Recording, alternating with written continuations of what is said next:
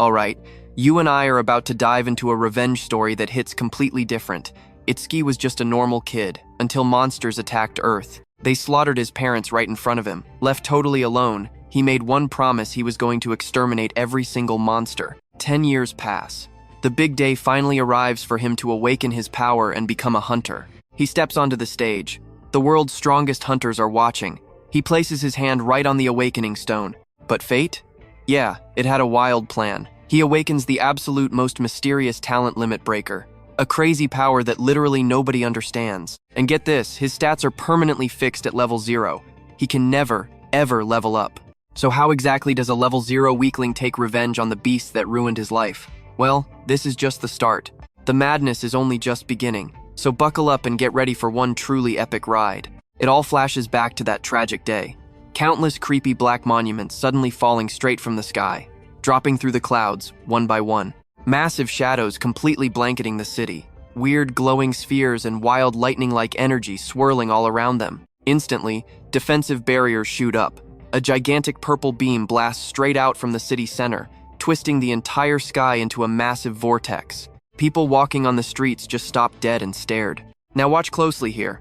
As that glowing tower rises, monsters called disaster beasts violently shatter the barriers and invade the human world.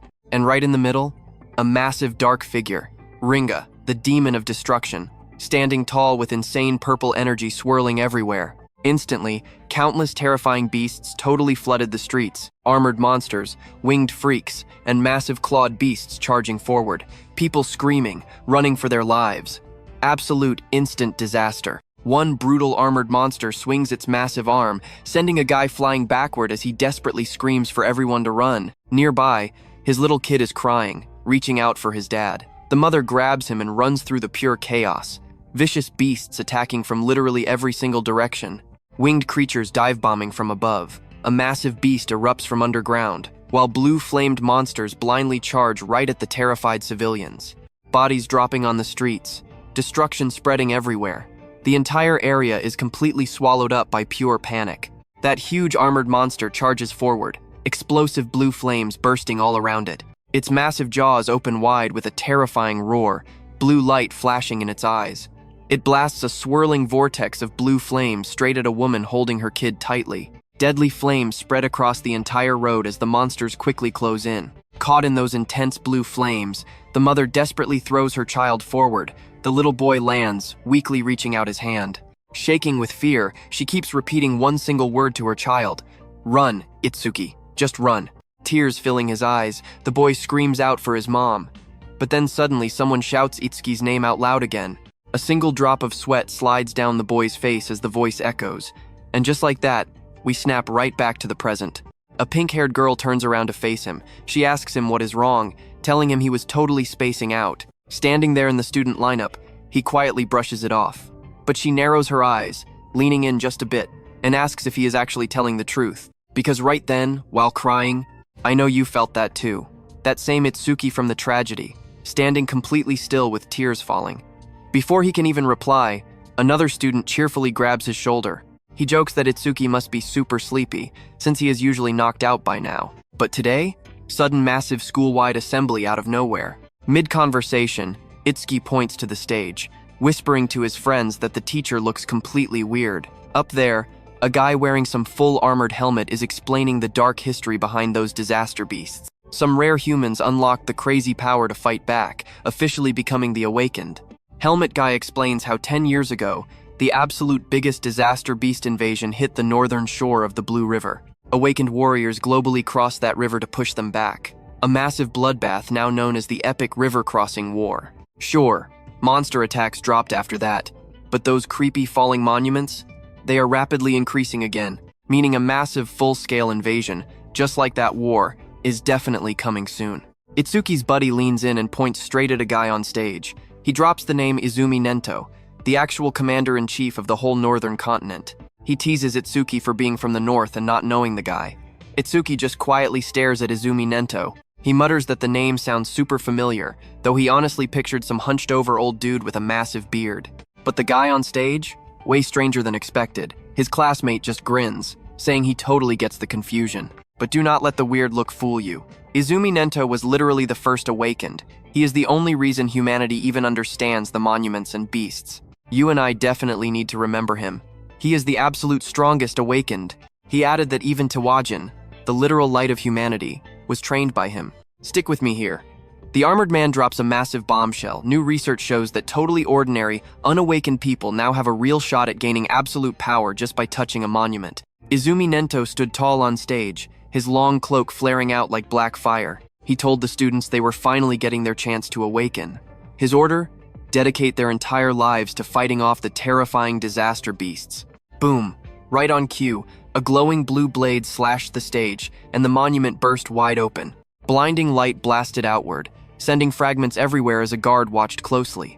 Naturally, the students went absolutely crazy with hype. A massive monument rose straight out of the ground, leaving one kid shouting in pure shock. Actual magic?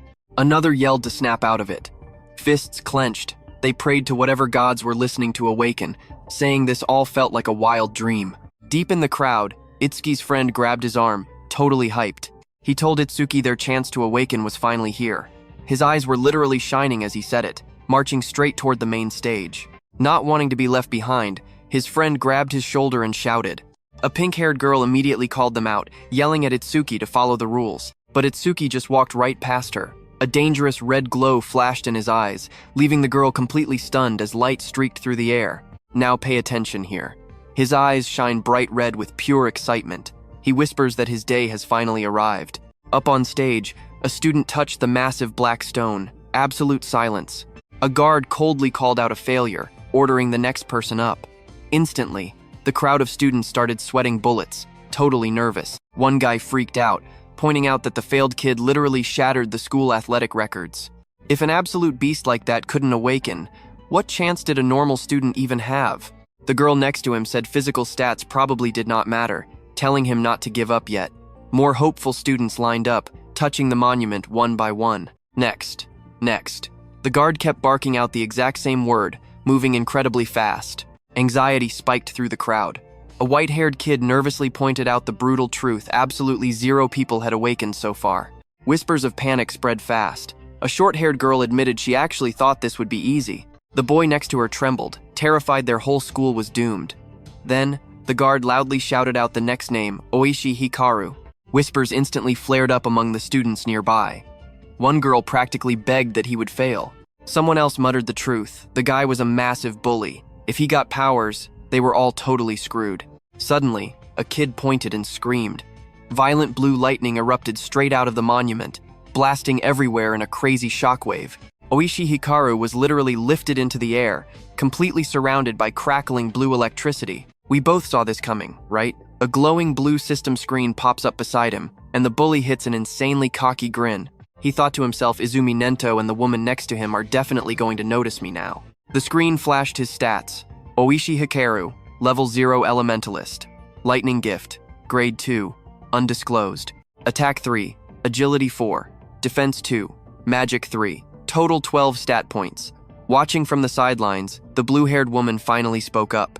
She turned to her father, saying they finally found one. She explained that Level 0 stats normally cap at 5, but this kid hit 12. Her father, Izumi Nento, stayed stone cold. She shrugged, still better than absolutely nothing. The entire courtyard went dead silent as Oishi Hikaru raised his arms. Sparkling confetti surrounded him while he flexed that arrogant grin.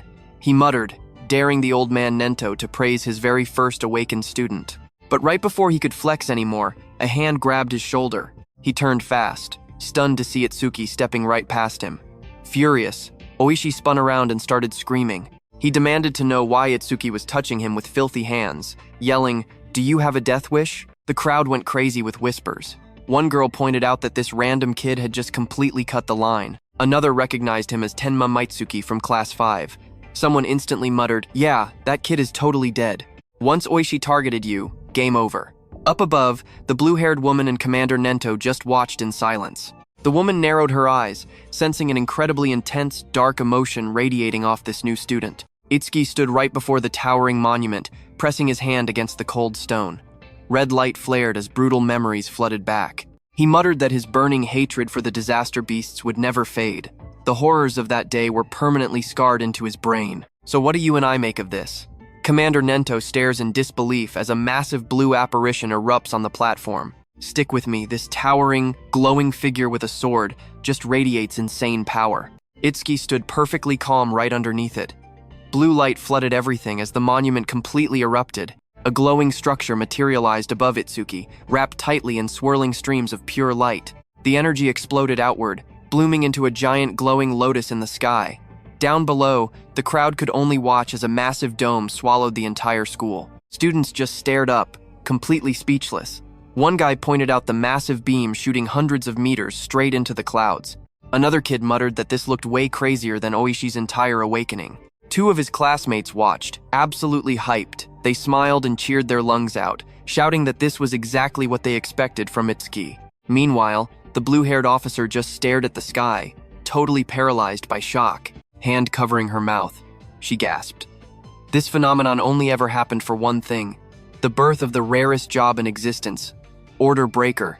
Even Commander Nento smirked, admitting he was seriously hyped to see just how strong this kid actually was. Watching this, Oishi's face twisted with pure jealous rage. Inside that blinding light, Itsuki slowly opened his eyes, totally confused.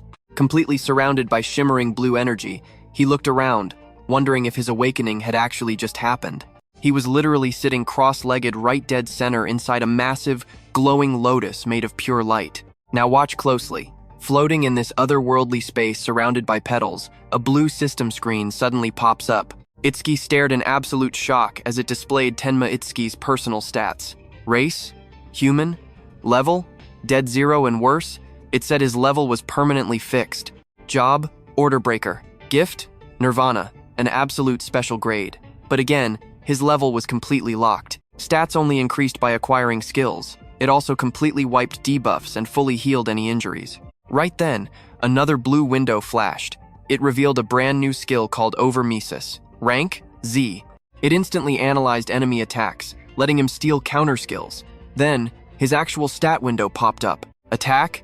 0. Agility? 0. Defense and magic? Both. 0. Total overall score, a massive 0. Itsuki's face instantly went ghost white staring at those brutal numbers. Jaw on the floor, he panicked that he was totally worthless. But then boom, 2 more blue system windows slammed right into his face. The very first screen announced that the Z-rank skill Over Mimusis was officially acquired.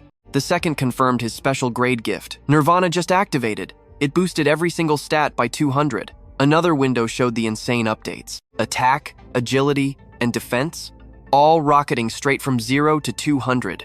Seeing those numbers, Itsuki's whole face immediately lit up. Staring at that glowing screen with pure excitement, it finally clicked in his head. Every time Over Mimusis copied a skill, Nirvana would permanently boost his stats. No leveling up like normal people? Who cares? He had his own broken path to power. He clenched his fist, smiling with absolute confidence. Now I know what you're thinking, how strong is he? He didn't know either, but he was definitely a true awakened. Eyes burning with determination, he swore to annihilate every single disaster beast. Right on cue, a massive burst of blue light completely exploded from the monument. The surrounding students instantly shielded their faces, screaming that the blinding flash was way too intense. Some even grabbed their eyes in agony. But right through that blinding radiance, Itsuki's dark silhouette stood incredibly tall inside the glow. Raw lightning and crazy energy swirled all around him. Watching this insane display, Oishi just stood there, violently trembling in pure disbelief. Face twisting in denial, Oishi screamed that this kind of power was literally impossible. Meanwhile, the blue-haired officer gasped, staring hard at her glowing monitor, hand over her mouth in complete shock. She muttered that these stats were absolutely unbelievable for any rookie awakened. Even Commander Nento couldn't hide his shock, admitting Itsuki was undoubtedly standing among the strongest new awakened in the entire history of the world. Outside, Itsuki confidently stepped out of the light, gorgeous blue energy petals swirling all around him. His silhouette shined with absolute power. Only one single word escaped Commander Nento's lips the strongest. Then, his public system window dropped. Tenma Itsuki, human, level 0, fixed. Job Order Breaker, gift and skills, undisclosed. But those stats? 200 across the board, totaling a massive 800. The massive crowd of students and teachers instantly erupted into wild cheers. They kept screaming about how Tenma's insane stats had completely skyrocketed all at once. Someone cried out, totally mind-blown that their school produced an absolute monster like this. An older teacher yelled that this exact moment was going down in school history. But hidden in that cheering crowd, Oishi was violently trembling with rage. Raw lightning crackled around him as his eyes glowed blood red. Gritting his teeth, he glared daggers at Itsuki. He was absolutely furious that all those his cheers had been completely stolen away. Oishi's rage finally exploded, fierce lightning surging all over his body. He furiously screamed that a pathetic loser like Itsuki should have stayed a loser. Students backed away from the sparks. Trust me, you can't miss what happens next. Stick with me here. Electricity flooded the entire tense hall as Oishi stepped forward looking totally unhinged. He swore he would completely destroy Itsuki, using his brand new skill. High above the panic, Itsuki just stood there chilling on the monument. Lightning scattered below as he clenched his fist, triggering a blue system screen. The screen flashed. C-rank skill Silver Serpent detected, and Mimusis fully activated. Itsuki locked in as blue panels processed data. Analysis hit 27%, then spiked to 57, then 69, surging while electricity crackled around him. Then Itsuki finally moved, vanishing with absolute lightning speed. Lightning slammed down, completely shattering the floor on impact. The students gasped, looking up and instantly realizing that something was horribly wrong.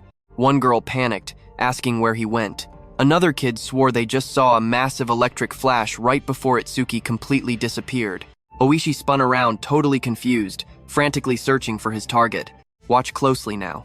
The blue window hit 88% as Itsuki spawned behind Oishi like a lightning shadow, his eyes flashing a blinding beam. Oishi froze in absolute terror. Cold sweat poured down his face as he realized who was standing behind him, completely paralyzed by panic. Itsuki just dropped a hand onto his shoulder. With a totally ice-cold voice, he told Oishi he was incredibly lucky to be born human. If he had been a disaster beast, Itsuki bluntly stated he would have slaughtered him 100 times over by now. Pure fear locked up Oishi's entire body as he trembled. Itsuki just casually walked away while his bully completely collapsed onto the floor. Someone screamed in pure shock, wondering how Itsuki moved so fast. Another kid nervously joked that Oishi was so terrified his legs literally gave out, while a friend quickly hissed at them to shut up. A new screen popped up above him, hitting 94% and climbing fast. Blue aura swirled wildly as progress hit 99%. Itsuki just glanced at it, casually guessing the fast analysis was merely because it was a C-rank skill. The system screen flashed pitch black. Analysis progress hit 100%. Huge lightning exploded around him as the system confirmed C-rank skill Thunderbreaker acquired. He stood dead center in a storm of crackling blue electricity. This brand new power literally wrapped around his glowing body like living lightning. The whole crowd watched nervously as that intense light started glowing again. One guy just stared in disbelief, yelling that it was happening all over again. One dude grinned and adjusted his sunglasses, super glad he actually brought them today. Meanwhile, inside that glowing subspace, Itsuki was just sitting there looking deep in thought. You saw that too, right? Every single completed analysis dragged him right into this weird dimension. The system windows popped up right in front of him, confirming Silver Serpent was fully analyzed and the Thunderbreaker skill was officially his. A second window revealed the exact stats for Thunderbreaker level 1. This insane skill let him literally absorb C-rank and lower lightning attacks right into himself. Releasing that stored electric energy boosted his agility by a massive 50%, plus a crazy passive buff. Absorbing any C-rank strike gave a permanent 5% agility boost.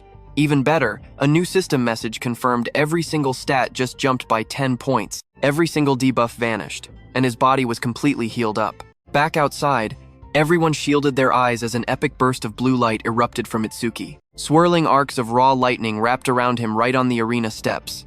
The electric pressure was so heavy that the crowd instinctively backed up and covered their faces. Someone screamed that Itsuki was literally dripping with lightning from head to toe.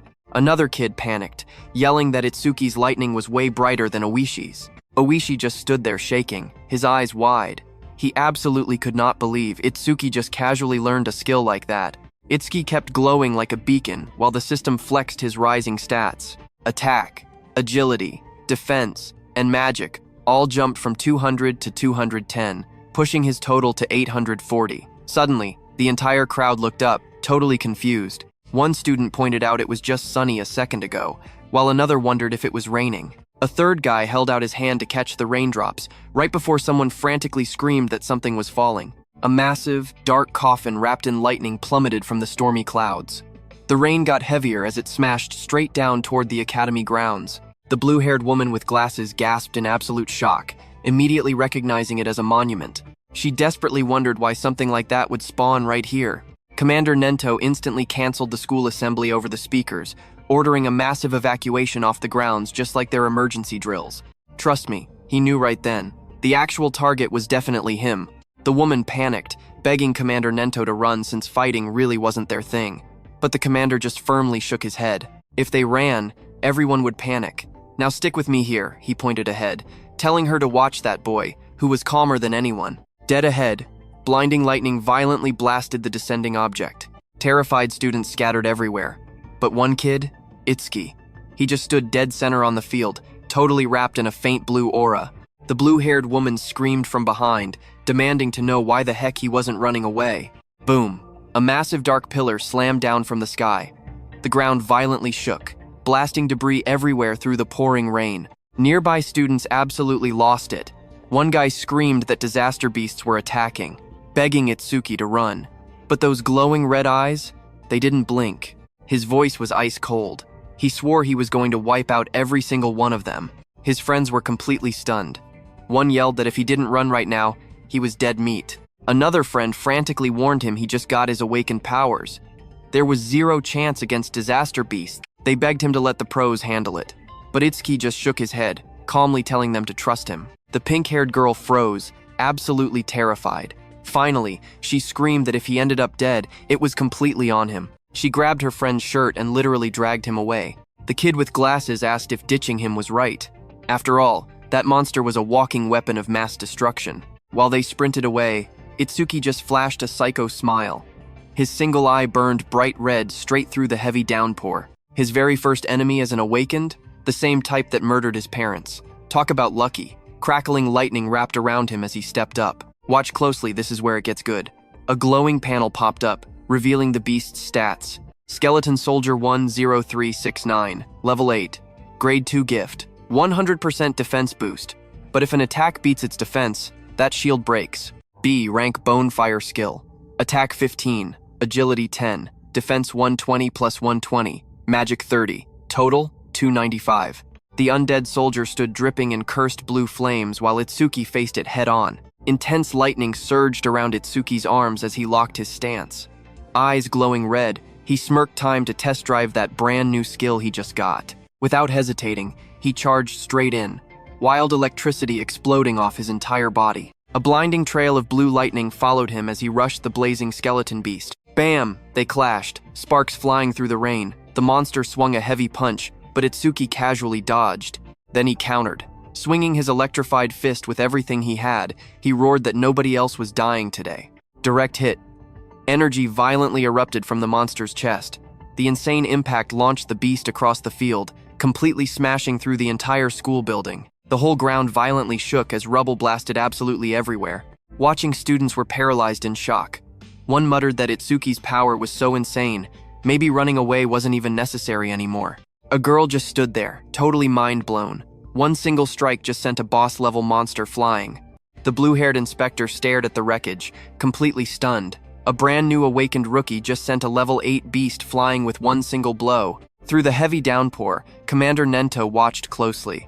He realized Itsuki's speed and raw power were totally in a different league compared to normal level zeros. You saw that, right? Even so, he believed beating that skeleton was absolutely impossible. He explained these undead soldiers packed two seriously annoying abilities. First, a defense-boosting gift. Second, a completely terrifying death skill called Bonefire, a cursed fire turning everything to ash. Violent blue flames erupted, rushing like a massive wave straight toward Itsuki.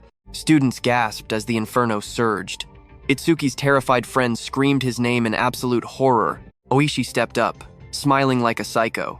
He yelled that this arrogant fool was just going to burn to dust. Meanwhile, glowing screens flashed right in front of Itsuki. The system warned him the enemy triggered Bonefire. Analysis started at 1%, then instantly skyrocketed. As those deadly blue flames swallowed him, even more screens spawned. 25%.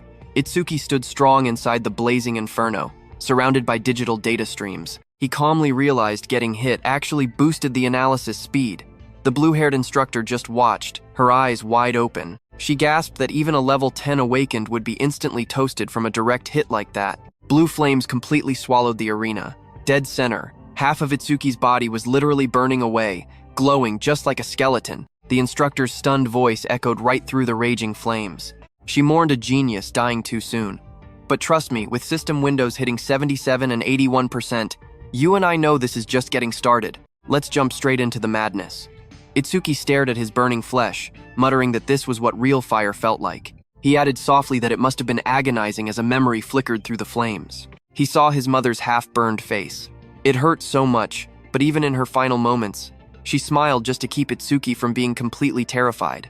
Commander Nento watched with sharp eyes, totally convinced that Itsuki was still hiding his true power. The intense blue fire swirled violently while his progress bar climbed. Clenching his skeletal hand, he stated that once analysis hit 100%, this enemy was dead meat. The window flashed analysis complete. Outside the blaze, the students whispered in pure panic. One asked if they were crazy to rely on a rookie who literally just awakened. Another guy admitted expecting anything was stupid. But then, someone pointed forward, completely frozen in absolute shock. He screamed that the blue lotus was back. He yelled that Itsuki might actually pull off another miracle. Blue energy swirled around Itsuki inside the blazing aura. He stood there, calmly wondering what insane new skill he was about to get. The surrounding flames slowly faded away, exposing his completely burned and cracked body under that blue light. Now pay close attention here. A system window popped up, confirming the bonefire analysis was finished. He just unlocked a new skill called Black Wall. A few more windows popped up, explaining it. The active effect burned magic to cover his body in ice, blocking B-rank fire attacks. The passive side? A massive defense boost against those same flames. Another notification chimed in. Black Wall leveled up to 2, and every single one of his stats instantly jumped by 20 points. It announced that all debuffs were wiped clean, and his injuries were completely healed. His updated status flashed. Attack, agility, defense, and magic all shot up from 210 to 230. Total score, 820. Itsuki casually stared at the glowing screen. He remembered his strongest hit doing absolutely nothing to the skeleton soldier earlier. But now, with this massive stat boost, he knew he could totally smash it. Suddenly, massive blue lotus petals unfolded right around him like a giant flower made of light. Itsuki stood perfectly in the center, radiating pure energy. The watching students gasped in absolute shock. Someone cried out in pure relief that Itsuki was alive. The crowd cheered like crazy, totally sure he was gonna win. One guy yelled that a full recovery like this was basically a miracle. The blue-haired instructor stared in total disbelief as the insane scene unfolded. She wondered out loud if Itsuki possessed a self-healing skill. He used a lightning ability earlier, so this crazy recovery made absolutely zero sense to her. Commander Nento was absolutely speechless too. He knew Order Breakers were the most mysterious class, but even for them, Itsuki was on a whole completely different level. Meanwhile, Itsuki just stood in the middle of those glowing petals. His body was completely restored, not a single scratch left on him. Beautiful blue fragments drifted around him as he stared at his totally flawless form. Itsuki whispered that this recovery was too perfect. He actually wondered if he could heal from losing a limb or getting his brain totally destroyed. You and I are probably wondering the exact same thing right now. Suddenly, the skeleton beast roared. Its armor blazed with blue bone fire, and those flames surged wildly as the monster blindly charged forward. Itsuki turned calmly, raising one arm as black spikes erupted across his skin right before the blue flames hit him. His entire body was swallowed by the roaring fire, but he didn't even flinch. Seconds later, his shadow pierced through the inferno. Thick black spikes covered his entire body, and those glowing red eyes stared coldly through the cracked ice armor. Itsuki shattered the air, launching himself straight up. He crashed down, shaking the entire area with an explosion of blue fire. His armored body sparked with intense lightning, ready to strike again. The skeletal beast attacked, but Itsuki vanished instantly. He reappeared right behind the monster, moving way too fast to track. Then, Itsuki raised his arm. It morphed into a massive sword made of black spikes, crackling with pure lightning. Moving at literal lightning speed, Itsuki swung that massive sword and sliced the skeletal beast completely in half with one hit. The students watching from far away lost their minds. One yelled that he got behind the disaster beast so fast it looked like actual teleportation. Another claimed only high-tier awakened fighters could even see movements like that. Oishi was completely floored, admitting she couldn't track Itsuki's speed at all. She compared his insane movement to something she had witnessed before. The blue-haired instructor seriously doubted someone. This powerful was actually a rookie. Meanwhile, as the dust finally cleared, Itsuki was the only one left standing. As the black spikes faded from his skin, he effortlessly kicked and shattered the skeleton's skull. And that's where we leave it. He realized this insane armor did more than just protect his body. Stick with me here. He could shape that armor into any weapon, an absolute god-tier skill blending perfect offense and defense. Suddenly, someone screamed his name. Itsuki spun around shocked. His buddy sprinted over, tackling him in a massive hug. He was practically shaking, saying he had been terrified the whole match. Itsuki froze for a second, then asked about Sia. His friend pulled back, sighing. Sia was watching earlier, looking like she was about to burst into tears, but now, completely vanished. Itsuki scanned the wild crowd, totally lost. He searched the distant students, his confusion quietly growing. Was she angry? He had no idea. Nearby, the blue-haired instructor watched the ruined arena, speaking dead serious. A kid beating a skeleton soldier? Even a level 10 awakened would die trying. This was beyond unbelievable. Commander Nento radioed the blue-haired instructor, Choa. Her orders? Stay behind and handle this massive cleanup. He also gave her a message for the principal. He was taking the boy with him. Back outside, his friend patted his shoulder. No way Sia was actually mad after that insane victory. She was probably just terrified of falling behind his crazy power level. Maybe she went to test the monument herself. Itsuki looked down. He quietly muttered that he really hoped so. Then, a heavy voice called out asking for Tenmatsuki. Itsuki turned to see a shadow approaching. Watch closely now. Commander Nento stood right there in his cape. Itsuki stared up. The crowd instantly started whispering. The legendary Izumi Nento was actually talking directly to Itsuki. A new student? No way. People whispered that Nento had only ever trained one person, T-Win, humanity's absolute strongest fighter. Even with Itsuki's crazy strength, they swore that just wouldn't happen here. His buddy nervously backed away, making an excuse to go find Sia. Commander Nento stared down at the boy. He calmly called him incredibly special. Itsuki locked eyes with him, quietly asking what he meant by that word. Nento watched him carefully. He could actually see dark energy swirling around the kid, a heart entirely consumed by blind anger and pure hatred. He stood deep in shadow, a fierce light piercing his eyes. Stepping closer, the commander demanded to know the real reason behind all that rage. Itsuki finally broke. 10 years ago, Disaster Beast slaughtered his parents while protecting him. A brutal childhood memory suddenly flashed right back. A helpless crying kid, surrounded by pure danger. He almost died too, but a pro-awakened crashed in at the absolute last second. That absolute powerhouse smashed the monster right in front of a terrified Itsuki. Itsuki confessed to Nento he watched his own mother die right there. I know what you're thinking, but it gets darker. A blue flame literally burned her away. With half her face turning to ash, she smiled, telling him to survive alone. Little Itsuki just stared, violently trembling. He couldn't process any of it. His tiny voice cracked, screaming for her. But raw rage ignited toward that beast. The horrible truth echoed in his head. Both his parents were dead because of these vile monsters. Tears poured down as he screamed in denial. A massive, horrifying figure rose from the dark. An absolute giant wrapped in raging purple fire. Its shadow crushed him under a horrifying realization. This thing was the ultimate evil. Shaking with absolute fury, Itsuki glared right up. His eyes glowed red, fueled by pure hate. That day, he made a blood vow.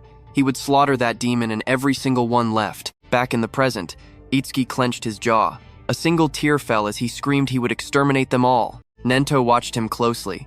Even with a heart totally poisoned by hate, the boy still cried. Itsuki touched his face, his voice dropping incredibly calm. Since watching his mom die, his left eye completely stopped making tears. But his right eye? It just cries on its own now. Because of that, he never forgot the hatred. Hearing this, Nento asked the golden question, "Wanna be my student?" He promised a spot in the Salvation League, the exact immense power he needed to get total revenge on those beasts. Itsuki softly repeated the name. What the heck was the Salvation League? Commander Nento finally explained everything. To fight these beasts, all 5 continents united the strongest awakened alive. Trust me, you and I are gonna want to see this insane organization next. Stick with me, they called these guys saviors. Nento brags about the perks private training zones, top-tier weapons, and some seriously massive paychecks guaranteed for every single member. Even absolute beginners pull in 10,000 gold every month. Itsuki is stunned. That's literal car-buying money right there. But Nento quickly warns him that kind of cash comes with a brutal catch. Saviors have to constantly battle disaster beasts on the brutal front lines to protect everyone. Standing there shirtless, completely calm, Itsuki drops a bomb. He couldn't care less about the money or the fancy gear. He wants something else entirely. Eyes burning with pure resolve, he clenches his fist tight. The only thing he actually wants? Fighting those horrifying disaster beasts up close. He declares his goal to become a savior. Hearing this, Nento breaks down the exam process. Every February, the Salvation League throws a massive national tournament, pulling in over 10,000 crazy participants. You rack up points based on raw combat performance, but only the absolute top 100 survive the cut. Itsuki doesn't blink. He just asks about the highest score in tournament history. Nento sighs, saying it's a useless benchmark. 11 years ago, Tiwajin dropped a mind-bending 115,000 points. Passing only takes 30% of that insane score, and even first place barely hits 50%. Itsuki silently remembers that name. Tiwajin, the absolute strongest awakened. The literal light of humanity Ruru talked about. Nento warns him straight up, Jin is a total anomaly. Comparing yourself to him just leads to pure despair. But he tells Itsuki to stay confident, actually believing this rookie might one day stand alongside Jin himself. Itsuki stands perfectly still on the training ground, face stone cold. Now watch this. He looks him dead in the eye and swears he will completely surpass Tiwajin. Nento is shocked, completely caught off guard. He flashes back to the past, remembering when he told Jin how crazy popular he'd become. Every kid in the new generation wanted to be him, but Jin warned that just following his shadow would never win this brutal war. He knew someone had to surpass him, like a sunrise replacing the night, and he couldn't wait for it. Looking at Itsuki's burning resolve, Nento realizes the brand new sunrise Jin was waiting for is finally right here. A few hours roll by, and Nento brings Itsuki out to a completely different location. Staring up at this massive, glowing, dome-shaped structure piercing the sky, Itsuki quietly asks what the heck it is. Nento explains these massive monuments are literal gateways, linking the human world straight to the beast realm. Kill the monsters all you want, but if you leave the monument standing, they just keep respawning forever. Pointing at the giant dome, he reveals it was built to lock down monuments that are completely impossible to destroy. Awakened fighters have to constantly dive inside just to wipe out the endless waves of beasts. It acts as both crowd control and hardcore training. Itsuki immediately asks if this is his test. Standing right beside him, Nento nods, saying the pros simply call these deadly areas stages. You and I know what that means. Unpredictable beast spawns and absolute terrifying chaos inside. Nento warns him that the monsters in this specific stage are wildly overpowered compared to normal rookie zones. The death rate here is off the charts. Everyone literally calls it the rookie graveyard. He mentions that back in his rookie days, Jin cleared this nightmare in just 3 minutes and 14 seconds. Turning to Itsuki, Nento drops the challenge. If he really wants to beat Jin, 3 minutes is his absolute limit. As Itsuki marches straight toward the massive doors, Nento makes him a massive promise if he beats that time. He'll take him on as his personal student. Itsuki's eyes go completely cold with focus, ready to shatter Jin's record. Inside the lobby, heads snap around the second they spot a very familiar face. Someone points out Mr. Izumi, while others spot Itsuki right beside him, whispering about the rumored new rookie. The entire crowd stares in shock, muttering that a nobody shouldn't be walking next to the commander.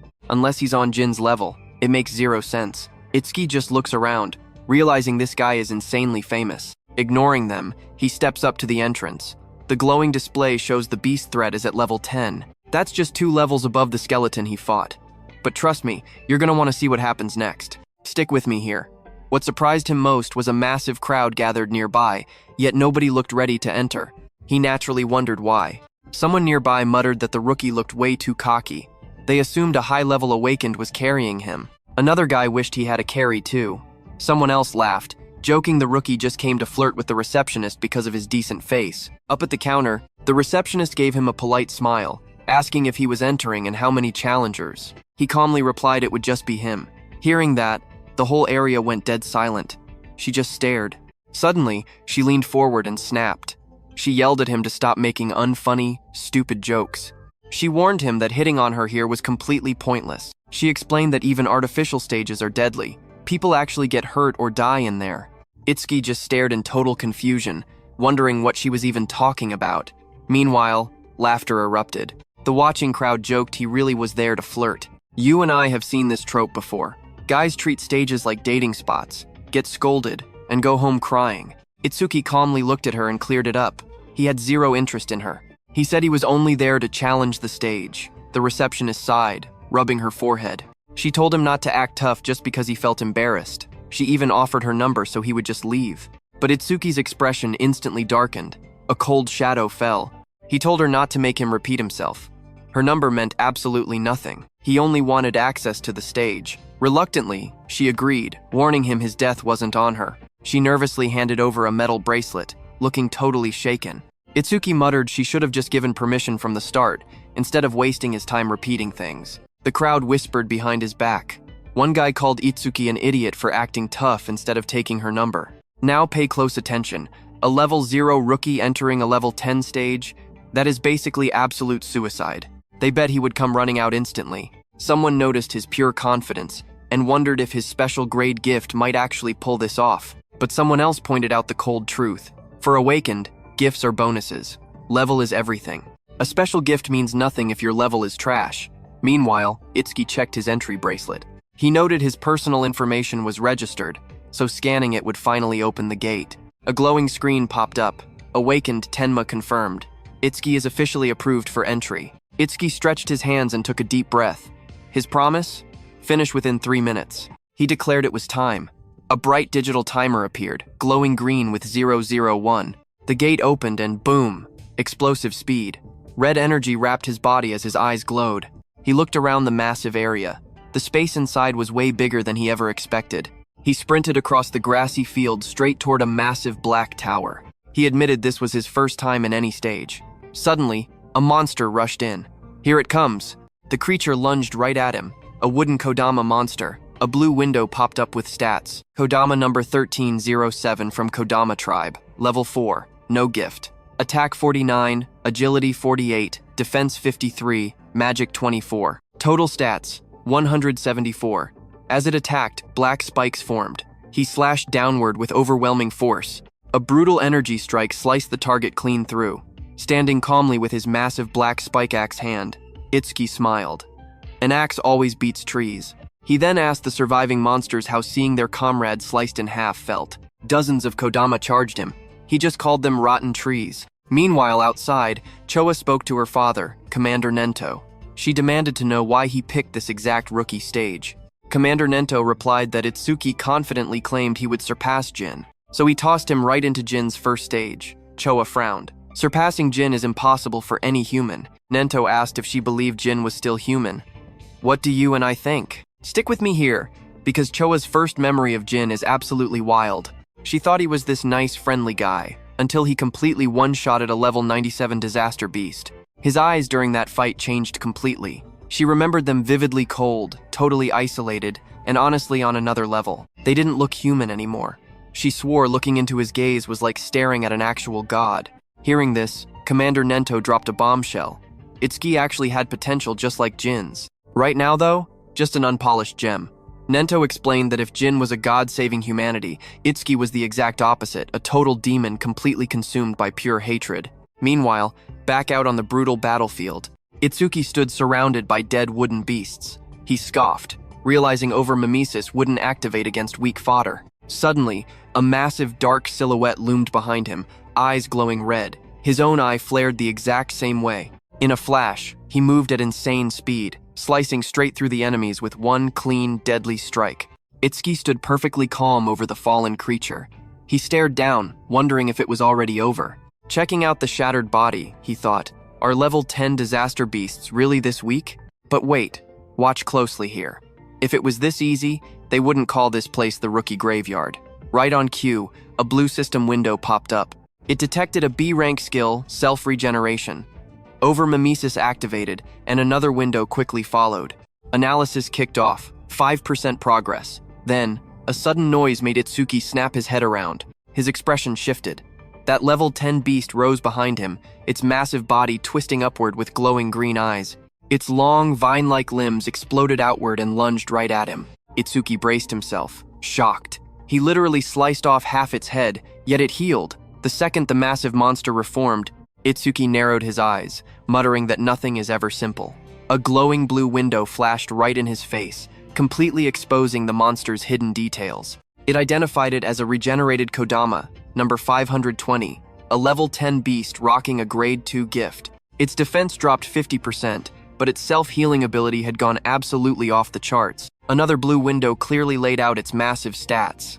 Attack 110, Agility 100, Defense 60, Magic 180. Massive roots whipped as Itsuki tightened his fist. System alert, black wall activated. Instantly, black spikes covered his hand, slicing right through the aggressive roots. Itsuki launched at the monster, dodging heavy attacks. He quickly broke down the situation. He figured it out. The beast couldn't heal if he destroyed it fast enough. He needed to deal insane burst damage, and fast.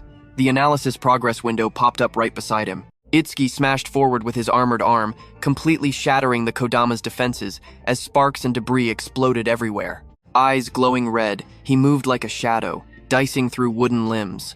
Every step launched shockwaves, and every strike pushed that progress bar higher. Itsuki surged forward again, his blade-like arm glowing with a freezing cold blue light. He shot into the air, crashing back down like a spear, literally cleaving the giant monster right in half. The flash from his attack sliced clean through the Kodama, lighting up the entire battlefield.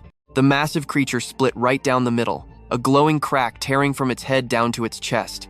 Golden eyes glared through the cracks as the body fractured. Itsuki just watched with red eyes, a wicked grin forming. Think he's done? Not even close. He decided to literally mince it so it could never heal again. He threw both arms up. A blinding vertical slash tore straight down, perfectly slicing the giant beast clean in half. Cuts ripped across the creature's body, and its tough wooden shell exploded into countless pieces. Glowing fragments scattered into the air, dusting away completely. As the heavy smoke cleared, Itsuki lowered his arm and took a deep breath. He muttered that it should be enough. Keeping Black Wall active this long was seriously draining his magic reserves. But before he could even rest, thick vines and roots twisted together right in front of him. That wooden nightmare surged upward again, yellow eyes glowing from the ruins, getting ready for another strike. His glowing display hit 60%, but this brutal fight was far from over. Wooden tendrils lashed out as Itsuki dodged with fluid movement. He shot a glare backward, annoyed that after everything, this stupid monster absolutely refused to die. He quietly muttered that this was becoming a serious pain. Dodging constant attacks, he spotted something huge. You're gonna want to see what happens next. Stick with me here. Every time that monster healed, his system's analysis speed actually shot up. He narrowed his eyes, realizing a drawn-out fight meant a much faster victory. He definitely needed a totally new approach. To save his fading magic, he dropped Black Wall completely. Instead, he relied purely on Thunderbreaker to dodge strikes and keep his distance. Stalling until the analysis wrapped up was the perfect strategy. But there was one massive problem. Time was running out before the 3-minute limit hit 0. Lightning violently crackled down his entire arm as the analysis screen finally ticked up to 75%. Pure determination hardened his face. He fired up Thunderbreaker and Black Wall together, pushing his offensive power to the extreme to force that monster into endless regeneration. Doing this, he figured, would push the analysis speed even higher. Raw power exploded around him, wild arcs of lightning dancing down his arm as he charged in with a totally cold, dead-focused glare. The beast's wooden body literally split right down the middle, horrifying golden eyes glowing through those broken cracks. Violent electric sparks flashed as he fought. If his system totally failed when his magic dropped to 0, he knew he'd die right on the spot. The progress jumped to 80%, then 85%, as he physically forced himself forward through an absolute storm of brutal wooden strikes. He gritted his teeth.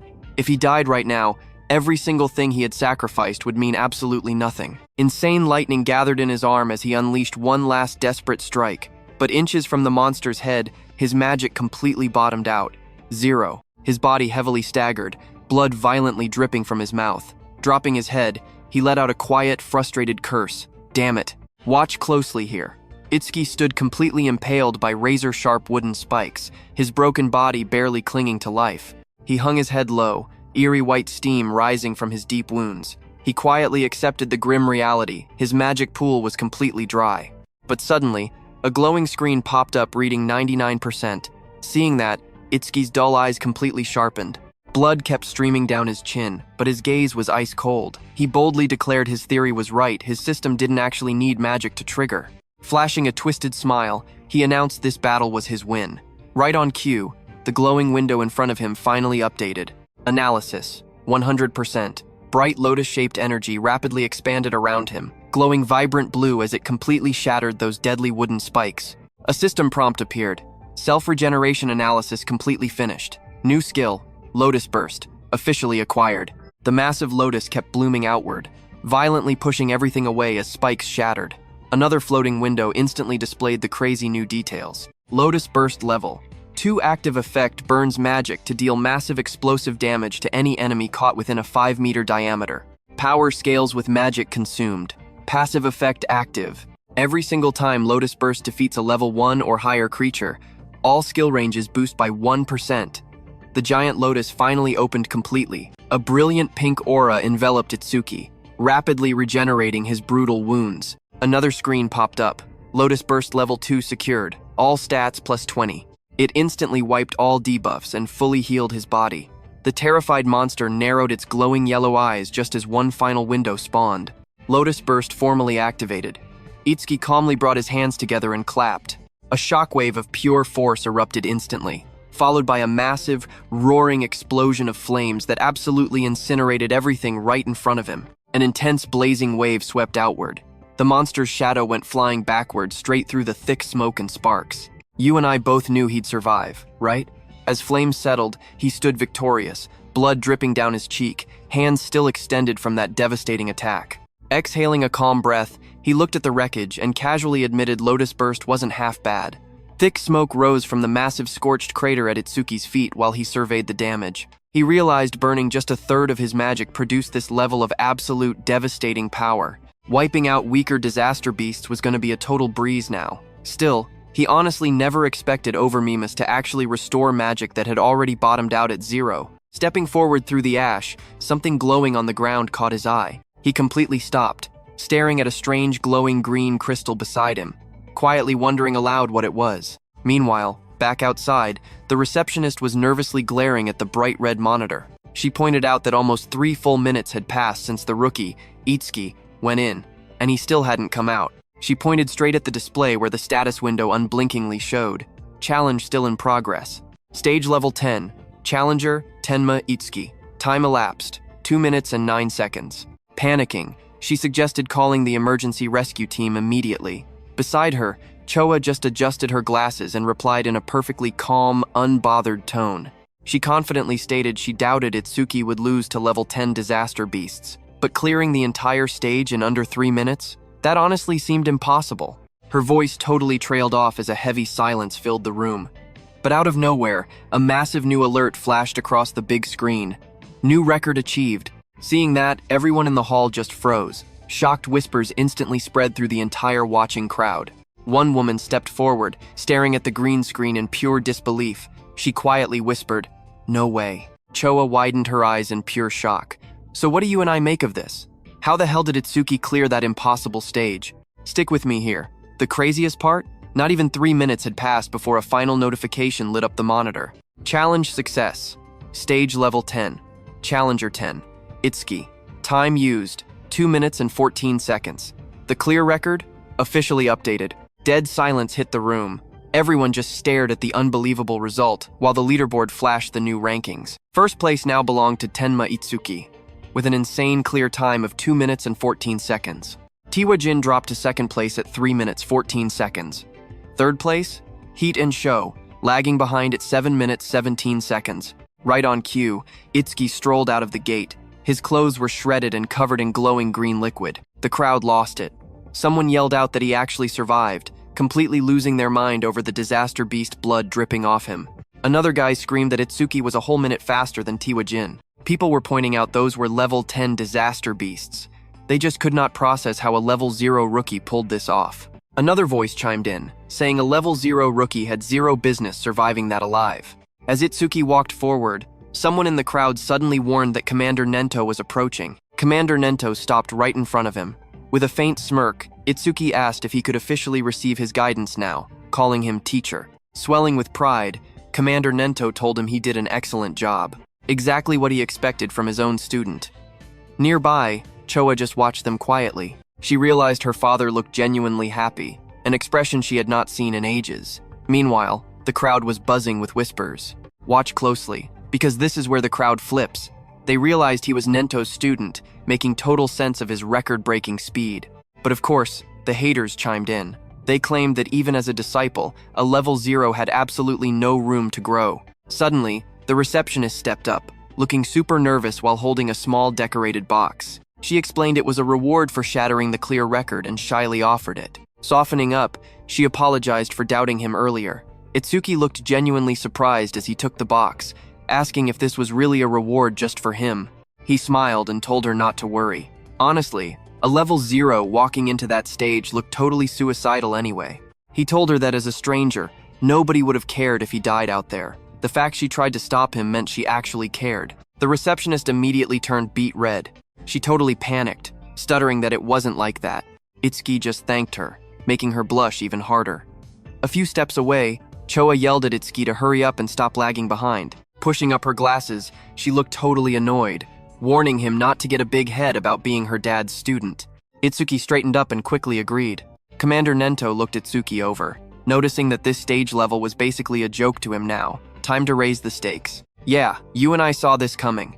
Nento dropped the bomb. Itsuki was ready for advanced stages. Itsuki blinked, repeating the words out loud. As the three of them walked across the sunset-lit rooftop, Commander Nento broke down the details. He explained that a disaster beast's pure strength wasn't just about its level. The real game changer was something else completely. It all came down to their species. Choa jumped in, noting that brainless monsters, running purely on instinct, were usually super easy to slaughter. But some specific species had brains rivaling humans. And those ones? Absolute nightmares compared to your average disaster beast. Choa kept going. Awakened humans and disaster beasts were basically cut from the same cloth, minus one huge difference. Only humans unlocked actual jobs. Because of that, the beast stats wildly varied by their species. She warned that the advanced stages were packed with these hyper-intelligent, heavy-hitting disaster beasts. The difficulty jump was absolutely insane compared to normal runs. Most of the northern continent's brutal advanced stages sat in North District 4. That was going to be Itsuki's next hunting ground. She asked if he had any questions. Hearing all this, Itsuki suddenly flashed back to the two beasts he just slaughtered. He just thought in dead silence. Those things showed zero intelligence, and they didn't even scream when he ripped into them. He started wondering if they even possessed pain receptors at all. Itsuki's eyes glowed with terrifying intensity as he looked up. He blankly asked Choa if the intelligent beasts could feel pain. Hearing that cold question, Choa felt a chilling, heavy pressure behind her. She froze completely. Let that sink in. You and I know that dark aura means those beasts are about to suffer. Meanwhile, whispers followed them out. All right, stick with me here. Rumor had it Mr. Izumi was throwing Itsuki into an advanced stage. Someone said he'd be fine, especially after totally smashing Taewajin's record. But one guy shut that down fast. Advanced stages? A whole different beast. Worse yet, almost every stage in North District 4 was controlled by just one guy. Every single awakened person who entered an advanced stage there just vanished without a trace. Word on the street was this mysterious guy wiped them out. Someone gasped. Did he mean Kinoshita Ray? Another guy scoffed, talking trash and asking who this Ray guy thought he was, acting like some absolute king. His buddy instantly panicked, covering his mouth to shut him up. He warned him to keep it down or they'd both end up dead. Because that guy? He was Kinoshita Ray, son of the North District 4 governor. Cut to this insanely luxurious room. A young guy lounging back like he owned the place, surrounded by bowing servants. This was the infamous Kinoshita Ray. A lackey asked when they were heading out, and Ray just gave this cocky smirk. He bragged that North District 4 stages belonged to him, meaning he'd leave exactly whenever he felt like it. Now pay attention to this ego. Waiting in line was for peasants, so he just raised his glass with a smug grin. Back with Itsuki, he popped open a tiny, fancy box. Inside, a glowing stone sitting right on a red cushion. The three of them chilled under the trees. Itsuki stared at the rock and muttered that he got it from that specific incident. Commander Nento leaned in, asking if he'd ever actually seen a karma stone before. Itsuki just nodded and calmly explained. When he took out those disaster beasts inside the stage, something exactly like this had dropped. But then he stopped. There was one tiny difference. He pulled out a bright green crystal to show them. He looked at it, saying, yeah, the color was green, but the vibe was totally off. Cha stared at it, her eyes going absolutely wide with pure shock. She yelled out that this was an intermediate karma stone dropping inside a beginner stage. She leaned right in, pushing up her glasses to inspect it. Itsuki asked what a karma stone actually was, and Choa started breaking it down. She reminded him he was still a rookie.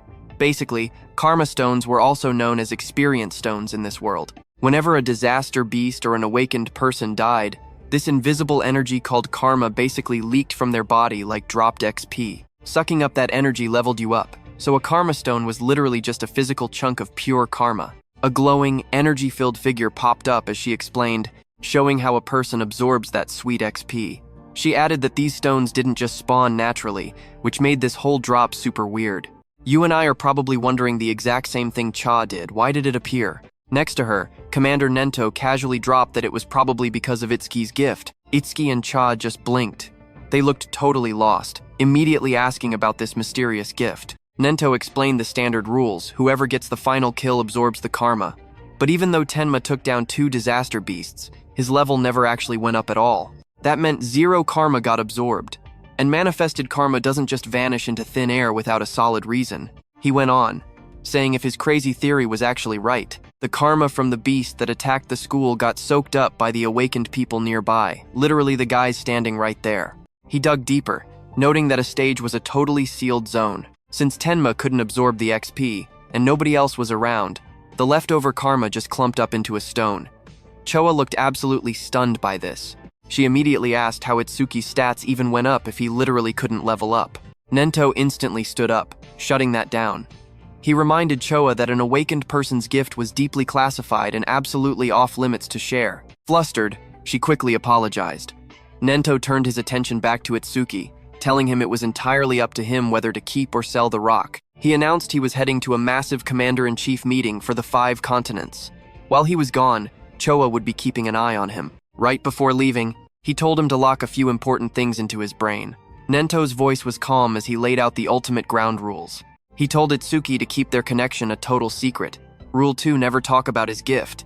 And then came the heavy 3rd rule. Itsuki had to clear at least 6 advanced stages before Nento got back. Finally, he hit him with one last instruction. Do what you think is right. 0 hesitation. Nento promised that no matter what went down, he would always have his back. Itsuki grinned, absolutely fired up. He said yes to his master. Meanwhile, far away, and this is where we leave it over at North District 4's Flaming Rock execution ground. Students are clashing with the guards. Stick with me here, one student yelled that they arrived first, demanding entry, but the guards flat out refused. They announced the stage was strictly reserved by the Kinoshita family heir, ordering everyone home. The students snapped. One guy screamed that having money didn't mean he could just do whatever the hell he wanted. Another called out the absolute garbage logic. The privileged kid wasn't even there yet. Their frustration completely boiled over. Someone threatened to report this whole mess to the Awakened Guild, screaming they didn't care who the rich brat was. But before he could even finish, a terrifying dark figure with glowing red eyes materialized behind them, shutting them up. Boom! A devastating attack blasted forward. The students were violently thrown aside as a massive fighter completely scattered them with absolutely overwhelming, insane force. Instantly, another brave student rushed in, attacking the muscular giant. A sharp white arc sliced the air, striking with maximum, devastating power. But the attack slammed directly into the massive guy's body and just bounced right back. Shockwaves erupted, the deafening impact ringing out across the ground. Watching from the back, the blonde student stared in pure horror. He muttered in disbelief that his B-rank skill, Earth Spine, had literally done nothing. Now, watch closely, the massive man turned, his face shifting into a literal nightmare with glowing red eyes and metallic markings. He roared that the attack didn't even make him itch. The blonde kid started shaking. He panicked, thinking Earthspine was an absolute armor-piercing technique. Staring up, he seriously wondered if the guy standing right in front of him was an actual monster. Before the kid could even blink, the monstrous man lunged and grabbed him. His red aura flared like crazy, completely towering over the terrified boy. Then, the beast casually smacked the kid's head. The blonde student slammed down hard. Blood violently exploded from his mouth, his eyes rolling back as his body painfully twisted. Complete silence fell as spectators stood in pure shock. They whispered that a level 7 and a level 8 had been instantly crushed without even fighting back. They muttered the big guy was just way too overpowered. Someone quickly identified him as Oga Takuru, one of Kinoshita Rai's 4 pillars and a level 12 gold elementalist. Hearing that, the terrified crowd realized exactly why they were doomed. Oga lifted one of the broken students by the neck, giving a chilling warning. He declared he wouldn't spare a single person who tried crashing this stage without Rai's permission. If anyone dared to resist, He promised to leave them bleeding on the dirt exactly like these two. The crowd watched in absolute panic as Takeru hoisted the struggling blonde kid up. The blue-haired student was still knocked out cold nearby. Oga roared that nobody better even think about helping them. Nearby, the rich kid's suit-wearing bodyguards just stood there, laughing. One suit smirked, telling Oga to dial it back since the surrounding trash was watching. Another joked that crushing weaklings might actually get the teachers involved. Their arrogant laughter completely filled the area, but Oga just scoffed at them. He casually tossed the blonde student aside like garbage with a single flick of his arm. The broken blonde kid collapsed, but right before hitting the ground, Itsuki easily caught him. Blood dripped down the boy's face, his limp body resting completely in Itsuki's arms. All around them, the terrified students started whispering. You and I both know this newcomer is built different, but the crowd thought he was insane for ignoring their warnings. Someone panicked, claiming a level 0 was basically committing suicide here. Meanwhile, another student stared at Choa, whispering that the gorgeous girl next to him looked incredibly familiar. A few steps away, Oga glared daggers at Itsuki. He roared that absolutely no one was passing without Rai's specific say-so. He loudly warned Itsuki to just crawl back home if he didn't want to end up unconscious and broken like the others. Hearing that threat, Itsuki just lowered his head. He calmly replied that he completely understood he wouldn't be entering this stage unless he literally defeated the giant. Beside him, Choa threw her hand up, saying she'd call the North District 4 administrator because this trashy behavior was unacceptable. But Itsuki blocked her. His eyes suddenly glowed bright blue as he whispered it wasn't needed. He repeated his teacher's advice. Always do what you believe is right without a single second of hesitation. Then he looked at Choa, speaking super plainly. He told her to handle patching up the injured students. Then, he locked eyes with Oga. As Itsuki calmly stepped forward, Oga actually hesitated. Staring him down, the giant seriously wondered who this kid was. Suddenly, a glowing system status window popped up right next to Itsuki. Tenma Itsuki, human, level 0, fixed job order breaker, gift special grade, skills and status totally undisclosed. Even being a level 0, the kid just stood there without an ounce of fear. Oga questioned if this guy had some ultra-rare job keeping him so calm. But then, the Golden Elementalist felt something completely terrifying. Trust me, you're gonna love this despite being 12 levels higher. Oga actually felt pressured by a level 0. Stick with me here. There's no way Atsuki should bridge this stat gap. Check out Oga's system window. Oga Tiru, human, level 12 elementalist, grade 2 gift unlocked, metallization skill active, 50% stationary defense boost, attack 110, defense 250, magic 145, total 605. But Oga's cocky smirk vanished instantly. His eyes went wide. Reflected right in his pupils, Itsuki closing the distance at terrifying speed. Then, boom, complete and absolute chaos. Itsuki's fist slammed into Oga with earth-shattering force. A massive shockwave ripped outward from the hit. The crowd, completely frozen, sweating bullets in pure disbelief. One guy completely lost it, screaming that speed was impossible. Was Itsuki actually a level 0 scrub? Another student chimed in, terrified. Even as a level 8, he admitted he couldn't track that kind of insane movement. But wait, the dust finally clears. Itsuki's punch had slammed straight into solid steel. Steam hissed from Oga's fully metallized head. He tanked the entire hit using his metallization skill, his face completely covered by that thick, shining armor. Itsuki quickly slid back to create some distance. He narrowed his eyes. The direct attack did absolutely nothing. Oga slowly raised both hands, his arms morphing instantly into heavy, polished steel. He smirked down at Itsuki, praising the speed. Then he exploded forward with terrifying force, screaming that the level 0's punch was weak. The ground completely shattered, blasting concrete debris in every direction. Itsuki braced for impact, his mind racing. Now pay attention here. How do you actually land a critical hit on a level 12 tank? Blurring back into motion, he made the call. It was time to crank his agility up using Thunderbreaker. Right on cue, a new window popped up, displaying Tenma Atsuki's real status. Human, level 0. But check that fixed job, Order Breaker, plus the Nirvana gift, a ridiculously broken special grade ability. His Nirvana skills loaded up, Over Mimusis Z-rank, Thunderbreaker level 1, Black Wall level 2, Lotus Burst level 2, just insane potential. Attack, agility, defense, and magic, all sitting at 250, totaling 1000 flat. Then, another prompt flashed. The system detected a C-rank skill, metallization. Instantly, Over Mimusis went online and triggered the analysis. Progress bar ticked to 1%. Itsuki stayed low, eyes locked on his target. Was this threat level high enough to trigger Over Mimusis automatically? Whatever the reason, he needed to stop holding back. The analysis screen quietly jumped to 5%. Itsuki studied that heavy steel armor. A standard punch wasn't doing anything against those fully metallized defensive plates. The strategy was simple. Target every single spot that was still vulnerable human flesh. He kicked off the concrete, accelerating hard, but Oga laughed in his face. He mocked Itsuki as a slow weakling. Itsuki's eyes went cold. This idiot completely dropped his guard. Oga actually thought that opening dash was Itsuki's absolute top speed. His face stayed completely deadpan and locked in. I know what you're thinking. Power-up time. Pure blue lightning sparked and traced across his skin, wrapping his body as he prepared to launch. He pulled his fist back. This was it. Thunderbreaker activated, pushing his speed beyond the absolute limit. Oga's cocky smile vanished, eyes bulging in panic. He screamed out loud, completely clueless as to how a level 0 possessed a lightning element. Before Oga could even flinch, Itsuki vanished into a violent blur of crackling lightning. He wasn't giving him a single second to armor up. Itsuki unleashed an absolute barrage of strikes. Dozens of blue system windows completely surrounded them. 25, 59, 66%. The analysis tracking the rapid assault in real time. The sidelines went completely wild. One guy yelled out, demanding to know how he was using out-of-class skills. Another guy rubbed his eyes, totally unable to track the fight. Someone even whispered the crazy truth, this level 0 might actually win. Oga was getting absolutely overwhelmed. Cold sweat dripped down his face. He just didn't have time to metalize.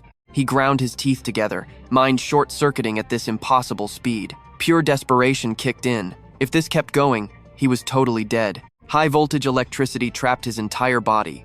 He couldn't even force out a single scream. Pure panic took the wheel. He mentally begged the bystanders to jump in and save him. Taking massive lightning damage, Oga clenched his jaw. His face twisted into absolute terror. There was only one final, risky option left to survive. It was time for his trump card. Roaring at the top of his lungs, he ripped his shirt off, detonating a massive shockwave. Raw kinetic force blasted outward. Ultimate skill activated. Right in front of Itsuki, Oga's entire body shifted into unbreakable steel from head to toe. You and I didn't see that coming. Itsuki stared, shocked. A complete full-body metallization pulled off all at once. The system window flickered beside him. C-rank skill. Metallization analysis progress locked at 88%. Stick with me here, you and I are about to watch an epic showdown. Oga glared down with glowing eyes, bragging that Itsuki pushed him enough to finally metallize his entire body. He boasted that those metallized zones boosted his defense by 50%. Plus, his personal gift added another 50% just for standing perfectly still. His total defense just shattered 500. His face twisted into a deeply cruel grin as he stared down at Itsuki. Originally, he had completely planned on slicing the kid straight in half. But as a twisted thank you for helping him unlock this new skill, he promised Itsuki a quick and easy death. Watching from the sidelines, the other trainees were absolutely stunned. One gasped that breaking a 500 defense stat at level 12 was straight up impossible. Another kid admitted they thought the level 0 newcomer actually had a shot, but this opponent was just too much of a monster. Suddenly, a glowing blue aura wrapped around Itsuki. Looking ahead with totally calm eyes, Itsuki casually mentioned that a full-body metal transformation like that had to drain a massive amount of magic. Right beside him, a holographic screen hit 98% analysis. Itsuki kept going, pointing out that if Oga dumped all his stat points into defense, his magic reserves had to be garbage. The screen ticked up to 99%. Across the room, Oga growled, aggressively calling Itsuki's logic pure nonsense. But deep down, he was seriously starting to doubt if this kid was actually level 0. Surprised by Oga's sharp intuition, Itsuki just kept his relaxed smile. Now pay attention, this is where it gets good. He skipped the boring tactic of draining Oga's magic, declaring he would finish this fight fast. Right at that moment, the blue screen flashed. Analysis reached 100%. High above them, a massive blue lotus-shaped aura started to bloom.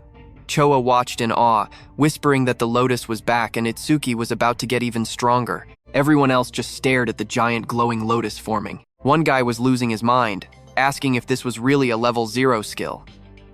Another wondered how Itsuki would win with something that didn't even look offensive. Suddenly, a notification window popped up. The metallization skill analysis was officially complete, and a brand new skill called Clear Orb was acquired. Another glowing window detailed Clear Orb Level 1. The active effect? It fires a perfect sphere down a fixed path. traveling at exactly 1 meter per second. This thing pierces through every single enemy while completely ignoring all defense. Then came the passive effect. It triggers every time an enemy with higher defense is defeated using Clear Orb. Seeing that this wild new skill totally ignored defense, Itsuki knew that if he landed a hit, it would deal massive guaranteed damage. The only issue was the flight speed. At 1 meter a second, even a normal person could dodge it, making timing everything. But then Itsuki realized he was fighting a living sandbag. Oga literally refused to move. He didn't need to worry about timing at all. With his eyes glowing bright blue, Itsuki promised Oga that his precious absolute defense was about to be completely smashed to pieces. Right on cue, a system window flashed. Clear Orb level 1 acquired. All stats plus 10. Removing all debuffs and fully healing injuries. His attack status instantly jumped from 250 to 260. Agility, defense, and magic all rose to 260. His total stats hit a massive 1040. The massive blue lotus petals finally opened. Standing right in the middle, Itsuki pointed a single finger at Oga as a tiny lotus flower appeared above it. The lotus spun open, and Itsuki dared him to dodge. Watch closely, you're gonna love this. A system window confirmed that Clear Orb was activated. The students stared wide-eyed at the glowing sphere, furiously whispering among themselves. One student swore he had never seen a skill like that before. Another realized this was the Order Breaker class, famously known as the absolute most mysterious of the 4 jobs. Someone else nervously asked if a level 0 attack could really shatter the absolute defense of a level 12 specialist. But another guy just pointed at Itsuki's wildly confident face, saying the technique had to be insanely powerful. A glowing lotus shape opened, revealing a tiny black orb. Shining as bright colors scattered all around it, the orb floated forward. The entire crowd watched in dead silence as it drifted through the air. A few students just stared in total confusion. One boy complained it was just a tiny ball. Another asked if this was some kind of joke, calling it super disappointing. Oga just glared. He openly mocked the attack, calling Itsuki totally naive for thinking that tiny sphere could make him move or cancel his gift. He stepped forward with pure confidence. He laughed, asking if this was really Itsuki's ultimate trump card. The orb just kept floating closer. Flashing a mocking glare, Oga shouted that Itsuki was going to die a pathetic death. For a split second, he was totally sure of his victory. Then his expression completely cracked. His eyes blew wide open as the orb began sinking directly into his metallized side. The moment it made contact, a faint crack suddenly appeared. Just a heartbeat later, a massive, violent geyser of blood exploded from the wound. Oga screamed in absolute agony as the clear orb cleanly ripped his arm off. He collapsed, clutching his bleeding stump. So what do we learn? Never underestimate a level 0. Stick with me here. Itsuki walked up calmly, reminding Oga he warned him to dodge. Since Oga was human, he only aimed for the arm. If it were a beast, that strike would have taken his neck. Itsuki glared at Oga's frozen goons. He barked at them to stop staring and drag Oga to a hospital. Are they deaf? When nobody flinched, his eyes turned freezing cold. He snapped at them to just get lost. The guards panicked and carried Oga away. Blood soaked their suits while one guard literally wiped nervous sweat from his face. The crowd erupted into wild cheers. Cha smiled proudly while students celebrated the massive win. Someone screamed that Itsuki actually won. Others yelled out that Oga totally deserved that beatdown. Instantly, 2 guys rushed up to Itsuki, begging him to team up so they could clear the mission way faster together. The second guy insisted he should definitely join his squad instead. He argued 2 members meant way more experience points. They bickered, asking if he seriously planned to run Flaming Rock with 3. They warned him every single beast inside had defense matching Oga's toughness. One flexed, they had a healer to restore his magic for endless orb attacks. Itsuki just stared ahead, totally unfazed. Now pay attention here. He thought beasts with Oga-level defense were absolutely perfect targets. His clear orb's flight speed actually increases by defeating high defense enemies. He decided to farm that massive speed boost inside this stage. The 2 guys leaned in, desperate to know which team the overpowered rookie would pick. Itsuki looked down and calmly dropped a bomb. He was going solo. The crowd gasped in pure shock. Someone yelled in total disbelief. Challenging a level 15 advanced stage entirely by himself? Insane! Another muttered he was way too cocky just for beating Oga. The 2 rejected guys stormed off. One admitted Itsuki was strong, but complained that this level of arrogance was just ridiculous. The other sighed that they clearly didn't meet his standards. Then, Cha stepped up, looking calm. She reminded him that every beast in there boasted defense stats similar to Oga's level. She knew he could beat them, but asked if his magic reserves would actually last long enough. Itsuki flashed a confident smirk, telling her not to worry about him. Instantly, Cha's cheeks turned completely red. She snapped back that she totally wasn't worried. She just didn't want her dad blaming her if he died. Turning away fast, she claimed she was going to treat the injured. He could do whatever. Pushing up her glasses, she dropped one last warning. The stone tribe lacked brains, but they swarmed in massive groups. She told him to seriously watch his magic drain. Itsuki walked to the glowing portal scanner and raised a hand. A soft beep confirmed his identity instantly. A system text projected entry approved for the awakened Tenma. Once inside, Itsuki's eyes locked onto the threat. You saw that too, right? Way more enemies than he originally expected. Right ahead, an entire army of stone beasts packed the canyon. Thick boulder bodies and glowing, furious yellow eyes. The ground literally shattered as they charged. Itsuki watched, realizing these advanced stage disaster beasts had insane stats compared to his previous runs. Suddenly, a glowing blue system window popped right up. It displayed a level 9 stone tribe beast. Its special gift? Converting all magic power directly into raw physical defense. As a massive stone beast lunged, Itsuki just casually held out his glowing purple orb. Calmly, he decided to test if they triggered the clear orb's passive skill. Boom! A wild purple aura violently erupted. The orb flared up with blinding power, swirling in crazy layers of violet and blue. The beast barreled forward, smashing through the dust clouds as Itsuki raised his palm. Swirling with pure energy, the orb floated over his hand. Flash! It shot out, completely blowing a hole straight through the beast's rocky armor. A massive crater blasted open behind it. Itsuki stepped through the fading purple smoke right as the system pinged. The text read, Level 9 stone statue defeated. But then, the real prize popped up. Clear orb flight speed increased by 100%.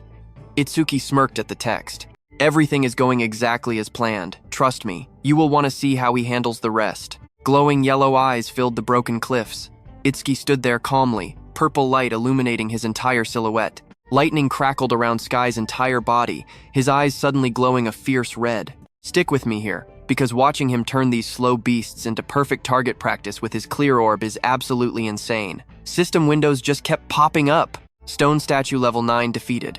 Clear orb flight speed increased by 100%. Shattered rocks rained down everywhere as endless notifications filled the air. Right above Itsuki, a glowing status window displayed exactly 110 magic points remaining. He stood victorious right on top of a mountain of shattered stone beasts. Scanning the battlefield, he calmly ran the numbers.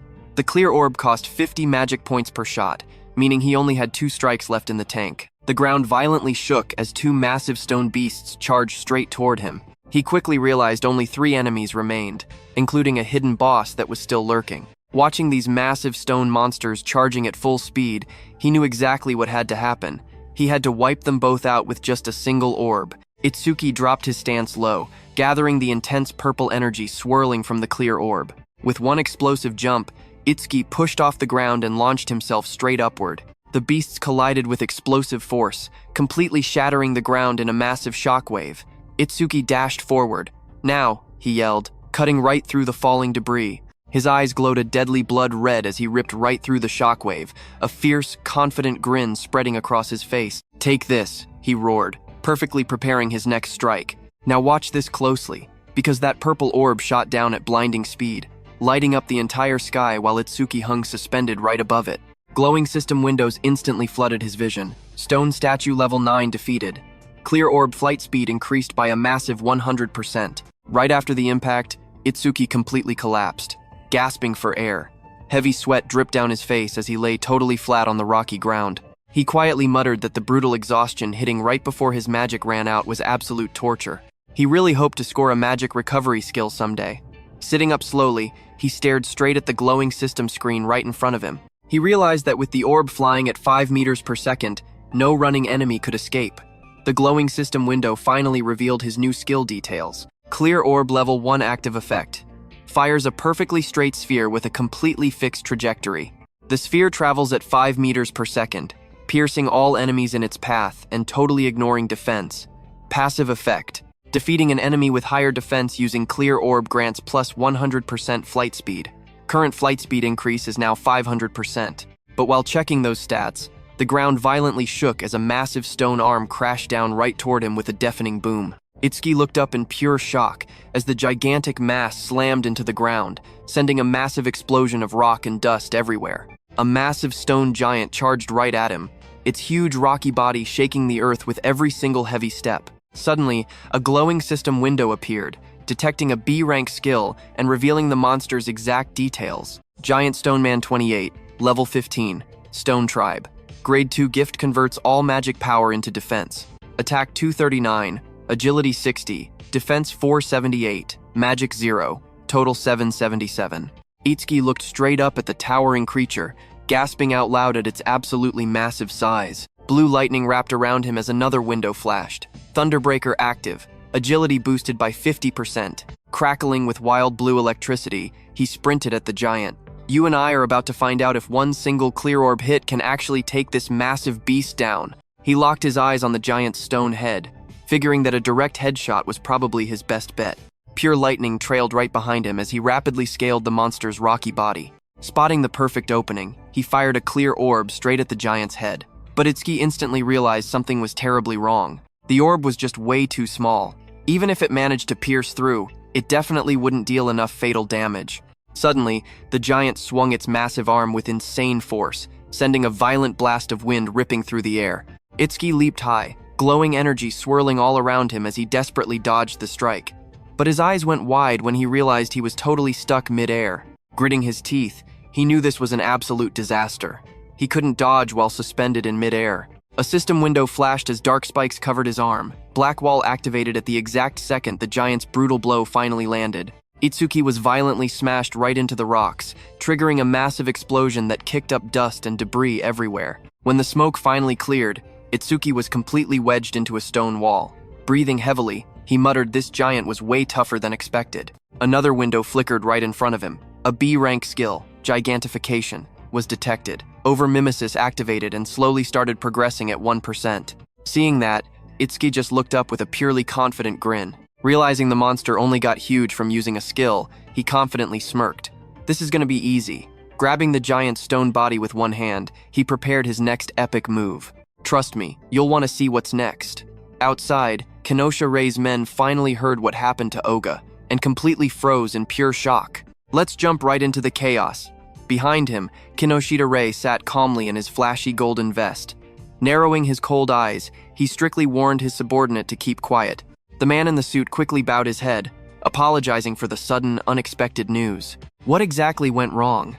The panicked guard urgently reported that someone had completely crushed Oga, forcing their way onto the stage. Hearing that impossible news, Kinoshita clenched his jaw hard and shattered his wine glass. What the hell was Oga doing? He always bragged that absolutely no one under level 30 could ever scratch his ultimate defense.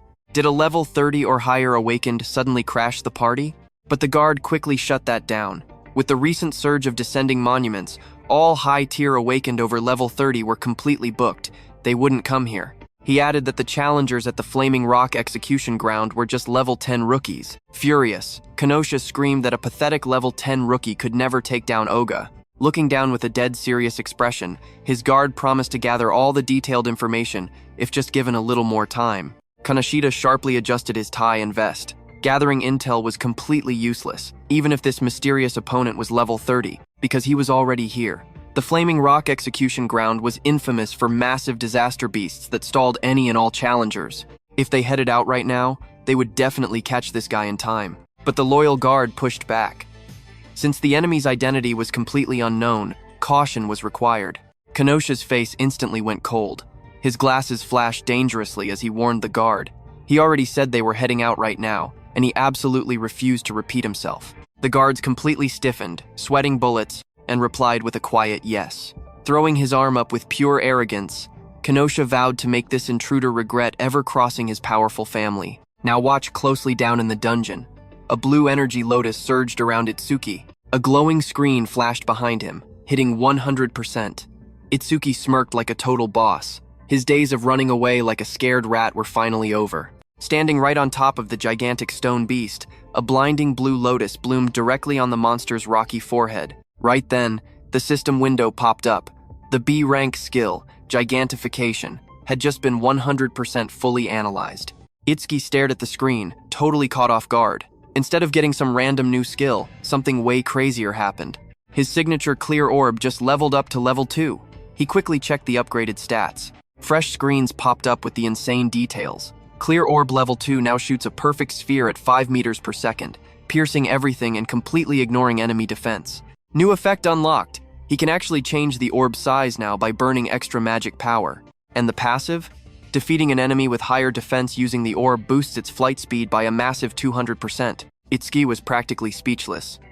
That passive speed buff just doubled from 100 to 200%. But the best part? Controlling the orb's actual size with his magic. That was absolutely epic. You and I both know what happens next. Power erupted as the blue lotus bloomed. Itsuki wanted to test this immediately. His body wrapped in intense glowing energy. The system pinged, confirming his crazy upgrade. Clear orb level 2 acquired. All stats up 20 points. Debuffs wiped. Every injury completely healed. A second screen revealed his new monster status. Attack spiked from 260 to 280. Agility hit 280. Defense? Also straight to 280. Leaping high above the gigantic stone beast, a massive, dark glowing flower materialized right beside Itsuki, aggressively pulsing with raw power. He realized this was draining absolutely all his magic, forging the biggest possible orb he could manage right now. That giant stone beast glared up with glowing yellow eyes, wild energy cracks spreading all over its rocky body. Itsuki roared, telling the monster to eat his absolute biggest. Clear orb! The dark flower ripped open, unleashing a devastating massive sphere. The giant orb crashed down like a meteor. It slammed the stone beast, completely blasting through its tough body with max level force. Touching down after that insane hit, Itsuki lowered his hand with a huge grin. He actually joked, wondering if he overdid it just a bit. A tiny screen popped up. His magic tank was completely empty, 0 out of 280. As the stone giant crumbled to dust, the system officially announced that the level 15 giant stone man was totally destroyed. Plus, his orb's flight speed permanently boosted by 200%. Standing in the falling rubble, Itsuki casually checked out the epic destruction. Burning through all his magic really did create an orb that massive. He stood there, calmly evaluating this ridiculous new firepower. The orb's speed was already hitting 7 meters per second. He figured if he wiped this stage 2 more times, it would literally fly as fast as a speeding car. Trust me, you're gonna want to see this new skill panel. Clear orb level 2, active effect. It fires a perfect sphere on a set path at 7 meters per second, shredding all enemies and completely ignoring their armor. Once activated, pumping more magic changes the orb's size. That is a pure passive effect. Stick with me here. Beating a high defense enemy with clear orb passively boosts its flight speed by 200%. The total speed boost hit 700%. Itsuki read the stats holding a glowing green crystal. He totally ignored passives before, but now, he finally realized just how insanely overpowered they actually were. Dust settled as he casually walked forward, his mind shifting to another wild passive skill. Lotus Burst's passive expanded all skill ranges, meaning his clear orbs would strike from way farther away now. Checking Lotus Burst, he saw the ultimate cheat.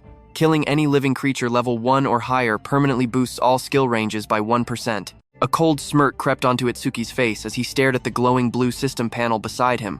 Itsuki thought to himself, realizing that if he kept relentlessly stacking Lotus Burst's passive effect, he could just snipe disaster beasts from tens of thousands of meters away.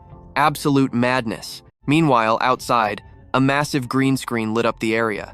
The challenge results were in. A total success. Stage level 15. Challenger, Toma Itsuki. Clearance time, just 3 minutes and 1 single second. The clear record shattered instantly. Seeing that insane time, the crowd absolutely lost their minds. Watch closely, because everyone panicked. One guy screamed 3 minutes was impossible, claiming even a 5-person squad needed 10. Someone else gasped, wondering if Itsuki just one-shot every single disaster beast in the dungeon. Another realized he completely smashed Tuajin's 3-minute 19-second record. What kind of absolute monster was this guy? Heads snapped around as someone yelled that he was coming out. Chaos erupted. One guy pointed out he was still level 0, betting the clear notification was just a massive glitch. He wasn't even hurt, just slightly dusty. They called fake. Then Choa stepped up in her armor, smiling brightly as a green butterfly circled her. She was thrilled he cleared the stage without a scratch, completely destroying Jin's record yet again. She casually admitted that he always managed to surprise her. Adjusting her glasses, Choa softly noted how insanely fast the run ended. Itsuki just shrugged casually. He claimed those disaster beasts had pathetic defense, so wiping them out was basically a total breeze. The glowing butterfly hovered right by Itsuki's face.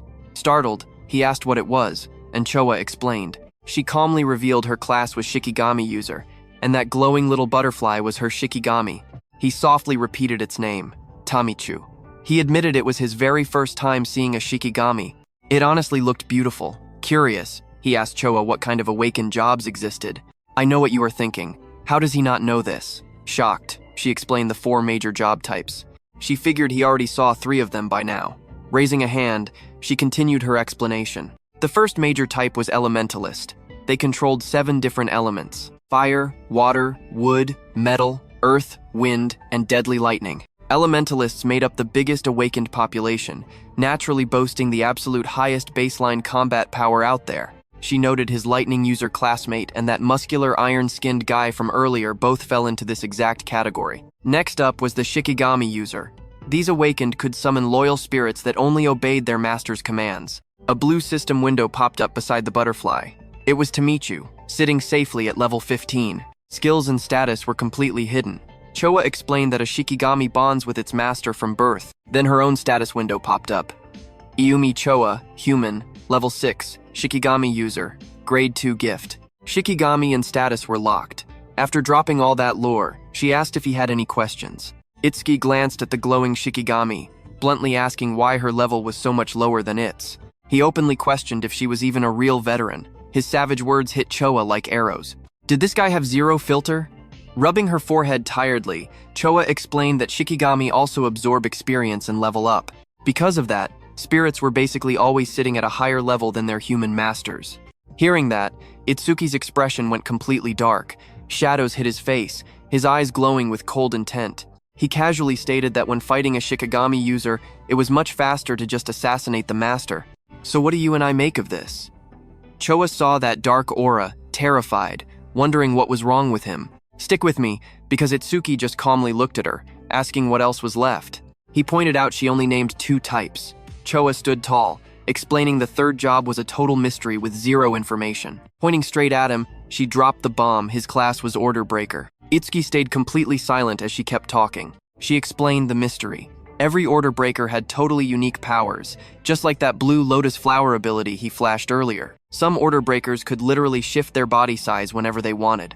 Others could spawn infinite clones, or even stretch their limbs out exactly like rubber. Normal awakened jobs had standard skill ranks. You know the drill: C, B, A, and S tiers. But Order Breakers? They only rocked Z-rank skills, powers completely breaking the normal ranking system. Choa added they were treated differently purely because of these insanely rare skills. She warned him though, if enemies figured out his abilities, his biggest advantage was gone. That is exactly why her dad scolded her for asking about his powers earlier. Staring him down, she called him an irregular anomaly, even among other Order Breakers. From her scouting, he was already throwing out 3 skills. Can you believe that? 2 were elementalist moves.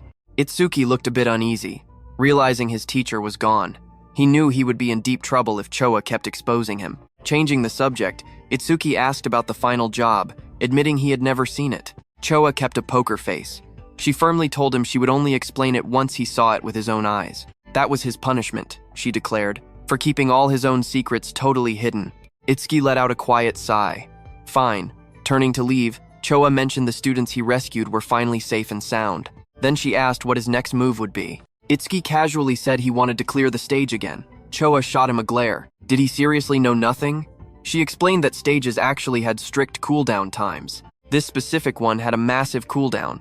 He was locked out for 2 whole days.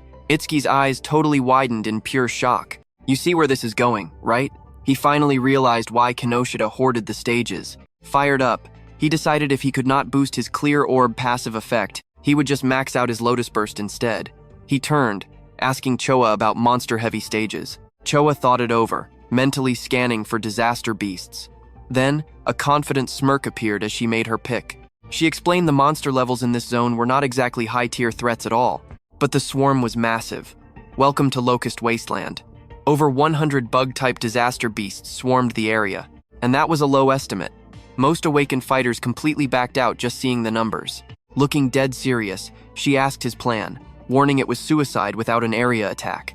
Basically, massive strike attacks. Itsuki did not even flinch, firmly stating he was definitely going. But here's the kicker. He had not shown her his lotus burst magic yet, so she had no clue he owned a massive area skill. Shocked, she asked again.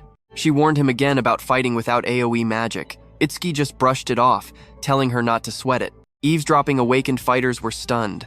One guy muttered about him charging into Locust Wasteland, calling him completely fearless. Another person whispered that once Kinoshita Rei heard all about Oga, he would absolutely hunt him down. The crowd panicked, scattering fast to dodge the deadly crossfire. Just minutes later, Koshai Reggie actually arrived, scanning the totally empty zone. Furious, he demanded to know why the place was deserted. His suited bodyguard stepped up, reporting the target vanished. Kinoshita Rei was losing it. How? It had only been 30 minutes, yet the guy cleared the flaming rock execution ground. His guard admitted it sounded absolutely insane, but it was true. The guard then asked what Kinoshita's next move would be. Gritting his teeth, Kinoshita Rei growled that this punk was mocking him. If he used skills, magical traces had to be left behind. He ordered the hound unleashed. Trust me, you are not ready for this coming hunt. Kinoshita Rei screamed at his men to capture the target alive no matter what, swearing he'd personally show him absolute living hell. Meanwhile, deep inside a dark machine-lined alleyway, a terrified man pressed his back flat against the wall, hiding in the shadows. Trust me, we can all hear him regretting this assassination job. He muttered under his breath, completely shocked that Rei had such a monstrous subordinate, cursing himself for ever taking this doomed hit. The guy just slumped straight to the dirt, shaking, panting heavily. He admitted that without his earth escape technique, he'd be totally dead. Cold sweat dripped down his face as he desperately panted. Peeking around the corner, he whispered that he had to be safe now. But then his eyes completely widened in pure fear as he scanned the area. Suddenly, boom! A massive beast lunged forward, jaws snapped wide open. Razor-sharp teeth and glowing red eyes instantly filled his vision. Before he could even twitch, the monster pinned him right to the ground. He choked as giant fangs pressed against his throat. Then, a chilling voice spoke. The man walked up, staring down coldly. He ordered the beast death to back off a bit, noting their prey looked like he wanted to talk. The giant wolf-like monster slightly loosened its grip on the completely helpless guy. Bleeding and crushed into the dirt, the terrified man forced out a shaking question. How in the world did they manage to track him down? Standing there in his trench coat, the long-haired guy answered casually. He explained that his beast, Death, just had an insane sense of smell. The monster could literally track the scent of death on people like him. This was the exact hound Rei mentioned earlier. His name? Charles. He smoothly stepped right forward, casually tipping his hat as he moved closer. Watch this closely. Charles said Death smelled the doom radiating off him. Completely terrified, the broken guy started begging for his miserable life. He sobbed and screamed for mercy. But Charles? He just stared down with an absolutely ice-cold smile. He sighed that sparing him was tough since Mr. Rei would be furious. Plus, his pet Death hadn't tasted human flesh in ages. Suddenly, Charles's eyes flashed a glowing red. He snapped a harsh command. It was officially dinner time for Death. The massive black wolf lunged with its jaws unhinged, roaring violently.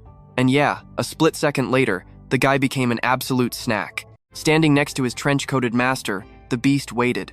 Charles just looked at it calmly, casually noting that the monster finally leveled up. A glowing blue system panel instantly popped right up. Death Hound, level 16.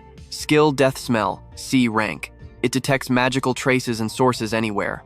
Second skill is Respawn Desire, B rank. Basically, respawn time drops massively after dying. Attack 250. Agility 250. Magic 150. Right then, his phone started buzzing. He glanced down, picked up, and smoothly told whoever was calling that his cleanup job here was completely done. Listening closely, his whole expression shifted. He asked if Oga had actually taken serious damage. He wondered out loud who could hit that stubborn guy's weak spot. Nodding, he finally said he understood and was heading over immediately. Hanging up, he turned right back to his wolf. With a quick hand flick, he told the beast they had fresh prey and moved out. Stick with me, we're jumping to a golden field called the Locust Wasteland. A weird dome building stood far off. Itsuki and Cha walked down this narrow dirt path. Itsuki stared softly at the massive structure. Looking over the endless wheat, he honestly wondered how a place this completely peaceful could be swarming with so many monster locusts. Walking right beside him, Cha calmly explained. She explained that invading disaster beasts always pick environments that perfectly match their crazy nature. Because of that, Guessing the monster type from the terrain was an absolute must-have skill for any awakened fighter. Itsuki just nodded. But as they got closer, he noticed something weird. There wasn't even a front desk. Touching her forehead, Cha explained this stage's danger was insanely high. So high it already hit the point of a total dismantlement resolution. Super confused, Itsuki compared it to the Flaming Rock execution ground, pointing out this zone was under level 13. Why the heck did they make such a massive, drastic call? Cha said normally, you can just run if you're losing. But here?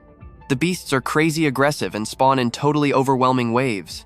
Staring out at the massive stage, Cha laid out the real danger. She warned that dropping your guard for even 1 single second meant getting instantly swarmed by endless, terrifying locusts. She added that anyone trapped in that swarm would be completely eaten alive, right down to their bare bones. Hearing this absolute nightmare, Itsuki actually smirked. He literally called it perfect if there were really that many targets waiting. You and I are thinking the same thing as Cha. She stared in total disbelief, asking if he was rushing to die. Let's jump right into this madness. He calmly stated he wasn't desperate enough to die by bugs, then confidently stepped toward the glowing stage gate. Choa just watched him go. From his attitude alone, he definitely seemed confident enough. She reminded herself that stepping into this stage was entirely his choice. Plus, she had already given him all the survival advice she possibly could. With a quiet sigh, she accepted it. Whatever went down inside was going to be completely on him. But Choa suddenly froze. Pure panic washed over her face as she wondered what to do. She realized she completely forgot to tell Itsuki something crucial. Those locusts spawn endlessly unless the boss gets crushed. Panic skyrocketed. She quickly made up her mind to rush the stage and warn him herself. But a sudden noise from behind made her stop. She turned, and her expression completely stiffened. Someone was standing right behind her. A tall man in a hat with glowing red eyes, flanked by a massive hound. The guy stared at her with a bone-chilling smile, casually mentioning that he was searching for someone. Now pay attention to what happens inside. Itsuki stepped across a ruined field, completely surrounded by trampled crops. He looked at the absolute mess and muttered under his breath. Then he lightly clapped his hands, smiling with pure confidence. He called out to the hidden swarm, telling the nasty pests to wake up. Extermination time had officially arrived. A lone scarecrow stood dead in the middle of the cracked wasteland, with countless tiny insects buzzing wildly around it. Itsuki analyzed the scene. Surprisingly, the enemies had incredibly low individual levels. He smirked, knowing they perfectly met the requirements for Lotus Burst. Absolutely zero problems. Information windows rapidly popped up. Evil Locust 2231, Insect Tribe Level 1, Gift None, Status Undisclosed. Plus, there were some Level 2 evil locusts mixed right in. Itsuki stared up as an absolutely enormous swarm blacked out the sky. The sheer number of enemies was honestly incredible. But instead of sweating it, he realized this worked perfectly in his favor. Flames erupted around him, shaping into a glowing lotus of pure light. He casually explained that the tighter the locusts clustered together, the less effort this would actually take. Once they hit Lotus Burst's range, he'd crush them all. The ground literally shook as a massive locust vortex swirled aggressively around him. Waiting for the perfect moment, he shouted a single command. Boom! A brilliant red explosion ripped through the air as the system confirmed Lotus Burst activation. Absolute, earth-shattering devastation immediately followed. Check this out. Right after the blast, notifications spammed everywhere. Each window confirmed an evil locust got wiped out by Lotus Burst, boosting all of his user skill ranges by exactly 1%. More messages flooded in, confirming level 1 and 2 bugs getting vaporized instantly. When the smoke cleared, Itsuki stood calmly on scorched earth. Glowing sparks drifted past him, while charred insect bodies lay totally scattered everywhere. Another window floated right beside him, confirming a level 2 kill, and granting yet another 1% boost. New details dropped explaining Lotus Burst. The active effect drains magic to drop explosive damage within a 10.5-meter radius. The attack's raw power scales directly with the magic spent. The passive effect? Every time it kills a level 1 or higher creature, all of his skill ranges expand by 1 entire percent. Itsuki checked the numbers and smirked. He just dropped 110 enemies, meaning a massive 10% range increase, hitting all at once. Lotus Burst's range immediately expanded to 10.5 meters. Now that's genuinely impressive. He calculated things coldly. Against disaster beasts this weak, Spending 10% magic for 10% firepower was going to be more than enough. Factoring in his remaining magic and sheer recovery speed, he could easily fire off about 10 more destructive shots. If he bagged just 100 kills per blast, his total skill range could spike by 1000%. Another screen displayed his current magic sitting at 252 out of 280. He muttered that 0 cooldowns would honestly make clearing this so much smoother. But suddenly, Itsuki completely froze. He stared down at his bracelet, looking genuinely confused. The usual challenge success notification just didn't show up. Something definitely felt wrong here. He frowned hard. A dark thought crossed his mind, wondering if there was some completely unexpected catch. Right on cue, a system window flashed. A C-rank skill called Mother's Will had just been detected. It also warned that Over Mimusis was active, with analysis progress at 1%. Itsuki's head immediately snapped up. He realized a single locust had somehow survived. Dust and debris swirled violently as more bugs filled the sky. He watched the swarm regroup. You and I both know what that means. Mother's Will is the boss skill. In a flash, surviving locusts lunged straight at him. He leaped backward, blocking the heavy strike with his crystal armor. Let's dive into this madness. He realized right away he messed up and completely dropped his guard. He honestly thought this zone had 0 boss monsters. Narrowing his eyes, he thought out loud. On the bright side, he could still increase his skill's area of effect just by spamming Lotus Burst. But then there was the real problem. He had literally 0 clue where the actual boss was hiding. Glowing lotus-shaped energy flared from Itsuki's hands as the skill activated. His face turned deadly serious. His plan? Wipe out every single piece of trash mob first, forcing the hidden boss to finally show its face. Boom! A massive explosion ripped outward. The earth trembled as endless waves of evil locusts got instantly obliterated. System screens started popping up everywhere. Every pop-up confirmed another level 1 or 2 evil locust wiped out by Lotus Burst. And the crazy part? Every single kill boosted all his skill ranges by 1%. The alerts just kept stacking. Lotus Burst hit 220% experience, instantly leveling up. A new screen broke down the upgrade. Lotus Burst Level 2 burned magic for explosive damage across a 16-meter zone, scaling in power depending on how much mana he dumped in. Itsuki stared across the smoking crater. 16 meters of range? He muttered that this new upgrade was absolutely top tier. Yet even after blowing away 10 grunts, the boss was nowhere. Meanwhile, deep underground in a dark, creepy, shadow-filled nest, disgusting insect creatures started crawling everywhere. Their wings buzzed, swarming around a weird glowing cluster buried deep in the pitch-black dirt. Now pay attention here. As more locusts poured from the cracked earth, Itsuki's system screen showed analysis progress hitting 27%. He glared straight ahead and muttered that they were respawning again. Another panel flashed, magic sitting at 232 out of 280. He did the math, 9 more Lotus Bursts left in the tank. Flames ignited around his fist as he stepped up. He promised himself that no matter the numbers, he would crush every last one of them. Swinging his arms right through the blazing fire, he yelled that he'd wipe the floor with them. A blinding inferno blasted the entire field, triggering another massive wave of system notifications, confirming more level 1 evil locusts instantly vaporized by Lotus Burst. And just like before, his skill ranges bumped up another 1%. The blue screen spammed his vision, looping that exact same text. Another Lotus Burst detonated, tearing the earth apart and sending massive chunks of rock flying everywhere. Searing light engulfed the zone, while that blue panel popped up once more, flashing the words Lotus Burst. Then came a second apocalyptic shockwave, drowning the entire stage in roaring yellow fire and shattered debris. The display echoed the skill name again, Lotus Burst. Then, a fresh window revealed the totally updated stats. Now at level 2, Lotus Burst cost magic for massive damage across a 54.5 meter zone. More mana burned meant way more destruction. Right under that, a secondary screen broke down the passive. You and I know how broken this is. Defeating any level 1 creature added 1% range. He had literally stacked it to 990%. Itsuki sprinted right through the raging inferno, sweat pouring off him. Checking his glowing UI, he realized what he had accomplished so far. 9 massive waves wiped out. Lotus Burst's range boosted by a staggering 990%. But his mana was barely enough for one final strike. Why were these things spawning endlessly? His magic gauge plunged to 5,280. He glanced up. The sky was literally blacking out with bugs. Gritting his teeth, he cursed that they just kept coming. The swarm was getting heavier up there, yet despite all this carnage, the boss was totally missing in action. Scowling hard, He complained that the main target wasn't showing its ugly face anywhere. For a split second, he thought about backing out until the system analysis hit 100. But while he hesitated, the endless ocean of bugs boxed him in completely. Itsuki's eyes went razor sharp as a crazy idea hit him. Running away? That was third-rate player behavior. Fire instantly pooled in his palm, wrapping a blazing aura right around his entire arm.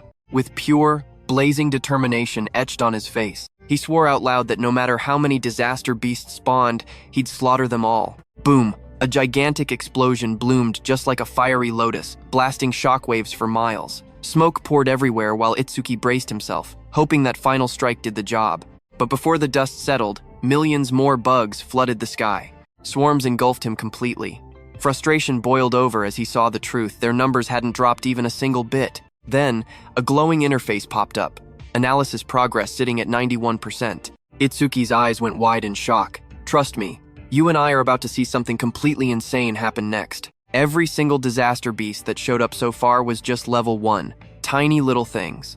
Look like they practically just hatched. Stick with me here, because we're about to uncover an insane twist together. The boss has infinite reproduction. A massive golden queen locust crouched deep in the darkness. Glowing eggs violently launch straight out of its abdomen. A system window locks on. Queen Locust SR0379. Level 13 insect boss, constantly spawning evil eggs. Skill, Mother's Will. Itsuki looks up, sweat dropping down his face. If this queen reproduces endlessly, fighting the small fries is totally pointless.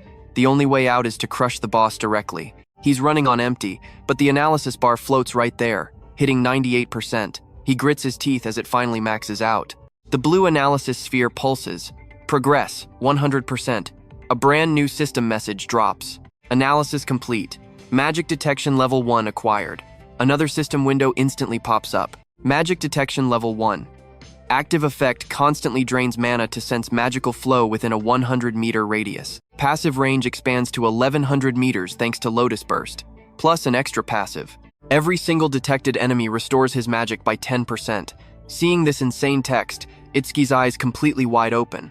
A detection skill with a massive range of over 1000 meters. Now watch closely, because you and I both know how broken this is. Every detected enemy literally restores his magic.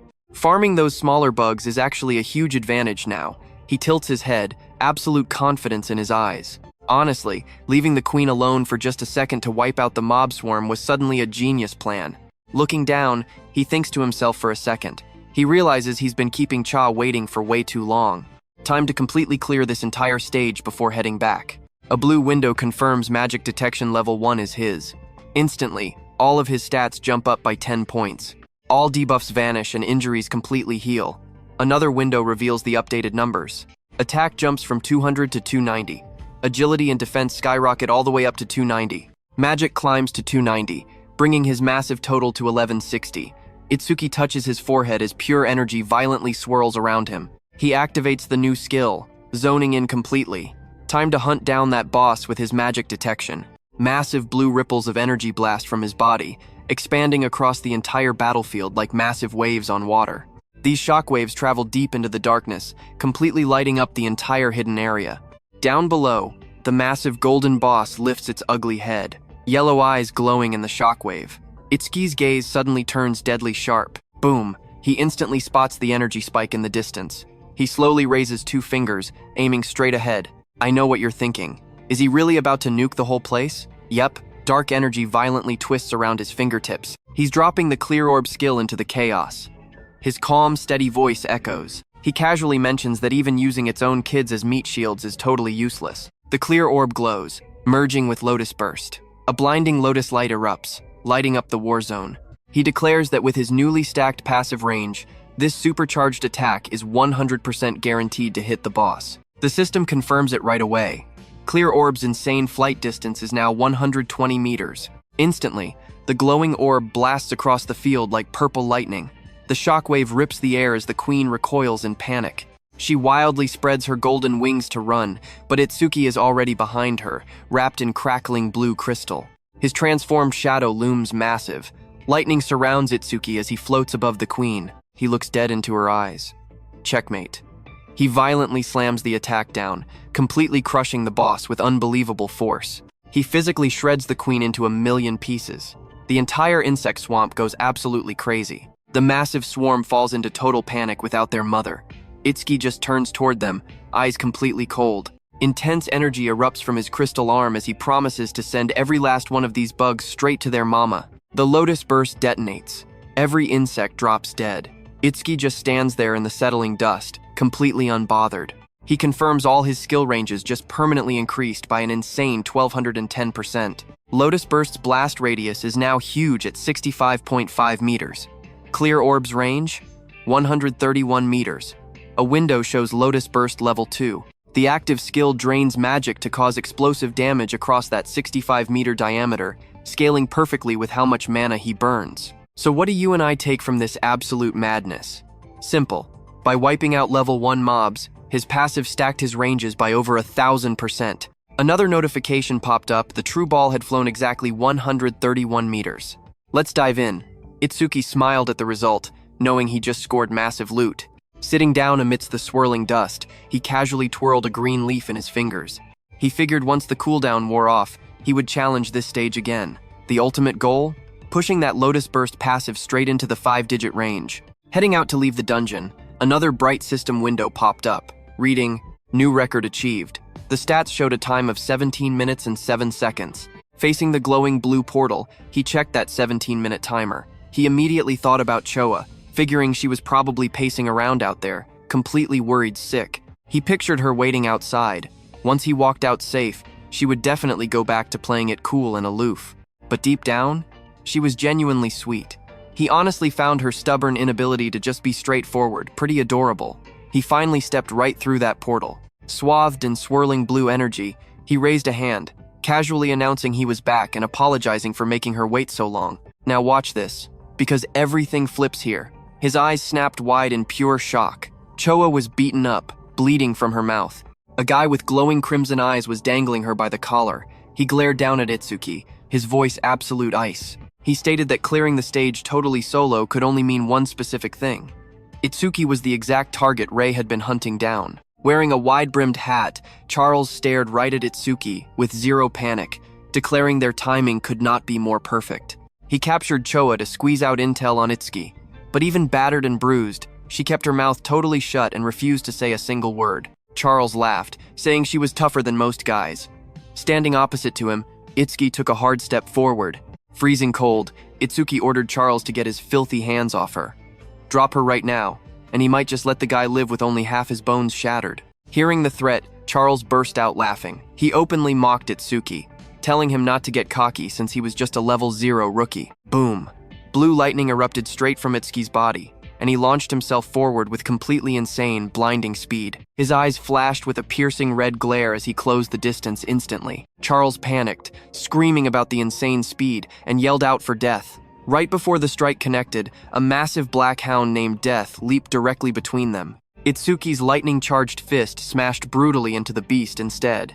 Sparks and shockwaves blasted everywhere as the monster roared. Suddenly, a bright system window flashed open, warning that a B-rank Shikigami known as the Death Hound had just entered. A second window confirmed Over Mimusis was active, kicking off the combat analysis at 1%. Seeing that alert, the harsh truth clicked for Itsuki. This beast was a Shikigami, meaning the hat guy was its summoner. Meanwhile, the analysis bar kept climbing, quickly hitting 12%. Charles squinted, tracking the terrifying way Itsuki moved. Zero wasted motion, flawless footwork, and a combat speed that was absolutely off the charts. It made total sense now why Oga lost.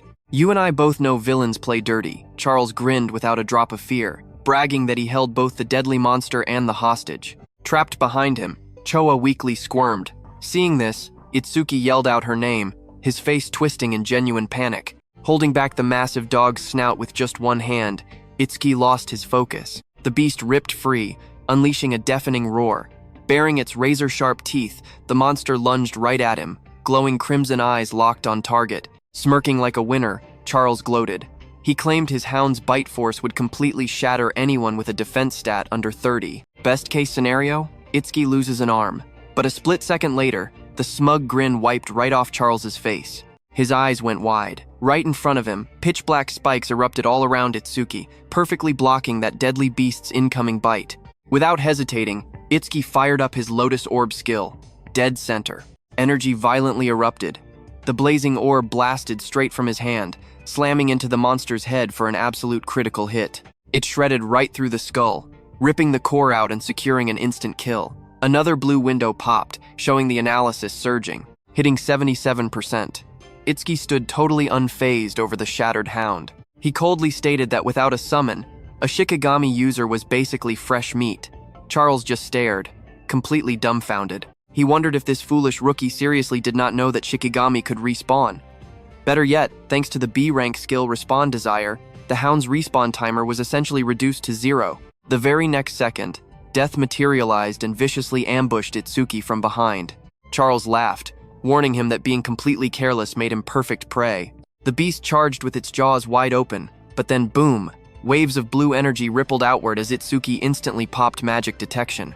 Sensing the strike, he moved. Trust me, you won't want to miss this counterattack. Stick with me here, because him keeping magic detection running was an absolute masterstroke. The analysis gauge ticked up 89, then 91%. Itsuki shot a look at Charles, who still had Choa held hostage, realizing the scan was seconds away from completion. He knew if the blue lotus summoned itself from Over Mimusis right now, Charles would panic. Progress hit 95%. Watching Itsuki dodge and punt death without even glancing back, Charles started sweating bullets. The terrifying reality hit him. This kid was stronger and way faster than his beast, plus he had crazy detection skills. Absolute panic set in a sneak attack was completely impossible. Desperate, Charles dragged Chosha like a human shield, completely tightening his brutal grip right around her neck. Voice shaking with pure fear, he screamed that if Itsuki tried anything, Chosha was dead. Itsuki just stared him down. He really needed to finish scanning without showing off the blue lotus, but this hostage situation made things incredibly messy. Right on cue, a glowing system prompt popped up. Analysis 100% complete. Another screen instantly followed. Watch closely, he just acquired Shikami Eater. The system instantly revealed how this wild ability worked.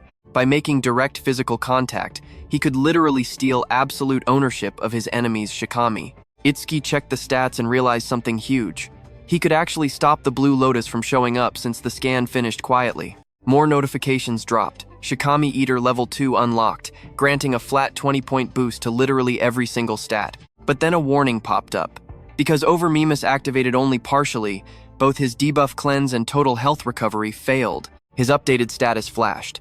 Attack, agility, defense, and magic increased from 290 to 310. Total points jumped from 1160 to 1240. Glancing at the alert, Itsuki knew hiding the lotus meant sacrificing his healing buff. But honestly, it didn't matter. He had already healed back to full health during the previous phase anyway. Thanks to that earlier heal, he was still sitting at near max power for this fight. Suddenly, death lunged forward, jaws snapping wildly as it roared at him. You and I both know what Itsuki just realized here. This brand new broken skill meant he could literally hijack any opponent's summoned monster. He stared at the pure energy swirling around his hands. Completely unfazed by the charging beast, he smirked. He knew exactly what had to happen next. Intense blue aura exploded all around him as he raised one hand. Without hesitating, he slapped his palm right onto Death's skull, claiming Charles's pet as his own. A massive storm of blue petals erupted everywhere. The beast's entire body got swallowed by a vortex of glowing petals, ripping its loyalty away. A split second later, Itsuki vanished.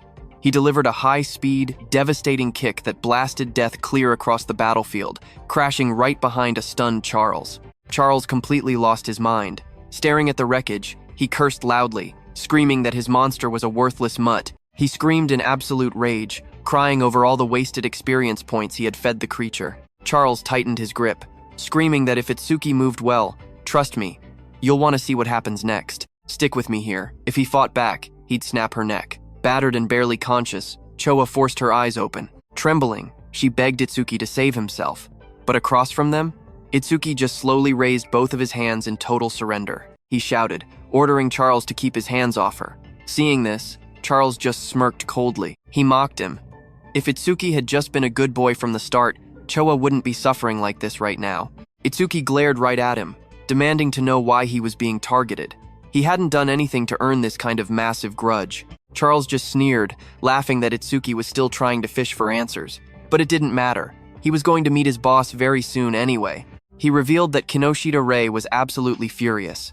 Itsuki had walked into a North District 4 stage completely without permission. The guy finally introduced himself as Charles the Hound, sent under Rei's direct orders to capture him. Hearing that name, Itsuki just muttered that he needed to meet Kinoshita face to face to talk. Charles flashed a sick grin. Oh, he'd meet him soon, but only as a completely broken mess. He announced that his beast, Death, would bite his legs off next, and if Itsuki wanted Choa to live, he was banned from using that strange ice technique. Pointing right at our boy, Charles gave the final command, ordering Death to rip off both of Itsuki's legs. Now pay close attention here. Itsuki just narrowed his eyes. No fear, only cold determination. He calmly ordered Death to prove it was worthy of being his Shikigami. In the next instant, the beast turned and lunged, not at Itsuki, but straight at Charles, sinking its massive teeth right into its former master. Using that distraction, Itsuki moved at lightning speed, appearing right behind Choa. Electric blue sparks exploded around him. He caught her gently in his arms, smoothly pulling her completely out of danger. Charles screamed in absolute shock.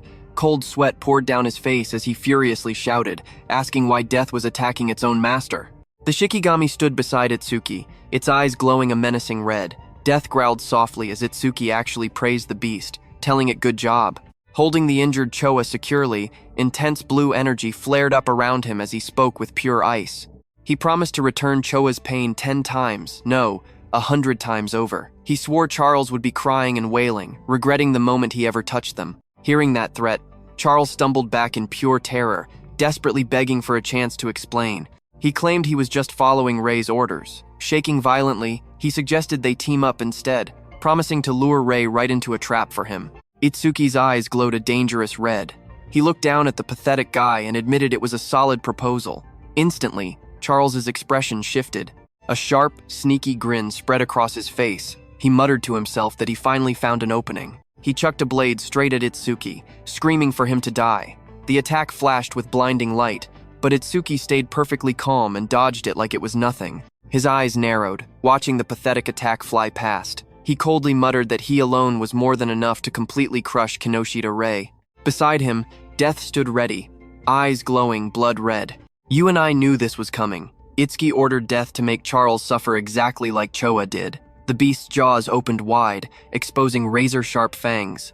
Charles totally froze in pure panic. Cold sweat dripped down his face as he frantically begged for mercy. He desperately insisted his hand just slipped earlier. Trembling like a leaf, he pleaded for one last chance. But Itsuki's cold glare didn't even twitch.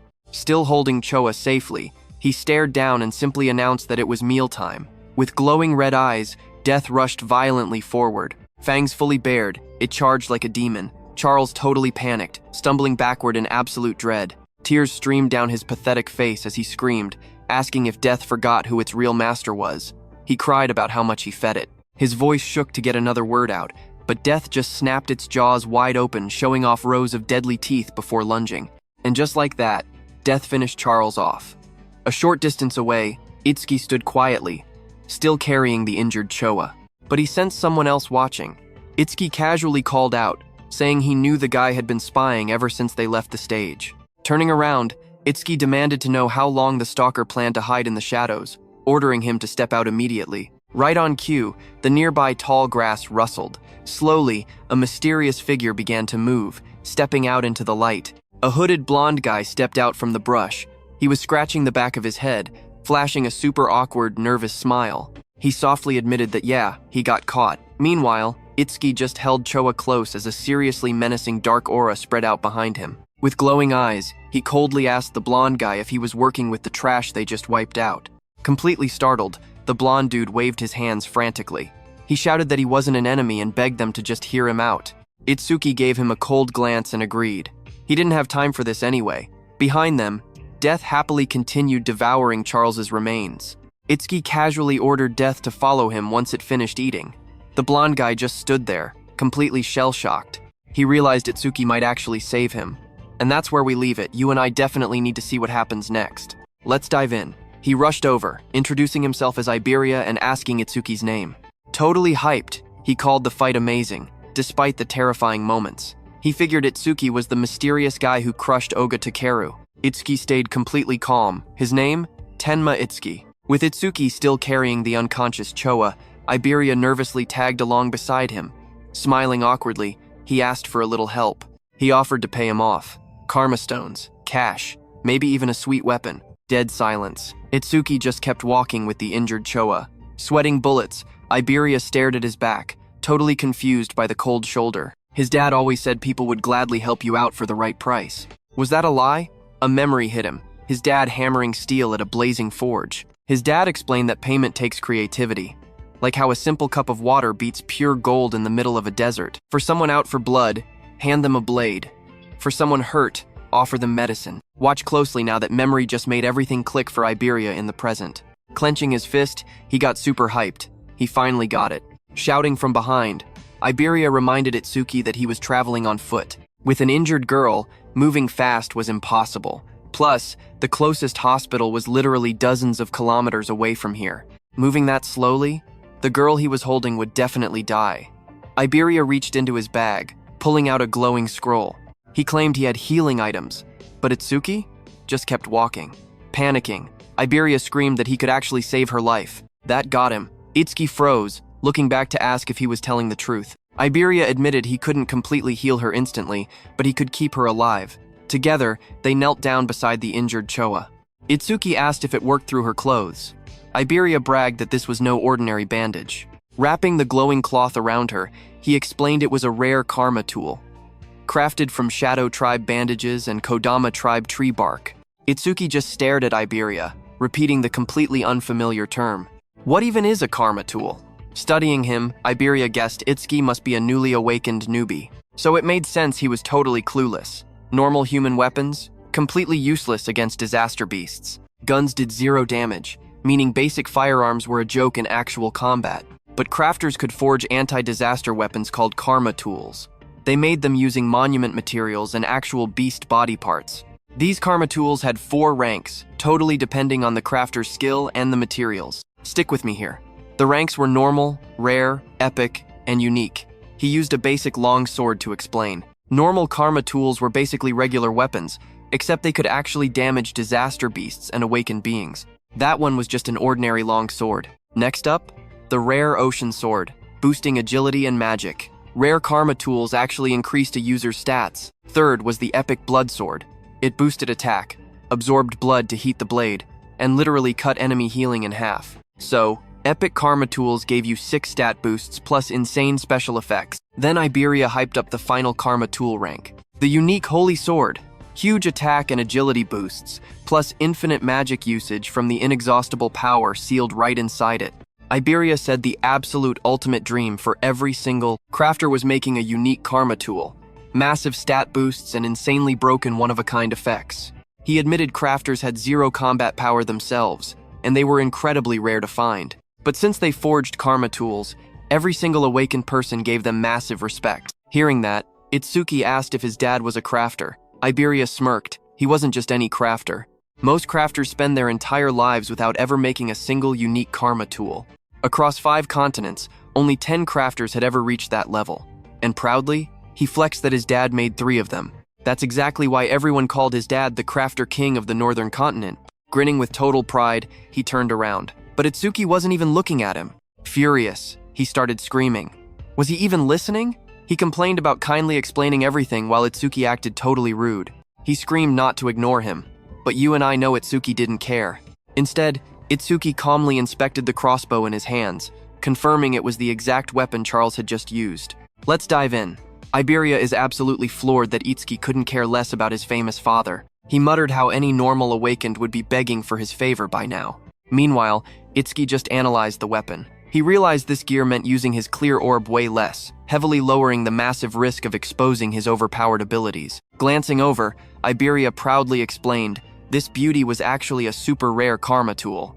Itsuki noted it sucked being totally out of arrows, but Iberia smirked, explaining that projectile karma tools ignore standard ammo entirely. Any basic junk could literally transform into magical ammo, so reloading was never an issue. Boom, a system screen popped up Rare Hunter's crossbow, giving a massive plus 50 to agility. Suddenly, the weapon vanished into thin air. Startled, Itsuki immediately asked where it went. Iberia grinned, explaining the best feature. Once bound to a master, these tools get stored in a pocket dimension, summoning right back whenever the owner actually needs to strike. Hearing this, Itsuki admitted it was insanely convenient. He thanked Iberia for healing him, offering a future favor. Then he casually dropped a bomb he was heading out to hunt down Kinoshita Rei right after this. Hearing that specific name, Iberia froze, completely convinced his ears were playing cruel tricks. Now pay attention, because challenging an absolute monster like Kinoshita Rei in North District 4 is pure insanity. Unfazed, Itsuki just stared him down with cold eyes, asking if he was going to preach about giving up too. Iberia shook his head. If Kinoshita Rei was the target, they shared an enemy. Itsuki calmly asked if Iberia had somehow pissed off Rei too. Not exactly. Iberia eagerly pitched a wild idea. He wanted them to form a duo for the massive Salvation League National Tournament preliminaries kicking off in just 2 days. Mentioning those brutal qualifiers, Itsuki instantly remembered Choa's warning. Only the elite top 10 advance, which is exactly why he'd been speedrunning stages non-stop to prepare for this bloodbath. Itsuki raised an eyebrow, questioning how these chaotic qualifiers connected to Kinoshita Rei. Iberia broke it down. The entire massive tournament was split into separate continental zones, and the northern venue? Right here in North District 4. As the corrupt administrator's son, Rei was dead set on reaching the main stage. His older brother was a legendary savior, meaning dropping out of the top 10 would totally destroy their prestigious family name. Clicking together, Itsuki finally realized why Rei was ruthlessly hoarding every single stage in the district to power level, but he eyed Iberia suspiciously, questioning why he'd want to partner up, especially since Iberia had just been patching him up this whole time. I know what you're thinking, but Iberia totally sees his raw strength. He knows teaming up means they'll absolutely crush those preliminaries together. Itsuki wasn't buying it. He asked why Iberia was so desperate for this specific year, considering the kid had decades of future chances. Hearing that tough question, Iberia visibly stiffened up, tightly clenching his trembling fist. He quietly admitted his secret motivation. Flashing back to his childhood, he remembered endlessly watching his genius dad forge these incredible karma tools right in his workshop. The kid's eyes would literally light up with pure wonder. Every single finished weapon was a flawless masterpiece. Idolizing his dad, his ultimate lifelong dream was forged right there in that dusty room. He desperately wanted to awaken his latent powers, constantly daydreaming of slaughtering horrific disaster beasts while wielding his father's beautiful, handcrafted combat gear. Just 4 weeks ago, he finally awakened. Thrilled beyond belief, he instantly begged his dad for a weapon, but his father coldly shut him down. Too inexperienced. He claimed only true saviors deserved his elite tools, but Iberia absolutely refused to quit. He annoyed him relentlessly until his dad finally snapped, offering one impossible condition past this exact year's brutal preliminaries to earn a weapon. Clenching his fist with a burning fire in his eyes, he swore to Itsuki that he was winning this tournament, no matter the cost. Itsuki just stared at him, replying completely unfazed. He pointed out that having a VIP dad meant endless team offers. Teaming up with an infamous level 0 nobody like him made zero logical sense. Glancing at the floor, Iberia sighed, admitting his sharp dad already anticipated that cheat code.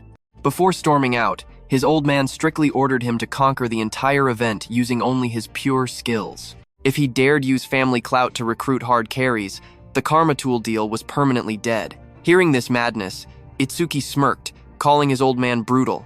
Iberia heavily sighed, explaining that based on all his underground intel, here's what you and I need to realize. Kinoshita literally bought off everyone else, leaving only toxic loners and locked squads. His teammate options were literally zero. Alright, stick with me here. Iberia practically yanked Ski's hand, hyped about a rumor from 2 days ago. Someone crushed Oga Takero, a literal pillar, and shattered stage records. He totally obsessed over finding out who did it, and eventually tracked him right here. Keiki shakes him off but agrees to form a team. No problem at all, but getting the injured Choa to a hospital is priority number 1. Iberia gets super pumped and tags along. They're officially a duo now, which means they obviously need a totally epic team name. He mashes up Tenma and Iberia. Ibaton? Nah. He immediately scraps it because it sounds like a cheap convenience store. Ibatsu? Tenmaria? Tenabe? He just keeps firing off the absolute worst ideas. Carrying the unconscious Choa, a completely exhausted Itsuki realizes he's doomed. This new guy somehow talks even more than Rikuru does. Right then, his mind drifts to Rikuru and Saya. He wonders if those two are doing okay, and if they're joining the preliminaries since both finally awakened. Boom! Iberia lights up. They both have an I in their name, so double I it is. Meanwhile, miles away from Mitsuki's headache, Rikuru sneezes right in the middle of training. Saya stares and asks if he's sick. Scratching his head, Rikuru guesses somebody must be gossiping about him, probably Suki. Sia looks down, softly asking how long it's been since that massive monster attack. She never thought they'd be separated this long, wondering if Itsuki is safe. Rikuru gives her a weird look. He points out that if she was so worried, she should have just visited him right after the disaster beasts died. Her face turns completely red as she drops her head. Bam! She throws her hands out, blasting Rikuru back with a massive water wave. He yells that surprise attacks are unfair. Seiya snaps right back. Fair or not, this is combat practice, and he left a huge opening. Suddenly, their teacher ghosts in right behind them. They freeze in shock. Rikuru yells out, "Sensei!" He immediately scolds them. The national tournament preliminaries kick off in exactly 2 days. Is this really the time to goof off? Hearing that, Seiya's eyes practically sparkle. She is beyond hyped to finally battle other awakened fighters. Beating up Ruru every single day is getting boring. Her glowing status screen pops up Awakened Water Elementalist. Rikuru checks his own floating window too. He admits he's never set foot in North District 4, but hears it's an insanely rich city. He really wants to see it himself. Meanwhile, someone snaps open a metal case holding 3 sharp crystals. Now watch closely. The villain, Kenosha, glares at the stones. His hound is late, which is definitely not normal. The massive bodyguard behind him wonders if something went horribly wrong. Kenosha's face goes pitch black. Those absolute trash minions must have failed him again. His glasses flash red. A system alert pops up. The Karma Stone was used, and experience points are rolling in. Should they send a search party? Kinoshita just scowls. Forget that useless guy entirely. Winning the national tournament preliminaries is the only priority now. If he screws this up, his father is throwing him back in solitary confinement. He demands an update on his bodyguard's mission. The results? Out of 3,113 northern participants, 87 have been bought off. Every single one is level 5 or higher, exactly as commanded. A twisted smile crosses Kenosha's face. Good work, he's the only lackey he can actually trust. Then he grabs another glowing stone. That's the very last Karma Stone. Kenosha crushes it, and pure light erupts around him. You know what's coming, right? Experience absorbed, level increased. Raw lightning violently explodes from his body. Perfect.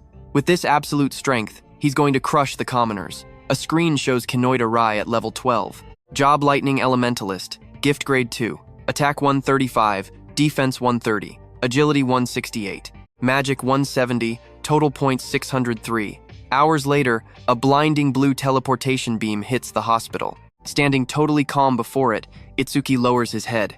He apologizes to his teacher for letting Choa get so brutally injured. Commander Nento steps right out of the portal and directly asks him what his next move is. He offers to erase Kenosha completely, but Itsuki looks up with cold eyes. "Leave Kinoshita to me." His teacher nods in agreement. They can go over the exact details of this mess later. And that's where we leave it. Iberia is stunned. The Northern Commander is literally Keiki's teacher. Let's jump right in. Iberia finally got why Keiki didn't even flinch at his dad's name. Izumi Nento? Total mystery man. Iberia seriously considered begging for an autograph later. Meanwhile, back in the hospital room, Itsuki calmly broke down the whole situation. He told his teacher this was exactly why he joined the Salvation League National Tournament preliminaries. His teacher nodded, fully understanding the stakes, and then turned to check on Choa's condition. Choa gave a soft smile. Thanks to Tamacho treating her, she was already back to 100%. A glowing green butterfly hovered by her hand. Iberia's ultra-rare karma tool did some heavy lifting for her healing too. Hearing that, Izumi Nento stared at Iberia in pure shock. Wait, if Iberia had the rare Kodama bandage crafted by Aiden, that meant he had to be Aiden's actual son. Iberia was stunned. It suddenly clicked in his head. Commander Nento actually knew about karma tools and totally recognized his dad. Time to act cool. He needed to show off the absolute dignity of the Crafter King's oldest son. He pointed at himself, chest puffed out, and boldly shouted that he was Aiden's father. Absolute dead silence filled the room. Itsuki dryly pointed out he had that completely backwards. Iberia instantly dropped his head, hiding his bright red face in shame. Voice trembling, he apologized and admitted Aiden was actually his dad. Commander Nento awkwardly cleared his throat to save the mood. He genuinely thanked Iberia for stepping up and saving his daughter. Once these preliminaries wrapped up, he planned to go visit Aiden in person, bringing Tenma along. Then he told Itsuki and Iberia to get going and prep for the tournament. He and Cha promised to watch them tomorrow. Iberia threw his fist up, completely hyped. He told the commander to chill, they were definitely crushing these preliminaries. Beside him, Keikai just stood quietly and nodded. After the guys left, Cha noted her dad really liked Tenma. She remembered back when he used to meet up with Jin, he'd always drag her along. Commander Nento then explained that due to childhood trauma, fighting disaster beasts triggers severe self-destructive urges inside Kaki. But Tsuki's reckless, self-destructive habits only faded when someone he desperately wanted to protect was nearby. He looked at Choa and admitted this was exactly why he placed her by his side. Hearing that truth, Choa finally understood. Her dad wanted her to be Itsuki's friend, his anchor, the one person he'd fight to protect. She whispered the thought to herself, wondering if she was really the one Tenma wanted to keep safe. Now pay close attention here. The commander stood up and dropped a massive bomb, the disaster beast attack at Itsuki's school. Completely planned. Choa's eyes went wide with absolute shock. Nento revealed traitors were teaming up with disaster beasts. Similar assassination attempts on commanders were happening all across other continents too. Staring out the large window, his dark silhouette framed by the night, he admitted humanity's future looked absolutely pitch black right now. But then he softly added that Keikai was the spark to light it up. His voice echoed, Keikai would become their ultimate hope. Cut to the national tournament preliminary venue over in North District 4. A massive circular arena plunked right in the wasteland. Seeing the huge crowd, Itsuki muttered there were way more people than he expected. Iberia smirked, explaining that once word got out that Commander Nento was spectating, tons of dropouts suddenly rushed to join. The contestant count skyrocketed from 3,000 to nearly 5,000 fighters. You and I know Rai hates this.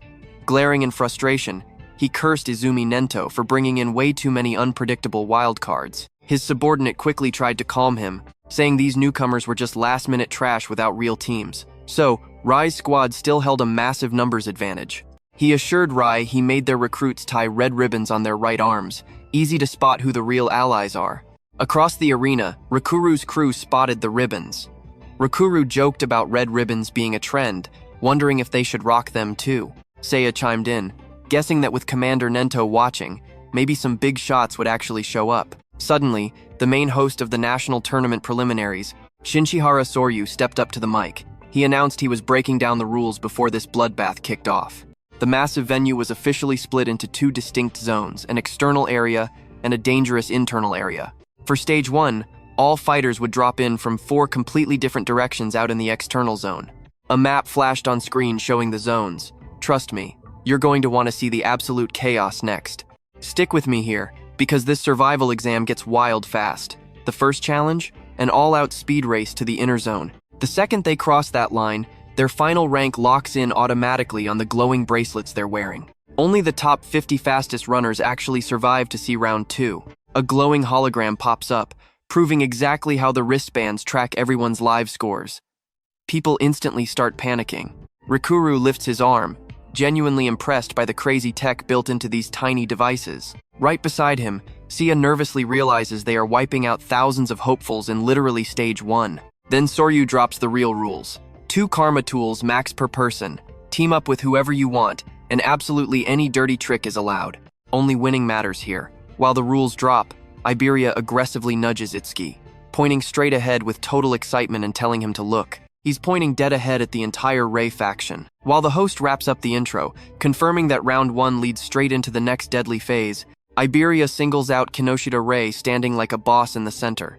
At the exact same time, Kinoshita orders his hired goons to violently block anyone running ahead. Watching quietly from the sidelines, Iberia easily figures out that those heavy hitters guarding Kinoshita are completely bought and paid for. He whispers that their best bet is to sprint straight for that inner circle immediately. Now pay close attention to this plan. They're going to ambush Kinoshita the second he lowers his guard inside. But before he can even finish talking, Iberia completely freezes in pure panic. Itsuki is already marching straight toward Kinoshita. Freaking out, Iberia asks if he even heard a word. Kinoshita's muscle spots the incoming threat, demanding to know who this kid is. Another guard shouts for everyone to stay on high alert, noticing Itsuki is missing a red ribbon. Right at that exact second, the announcer's voice booms from the sky, officially kicking off the brutal first stage.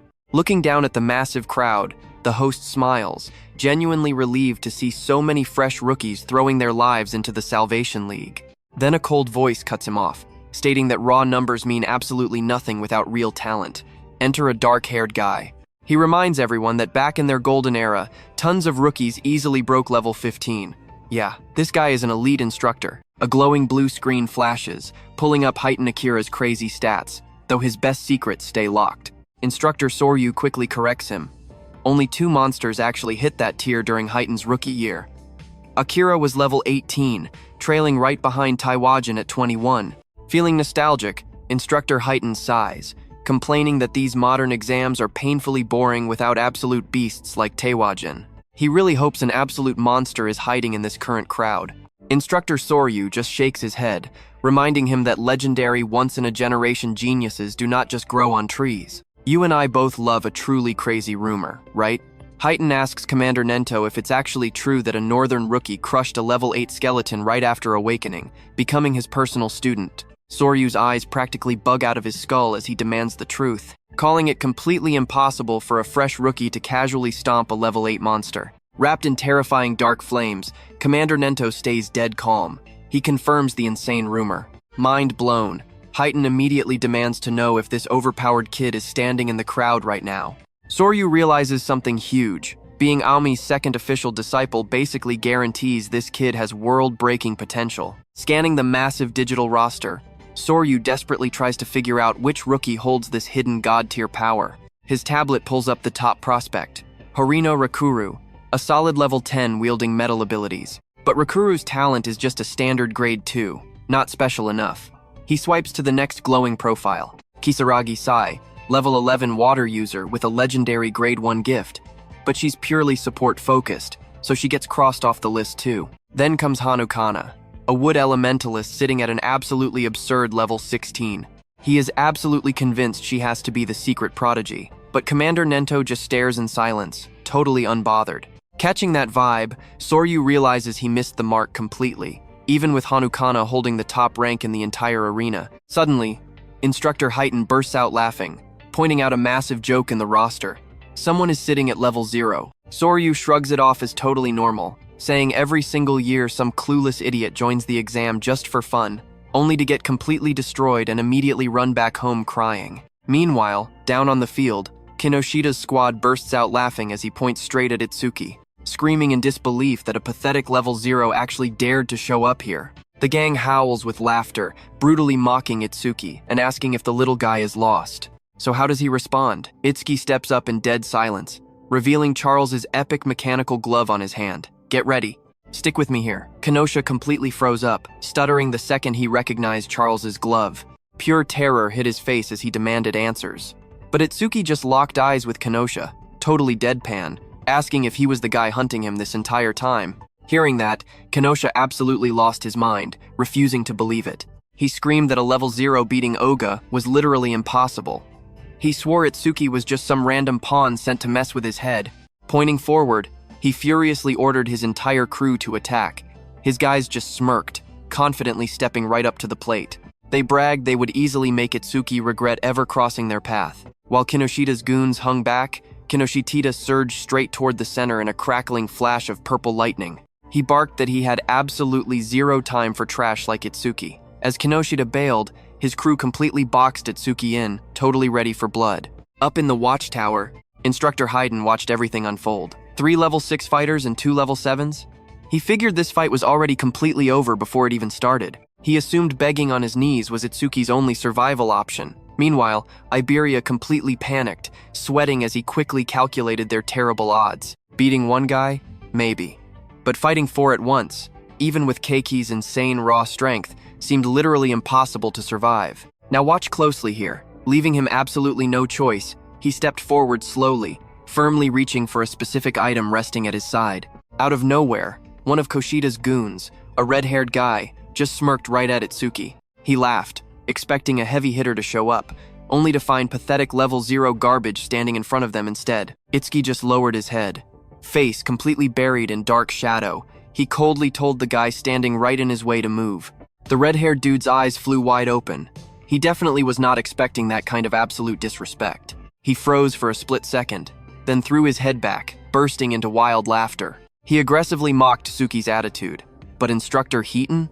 He just smirked, loving the sheer confidence. He figured he would step in and save Itsuki once things got way too ugly down there. Then that red-haired guy leaned in with a sick grin. He threatened to crack his skull right open to see what was inside.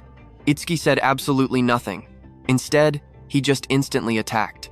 Bam! His fist crushed into the guy's face with terrifying power. Blood and broken teeth flew everywhere as the dude collapsed backwards, loudly screaming. In a totally bone-chilling voice, Itsuki simply repeated that he had already told him to move. You saw that too, right? Instructor Hidden was totally stunned by that massive 7-level gap. Yet Itsuki wiped the floor with him instantly. Nobody could believe he actually one-shot that red-haired guy so effortlessly. Kinoshida's remaining crew stood totally paralyzed.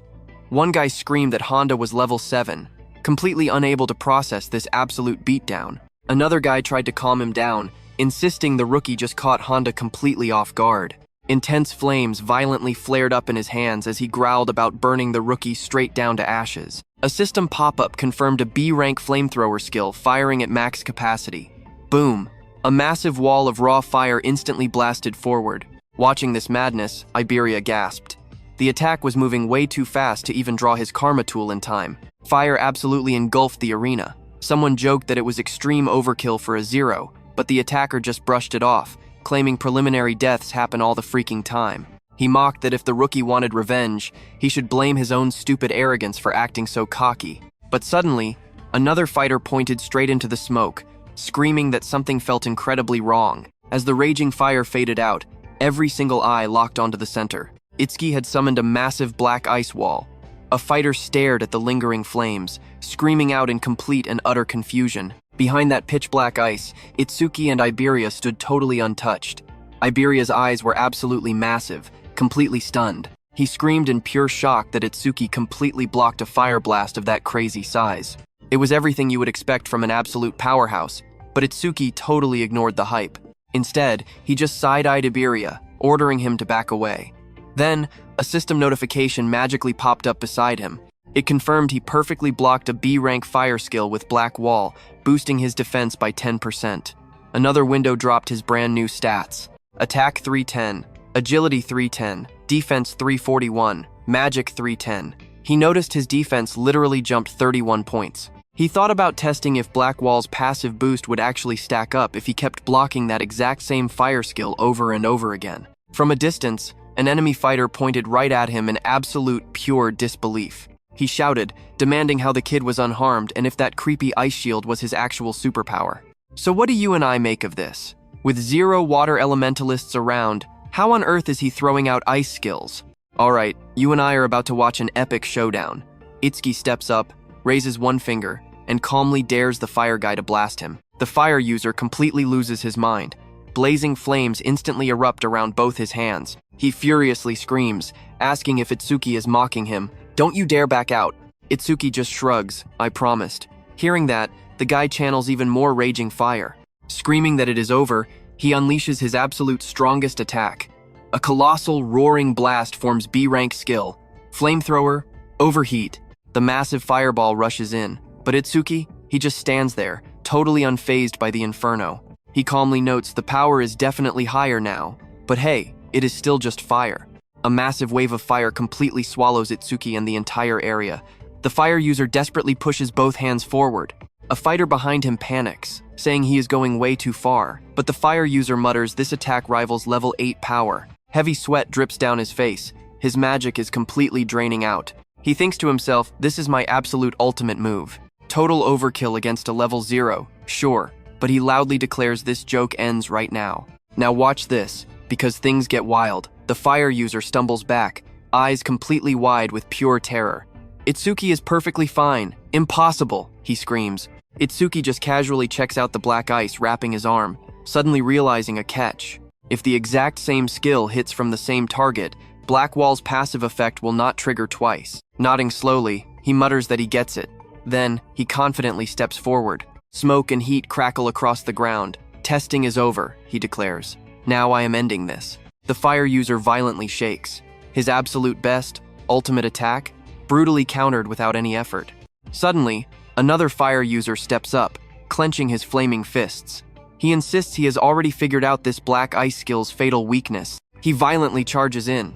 Huge flames erupt all around him as he unleashes a B-rank fire barrage. Massive fireballs shoot at Itsuki from everywhere. Surrounded by intense, swirling heat, he does not care. He just calmly asks, "Are you seriously trying to win with numbers?" Pitch black ice instantly covers his entire body. The system pings, Black wall activated. A colossal explosion of flames fiercely rocks the whole arena. The big fire user arrogantly yells that sure, the skill is strong, but a level 0's magic tank is basically empty anyway. He confidently claims that if they just drain all of Itsuki's magic until he cannot make ice, they win easy. But as the raging flames roar, a hand suddenly grips the big guy's wrist. We both knew this was coming. His eyes widen in pure, confused shock. Itsuki instantly closed the gap. He switches to hand-to-hand combat now, realizing that even after taking all those massive blazing fireballs, the black ice wall's passive defense effect only actually triggered a single time. The massive fire user charges forward, screaming that if Itsuki has speed, he has raw power. Itsuki just completely deadpans. "Are you really putting your absolute full strength into this? You look pretty strained," Itsuki tells him. "So, I will make this super easy." He forcefully yanks the guy close. Before the dude can even blink, Itsuki lands a brutal kick straight to the face. The impact violently twists his jaw. The big guy collapses, out cold. Itsuki just stares down, totally calm. Checking the system, he notices defense went up 31, not 34, meaning the math uses his base defense before any crazy buffs. Right then, another glowing window pops up. B, rank, fire skill blocked. Boom, another 10% defense boost. Defense hit 3,110, plus 62 from Black Wall. He turns, spotting 2 lightning users. Lightning users? Absolutely perfect targets. He decides to level up his Thunderbreaker passive effect right now. Staring at this absolute monster, the lightning duo panics. Seeing their heavy hitters get dropped, they scream that Itsuki's stats are rigged. "We gotta run." Itsuki throws them a freezing glare. "Did you really think you could actually escape?" Trapped, the 2 lightning fighters desperately roar out. Lightning violently explodes around them as they charge, screaming that his ice trick will not work on their elements. Their combined C-rank Silver Serpent activates in a blinding electric surge. But as the lightning fiercely strikes, and that is where we leave it, he casually absorbed everything using his Thunderbreaker. Stick with me, because this gets wild. His agility spikes by 5%, twice. New stats drop. Attack hits 310, agility 341, defense 372, magic 310. Total? A massive 1,333 points. Up in the control room, Instructor Heighten is completely rattled. He realizes Itsuki is just destroying awakened fighters who are way above his own level, making it look like absolute child's play. Down on the battlefield, Itsuki stands perfectly calm, surrounded by knocked out enemies, pure lightning crackling all over him. Watching this, Heighten literally shakes. What kind of absolute monster are they dealing with here? Meanwhile, Itsuki stays sharp. He notes that the Thunderbreaker passive works exactly like Black Wall. It only stacks once per skill when taking a hit from the exact same target. Nearby, Iberia checks the bodies. Mind blown, everyone is out cold. He totally expected a brutal fight today, but he never imagined Itsuki hiding this kind of god-tier strength. Suddenly, a badly beaten fire user groans from the dirt behind them, begging to know what insane ability Itsuki just used. Shaking with fear, the guy screams, "There is no way, Itsuki is just a level 0. When the guy demands to know who they are, Iberia steps right up, grinning wide. Itsuki spots that cocky look. He knows Iberia is about to do something embarrassing. Iberia just glances back, smile growing huge. He proudly declares they are Double I, the future strongest duo on the entire northern continent. He tells the loser to burn their name into his memory, but before he can even finish his big hero speech, Itsuki brutally cuts him off. Enough talking, it is time to hunt down Kinoshita right now. Now watch this. Iberia throws a massive fit, screaming that he was just getting to the absolute best part of his speech. Off to the side, the fire user just whispers Double I in pure disbelief. He mutters that the name sounds incredibly lame. Meanwhile, Kinoshita is sprinting at max speed. Wrapped in this sick purple energy, he totally notices all the noise behind him. He figures the level 0 rookie is getting absolutely trashed right about now. But suddenly, he pauses. He remembers that sweet crossbow Itsuki was carrying earlier. That weapon 100% belonged to Charles. He promises himself he will investigate it later, because outside of the elite saviors, almost nobody in the northern continent is strong enough to actually capture Charles. But while he is spacing out, a flaming blur shoots right past him. Another competitor just launched into the sky. Kinoshita's eyes go wide with pure shock as that fiery trail blurs inches from his face. This brown-haired kid is moving with insane confidence, smirking as he dashes ahead. He hypes himself up, thinking he just breezed past another slow opponent without even trying. Forget the heavy hitters, this guy prides himself on being a pure, unmatched speedster. You know how these cocky speedsters end up, right? Boom! A violent wave of purple lightning blasts him from behind, swallowing him completely. The kid screams in pure agony as electricity shreds his body. He slams hard into the dirt, coughing up thick smoke. Completely dazed, he mumbles in total shock. How did an attack even touch him? He was running at his absolute max speed. His brain literally cannot process who could land a strike like that. Then, a dark shadow looms over him. A brutal kick follows, smashing the kid's face straight back into the hard earth. It is Kinoshita, totally bathed in crackling purple lightning. He glares down with dead eyes and declares this is what happens when trash tries to outrun him. Then he spins around, barking orders at the mercenary group he hired to pull themselves together. He reminds them all, save your stamina for the second stage. He orders them to stop wasting precious time on the pathetic losers in their way. Commander Nento sits up in the control room. He looks down at Kinoshita, asking Instructor Soryu if this arrogant punk is really the son of North District 4's administrator, Kinoshita Genko. Soryu confirms it. He honestly questions what kind of messed up upbringing makes a kid act like this. Cha is there too, and she is absolutely furious. But Soryu sighs.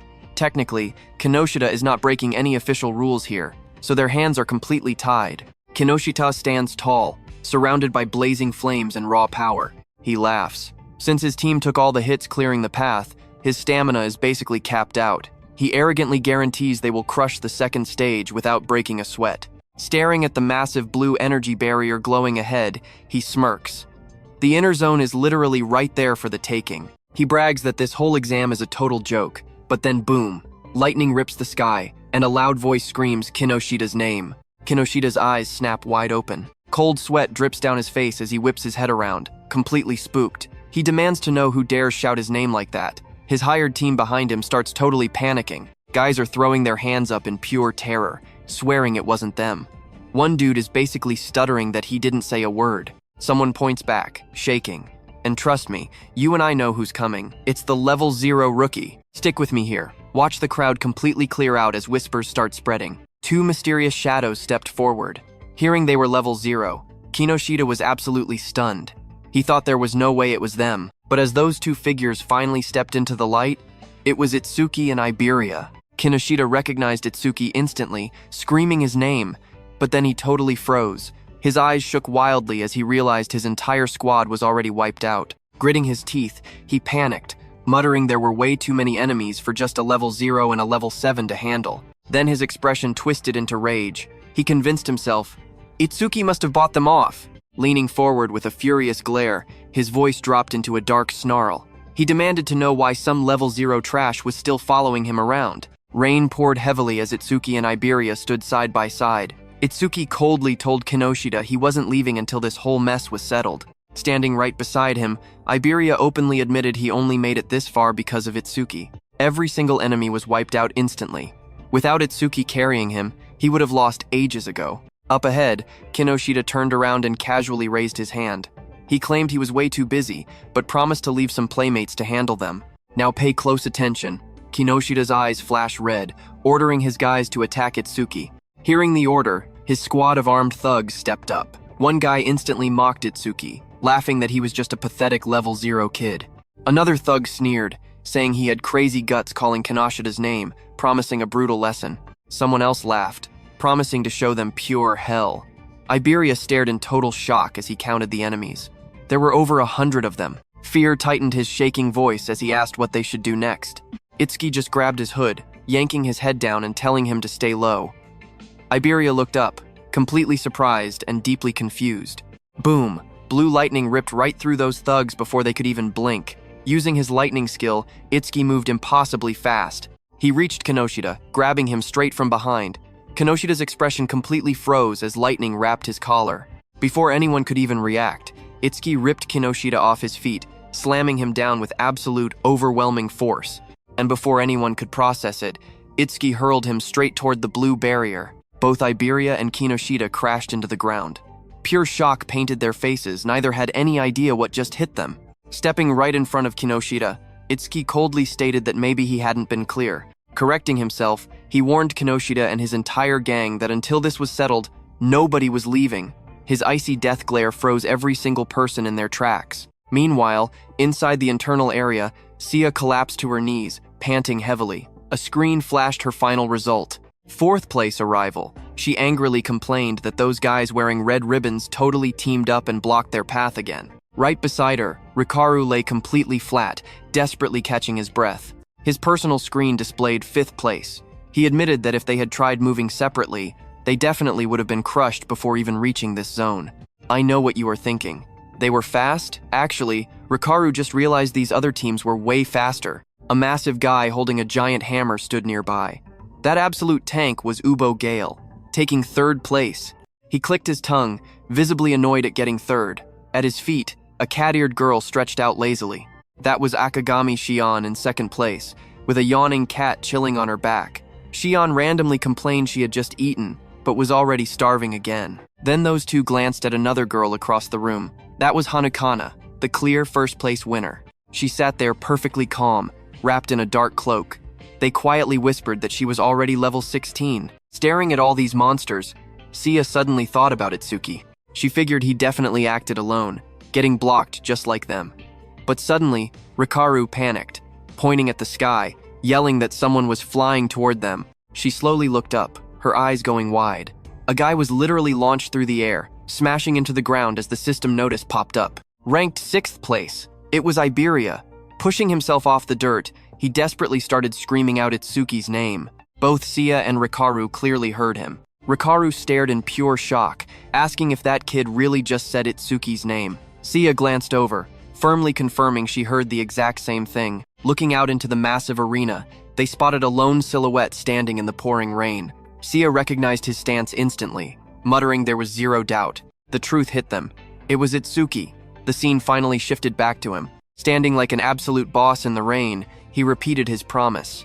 Until this was settled, nobody was going anywhere. Trust me, Instructor Sora is watching this madness unfold from the control room. He noted that this crazy rookie was just one step from the internal zone, wondering why he was so hyper-focused on destroying Kinoshita. Stick with me, you and I are about to witness absolute madness. Raicha watches, sweating, completely terrified of the scene unfolding before her. Instructor Soria turns to Instructor Heen right beside him. He calmly orders him to step in and help Itsuki if things get fatal. But Heen's eyes go wide watching Itsuki. He mutters the name Tenma Itsuki, remembering how the kid just moved with literal lightning speed moments ago. He honestly admits to himself, he could have never pulled off a move like that at his age. Standing far away in the rain, Kenosha seethes. He grinds his teeth. Itsuki just keeps getting in his way over and over again. He warns the kid to brace himself. Lifting his gaze, his voice drops completely cold. He declares this isn't just going to be a fight anymore. This is going to be total subjugation. Across the muddy field, a massive army of fighters steps forward. Their eyes glow blood red in the rain as they completely surround Itsuki. Kinoshita makes his strategy crystal clear. 100-on-1 group execution. Rain slides down Itsuki's face, but his eyes just narrow, ice cold. Passing these stupid preliminaries? Doesn't even matter anymore. Right now, his only goal is getting revenge for Choka.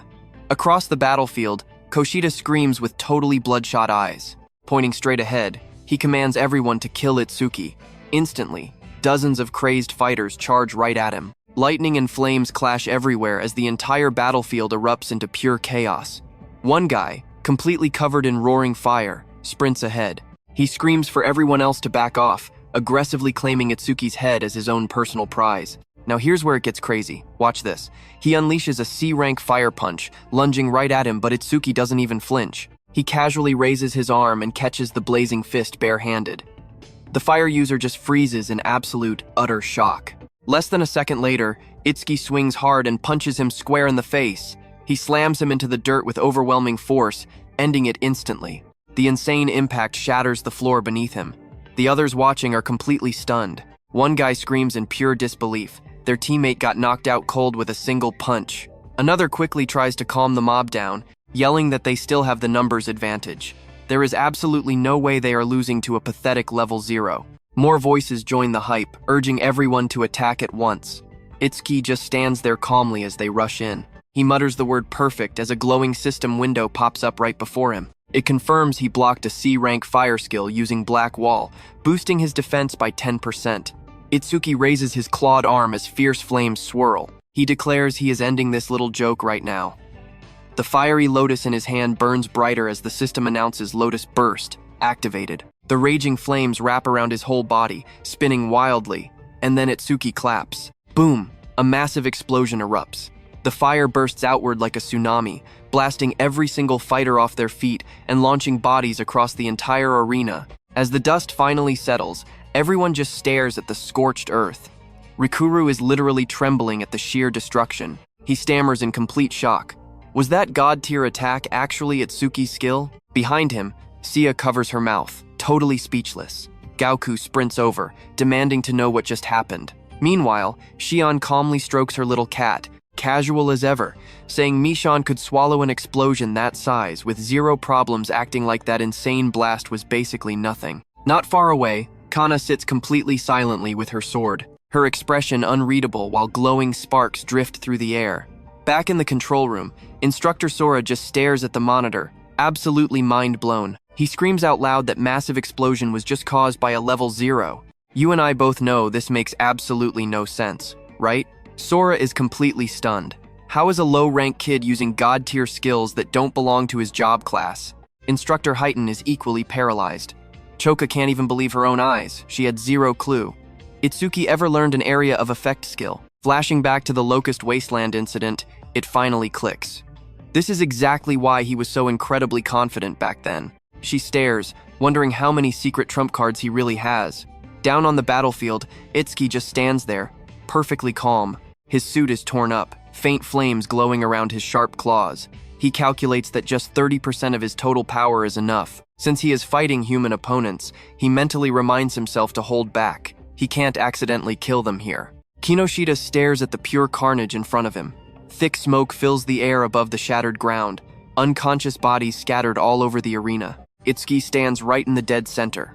Locking eyes straight with Kinoshita, he coldly points out that he is the only one left standing. Seeing this absolute monster, Kinoshita panics, sweating bullets. He screams in terror. There were over 100 fighters, and they all just got wiped out instantly. He begs, why is Itsuki only targeting him?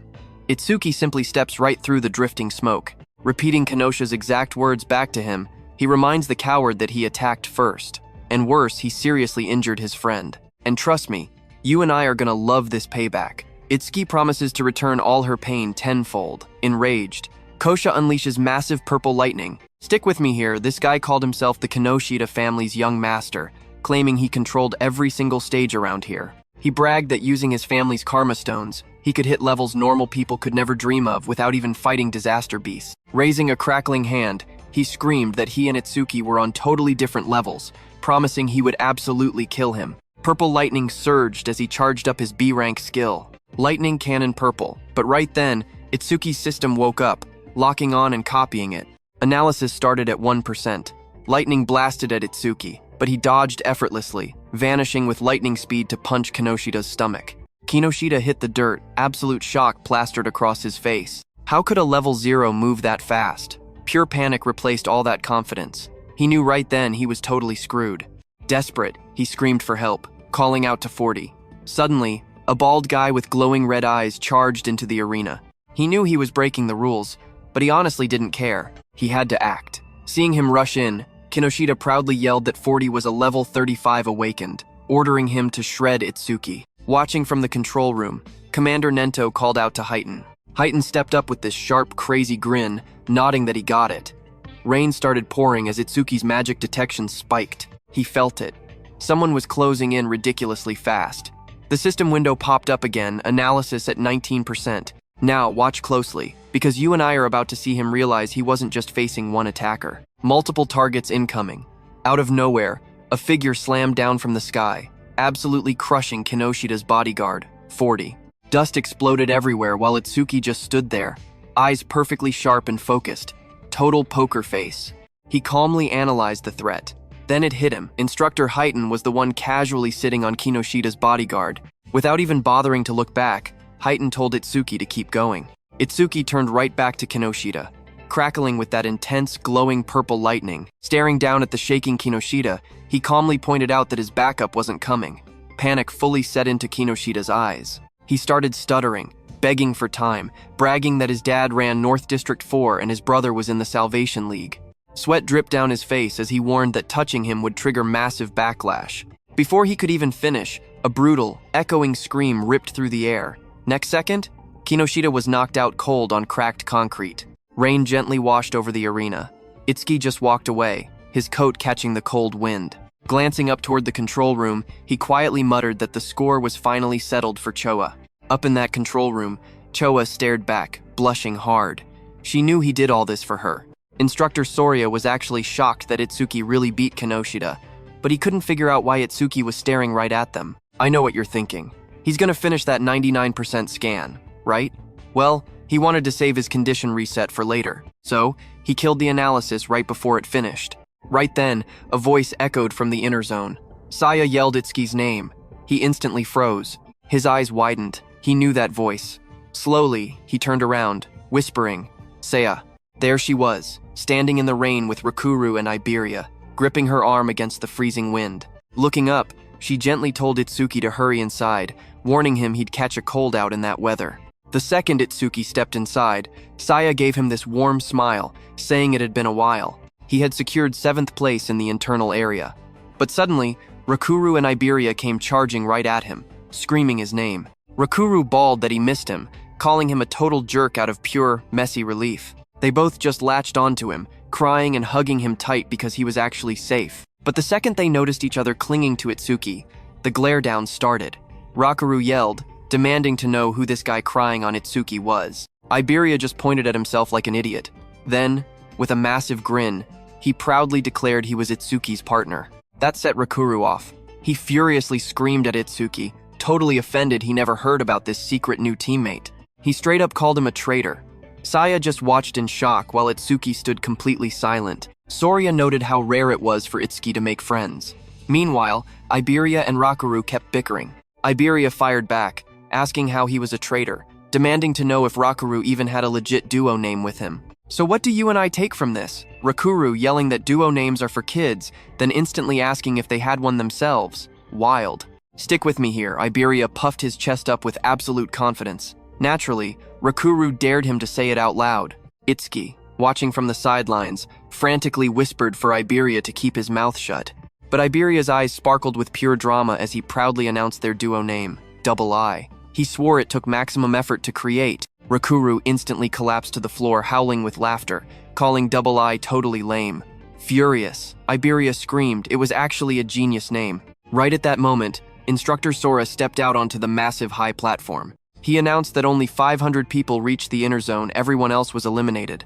The second stage was kicking off right now. For stage 2, they had to survive completely solo against brutal disaster beasts in the trial grounds for 1 solid hour. Rakuru got ridiculously hyped, thrilled the real test was here. But Iberia completely froze in pure panic, realizing he had to fight completely by himself. A wicked grin spread across Instructor Heighten's face. He was beyond excited that stage 2 had finally arrived. He had been waiting for this moment.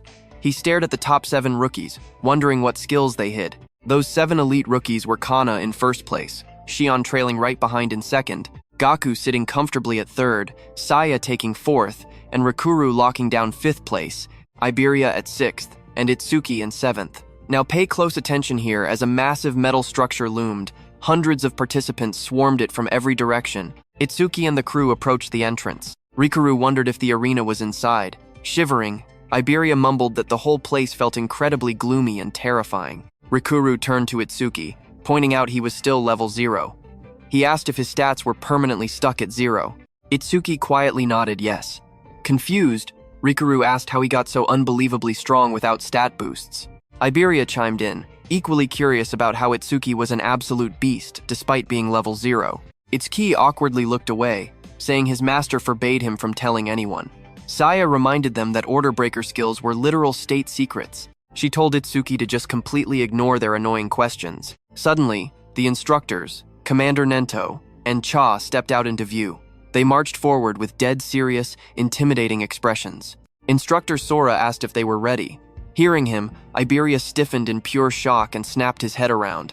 Several absolute legends stood tall on the platform. The crowd buzzed, whispering that the guy in front was Fujiwara Soryu, the famous national tournament overseer. Someone else gasped, pointing out Hidakira, a legendary war veteran packing the absolute strongest physical power in the nation. They even spotted the masked guy, realizing it was the legendary Izumi Nento. Whispers exploded across the crowd as everyone recognized these total legends. Instructor Sora grabbed the mic.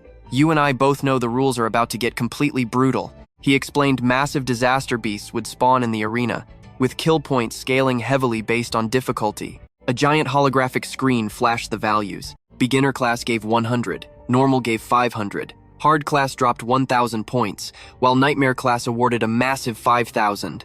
After crushing a beast, fighters get a measly 1-minute breather before being violently forced into the next, much harder difficulty tier. Hearing those insane rules, Gaku gripped his staff and smirked. He cockily declared he was jumping straight into nightmare class. His status window popped up. Human, level 13. Job class elementalist, rocking a solid grade 2 earth gift. The rest was hidden. Suddenly, Itsuki stepped forward, his voice super calm as he asked a simple question. Seeing him step up, the surrounding contestants immediately started whispering trash. They pointed and brutally mocked him for being a pathetic level 0, wondering how he even survived stage 1. Haters laughed, claiming he totally got carried. They joked that since stage 2 was completely solo combat, he was definitely terrified and begging to quit. Up on the platform, Instructor Sora told him to speak up without hesitation. Itsuki raised his head and casually asked if Nightmare class was actually the maximum difficulty level. That single question made everyone freeze in shock. Even Sora and Heighten looked genuinely stunned. Heighten grinned like a maniac, but the clueless crowd kept laughing, claiming he was just faking it. They sneered that a weak level 0 would be instantly obliterated by a Nightmare class beast. 0 chance of survival. Others scoffed he could not scratch a beginner beast. One guy called him all bark and pure trash. Sora answered, "What do we make of this absolute madness? Theoretically, beast difficulty has 0 upper limit. Alright, stick with me. We are about to witness an absolute masterclass in monster hunting." Itsuki's face went completely cold. No upper limit? That sounded like a direct challenge. Rikaru told him to drop it. Surviving a hard class was basically a miracle, and those nightmare beasts required at least level 10 anyway. Instructor Sora broke down the rules. Any points they scored here would carry straight into the main tournament, meaning one thing. Today's performance basically decided their entire future with the Salvation League. Hearing that these points stacked up, Rikuru was absolutely hyped. Iberia, though? Sweating bullets. He figured he had no choice but to use his trump card. Itsuki just watched, totally silent. He needed to crush Taiin's insane record of 115,000 points, and the preliminaries were key. He had to milk this massive opportunity for everything it was worth. The order finally dropped.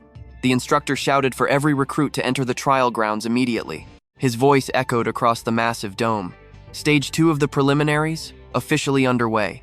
Itsuki walked right into the massive arena. Looking around, the trial grounds honestly felt just like the standard stages. Now pay close attention here. Glowing red eyes pierced the darkness, and a horde of disaster beasts violently charged out. The system flashed their stats. Beginner class beasts, level 1, mad dogs of calamity. 10 of them, worth 100 kill points total. Itsuki dropped into his stance, smirking. Finally, some real disaster beasts to hunt. A crisp blue notification popped up around him. Blackwall was officially active. He pushed forward, dead focused. Low-level trash like this wouldn't boost his stats anyway, so he needed to end this fast. Up in the monitoring room, Instructor Sora glanced over, asking if Heighten was obsessing over Itsuki's screen again. Sora wanted to check Kana's performance, but Heighten just grinned at the monitor like a maniac. He swore Itsuki was way more entertaining. Out of nowhere, Heighten pointed right at the glass, yelling for Sora to look. Sora just looked confused. Was it really that shocking? Down in the dirt, Itsuki was already moving like an absolute blur. 1 single second. That's all it took to shred the entire pack. The system confirmed it 1 second, 100 points secured. Up in the control room, Sora's jaw practically hit the floor. That normally took minutes. But Heighten just kept laughing, reminding him he warned him beforehand. Itsuki was just built different. Still, Sora argued that the Calamity Dogs were only frail level 1 targets anyway. A decent fighter could definitely one-shot them if they flexed hard enough. You and I know level 8 is next. Instantly killing that? Supposedly impossible. Back on the ground, a gigantic flaming red salamander spawned in. The system tagged it a level 8 beast worth 500 points. Itsuki just stepped right up to it, face completely stone cold. Watching from above, Sora muttered that an 8-level gap would make literally anyone sweat, but Heighten completely disagreed. To him, that giant salamander looked like absolute target practice. Right then, Commander Nento walked up behind them, asking for an update on the others. Sora quickly apologized, admitting he got way too distracted, and slapped the monitors into a split view to show the top 10 recruits. Choa narrowed her eyes at this. Her dad was obviously trying to hide Itsuki's insane performance from the higher-ups. Checking the grids, Sora calmly reported that most recruits were still stuck fighting beginner trash. On screen, saw blasted water spells everywhere, while Gaku violently crushed monsters with his massive hammer. Sora noted only Kana was actually keeping pace with Itsuki's ridiculous speed. Kana held her ground against a swarm, her staff glowing like crazy as she fought back. While they watched the others, Choa suddenly gasped in pure panic. Her face went pale as she screamed that Itsuki was in massive trouble. Down in the arena, a massive inferno completely swallowed Itsuki. The salamander had just unleashed a devastating, roaring blast of fire. Sora freaked out in the monitoring room. Had Itsuki burned too much stamina on the weaklings and totally missed his dodge? He yelled that taking a blast like that head-on was fatal, immediately calling for the medics. But Heighten just blocked him. And trust me, you are going to want to see what happens next. Stick with me here. Dodging an attack like this should be a total breeze for someone with his insane speed. The flames vanished from the battlefield, and Itsuki stepped out completely wrapped in this dark, icy-looking armor. A system screen popped up, confirming Black Wall was active. The very next second, he dashed straight ahead. Blue fire exploded around him. He swung his arm, launching 2 blinding arcs of pure power right past the giant monster. The massive beast shook violently as a clean cut sliced through its thick scales. Its giant body split completely apart. Itsuki just stood there, totally calm, smoke drifting off his shoulders. A system window popped up showing 5 seconds used and 500 points earned. Meanwhile, up in the control room, Instructor Sora stared at the screen, totally stunned. He shouted in pure disbelief, how was Itsuki unharmed? Did that ice armor cover everything? Instructor Hayden just narrowed his eyes beside him, questioning why he took the hit instead. I know what you're thinking, why not just end it? Right then, another notification popped up beside Itsuki. By blocking a C-rank fire skill with Black Wall, his defense shot up 10%. Itsuki checked the message. He knew he had to milk every single opportunity right now to boost his stats higher. A blue screen instantly materialized beside him with his updated stats. His defense level had just skyrocketed to 484. His full status window opened up. It displayed Tenma Itsuki, level 0 human, job, order breaker, gift, Nirvana. Special skills, Over Mimusis, Z-rank Thunderbreaker level 1, Black Wall level 2, Lotus Burst level 1, Clear Orb, Magic Detection, and Shikami Eater. Attack 310, Agility 341, Thunderbreaker 10% boost. Total points, 1595. Another screen popped up counting down. Break time 58 seconds left. There was an option to skip his break. Itsuki lifted a finger and casually hit yes. He calmly decided to test out his newly upgraded defense against the next disaster beast. Back in the control room, Hayden watched the next trial and asked Sora if this difficulty tested a fighter's speed and battle sense. Instructor Sora slowly nodded. Down on the battlefield, the next stage monster spawned a massive, glowing blue alky rhino. Sora explained how this rhino stored electricity inside its horn while charging, ready to unleash a brutal double physical and lightning attack. Its status window revealed a hard-class disaster beast. Level 10 Alki Rhino, worth 1,000 kill points. Sora warned that taking a head-on hit had 2 massive risks. Low defense meant that Horn would impale you, and with low lightning resistance, the shock would paralyze your entire body, leaving you completely helpless. Sora quietly explained there was only one way to beat this thing. A fighter absolutely had to rely on speed, use clever movement, exhaust the beast, and strike when it's tired. But then, his eyes suddenly went wide. He leaned forward in shock. Now watch closely, what is this kid planning? Down in the arena, Itsuki stood perfectly calm before the giant beast. He actually reached out and grabbed its glowing horn. He examined it closely, saying it was perfect for testing his defense. Obviously, the rhino hated being touched like that. The beast let out a heavy breath. Electric sparks rippled across its massive body as it geared up to strike. Power surged through its horn. A second later, it blasted Itsuki with a thunder strike, launching him straight up toward the roof. The brutal impact sent Tenma flying backward while swirling energy completely wrapped around his body. Tosha screamed his name in panic, but Hayden just watched quietly, noting that while Itsuki was wild, his results always shattered every single expectation. A massive explosion shattered the rooftop as Itsuki smashed into it.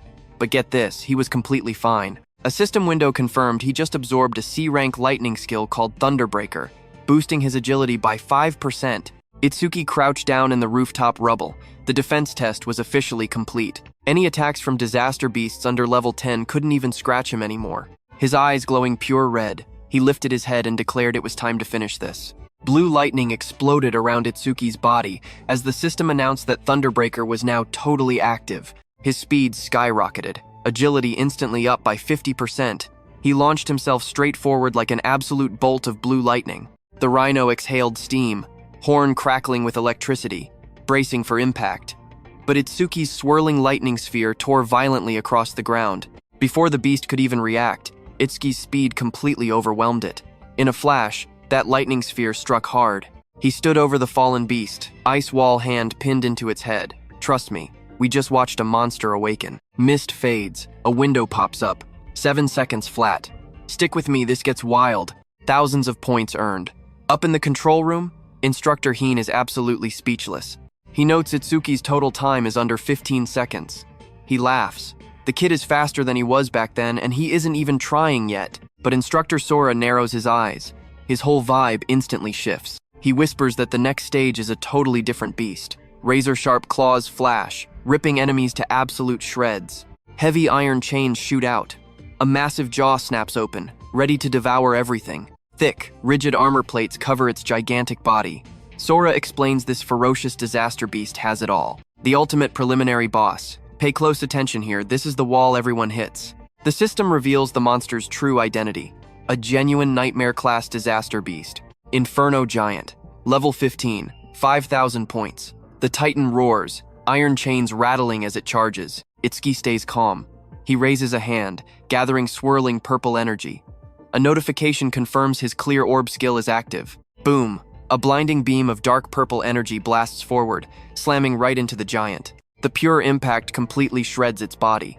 Itsuki lowers his hand as a system window flashes. Level 15, Inferno Giant, destroyed. The system announces his clear orb flight speed just jumped by 200%. Back in the control room, absolute silence. The instructors and Commander Nento are frozen in pure shock. The giant smoking remains litter the ground. Itsuki just casually stands right next to it. Another system pop-up hits. Clear orb flight speed is 9 meters per second. A massive 900% total increase. On the main display, Itsuki's calm face appears. He tells the instructors he's moving on to the next stage. Instructor Sora is completely stunned. A nightmare-class boss was just instantly one-shot. Wait, another window flashes. He killed another beast. 3 seconds flat. 5,000 more points banked. Meanwhile, somewhere else, a huge beast with glowing red eyes snaps its jaws to attack. But a violent torrent of blue energy blasts it away. The system announces a C-rank water bullet skill activation. The one who casually pulled off that lethal attack? It was Seiya. She steps forward, fingers shaped like a gun. Swirling water perfectly wraps around her hand. 2 monsters left to hit normal class. That is her goal. Another window pops up to show her status. Beginner class 80% cleared. Elsewhere, Gaku confidently faces down a massive monster, roaring flames burning all around him. He smirks, claiming he will definitely hit normal class first since the other guy skipped his break. His panel shows 0% normal class progress. Meanwhile, Hanakana stands over a defeated beast, glowing green. She takes a breath. She needs to recover her spent magic before pushing forward. Her window displays 100% normal class progress. Suddenly, an announcement. Nightmare class clear confirmed. 21 seconds used. First place. Seiya is the very first to react. Seiya instantly guesses it is Itsuki. Meanwhile, Gaku completely freaks out. Someone beat him? You and I both know exactly who. Hanu stays completely silent, staring ahead. Back to Itsuki, standing on cracked earth, pointing forward. In a dead calm voice, he just tells the instructors to keep moving. Up in the control room, Instructor Soria is sweating. He cannot process that a level 15 boss got one shot. How did anything pierce that solid armor? And what the heck was that dark energy sphere? Instructor Heen just grins wildly. He tells Soria to crank up the difficulty. Let's see his true limit. A new alert flashes. Nightmare Class Phase 2 is officially starting. Now, 2 level 15 Inferno Giants spawn in. 10,000 kill points on the line. Itsuki looks up at the towering beasts. He expected a real challenge, but they just doubled the numbers. Both giants roar and charge. They move so fast they blur. Itsuki just casually watches them come. He casually lifts a hand.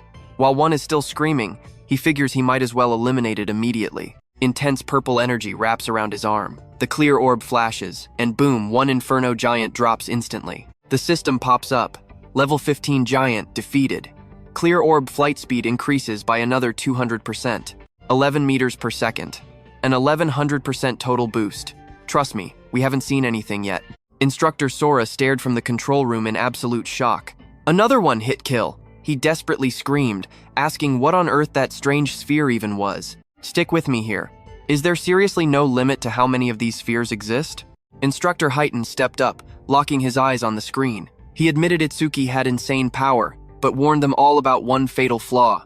Sora quickly turned his head and asked exactly what flaw he meant. Down on the battlefield, the last surviving Inferno giant slammed right in front of Itsuki. Dust blasted upward as the beast roared, red eyes glowing. Itsuki watched it charge, muttering this thing was way faster than any disaster beast he had faced. Watching closely from the control room, Heighten explained people think Inferno giants are slow because they are so huge, but that guess is completely and totally dead wrong. Sora frantically asked what he meant by that. Right then, Itsuki suddenly rushed forward. Purple energy wrapped his arm. He aimed, eyes glowing, as dark cracks of raw power erupted completely around him. A system window popped up, confirming the clear orb skill was now active. Itsuki fired, just as the giant charged, chains rattling and red light burning in its skull. Meanwhile, Heighten kept explaining the exact traits of this Inferno beast. He stated their racial trait meant 0 magic power, but every single other stat got a massive, completely insane boost. Despite those massive, heavy bodies, they were actually a pure speed-type race. Now pay attention here. The giant dodged Itsuki's clear orb with literal lightning speed, and a glowing window flashed its crazy stats. Inferno Giant, level 15, 0 magic, but all its other stats were boosted by a whopping 25%. Huge attack, agility, and defense numbers flashed on screen. Itsuki was completely stunned. How could a giant beast move that fast and dodge? Up in the control room, Instructor Heighten carefully analyzed the fight. He noted Itsuki's black orb dealt heavy, massive damage, but lacked any real flying speed. Itsuki just used the giant's habit of roaring before a fight to catch those first few monsters completely off guard. He praised Itsuki's amazing combat sense, but warned that if he could not speed up those black orbs, his journey would completely end right here. Right then, the Inferno beast charged at Itsuki with terrifying force, aiming a massive punch. It struck Itsuki so hard he launched backward like a literal cannonball, tearing across the dirt and smashing down with a heavy, explosive impact. Thick dust and violent shockwaves rippled as the ground shattered beneath him. Through the debris, Itsuki dragged himself out of the crater. He calmly realized that from mid-range, he could still dodge this beast's crazy attacks. Up in the control room, Sora figured since Itsuki used an attack he knew would miss, he was out of options. But Heighten did not buy that theory at all. I know what you are thinking. Why the hell was Itsuki actually smiling? Lightning sparked across his face as he grinned through the bleeding. He boldly admitted the monster's speed honestly wasn't half bad. He decided to just close the gap and finish this his own way. Then, Itsuki bolted. A blue screen flashed in the air, confirming his Thunderbreaker skill was active. Shockwaves exploded as lightning tore the ground. He blasted upward like a blue comet, electricity violently trailing behind. The giant looked up at the flying boy. It swung a massive, spinning fist of raw force straight at his face. The monstrous punch landed hard, smashing the earth and sending wide circular shockwaves flying everywhere.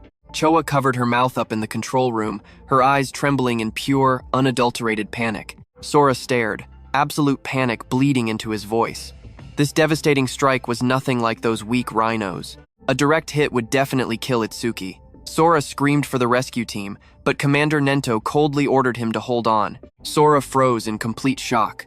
Meanwhile, Heighten calmly watched the crazy battlefield unfold. He explained the giant had ridiculous power, but raw strength meant literally nothing if the hit missed.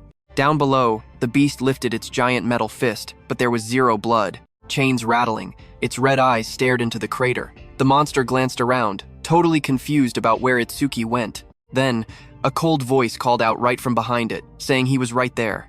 The beast turned, jaw dropping in absolute shock. Its glowing eyes went wide, realizing Itsuki had casually slipped completely behind it. Before the beast could even blink, Itsuki's clear orb ripped through its neck. spraying violent purple energy everywhere. That is where we leave it. High above, Itsuki hovered, a violet lightning aura swirling around him. Stick with me, you are about to watch this guy completely wreck an inferno giant. The massive beast just collapsed, slamming into the dirt. Chains cracked apart, its massive body shaking violently before finally falling completely still.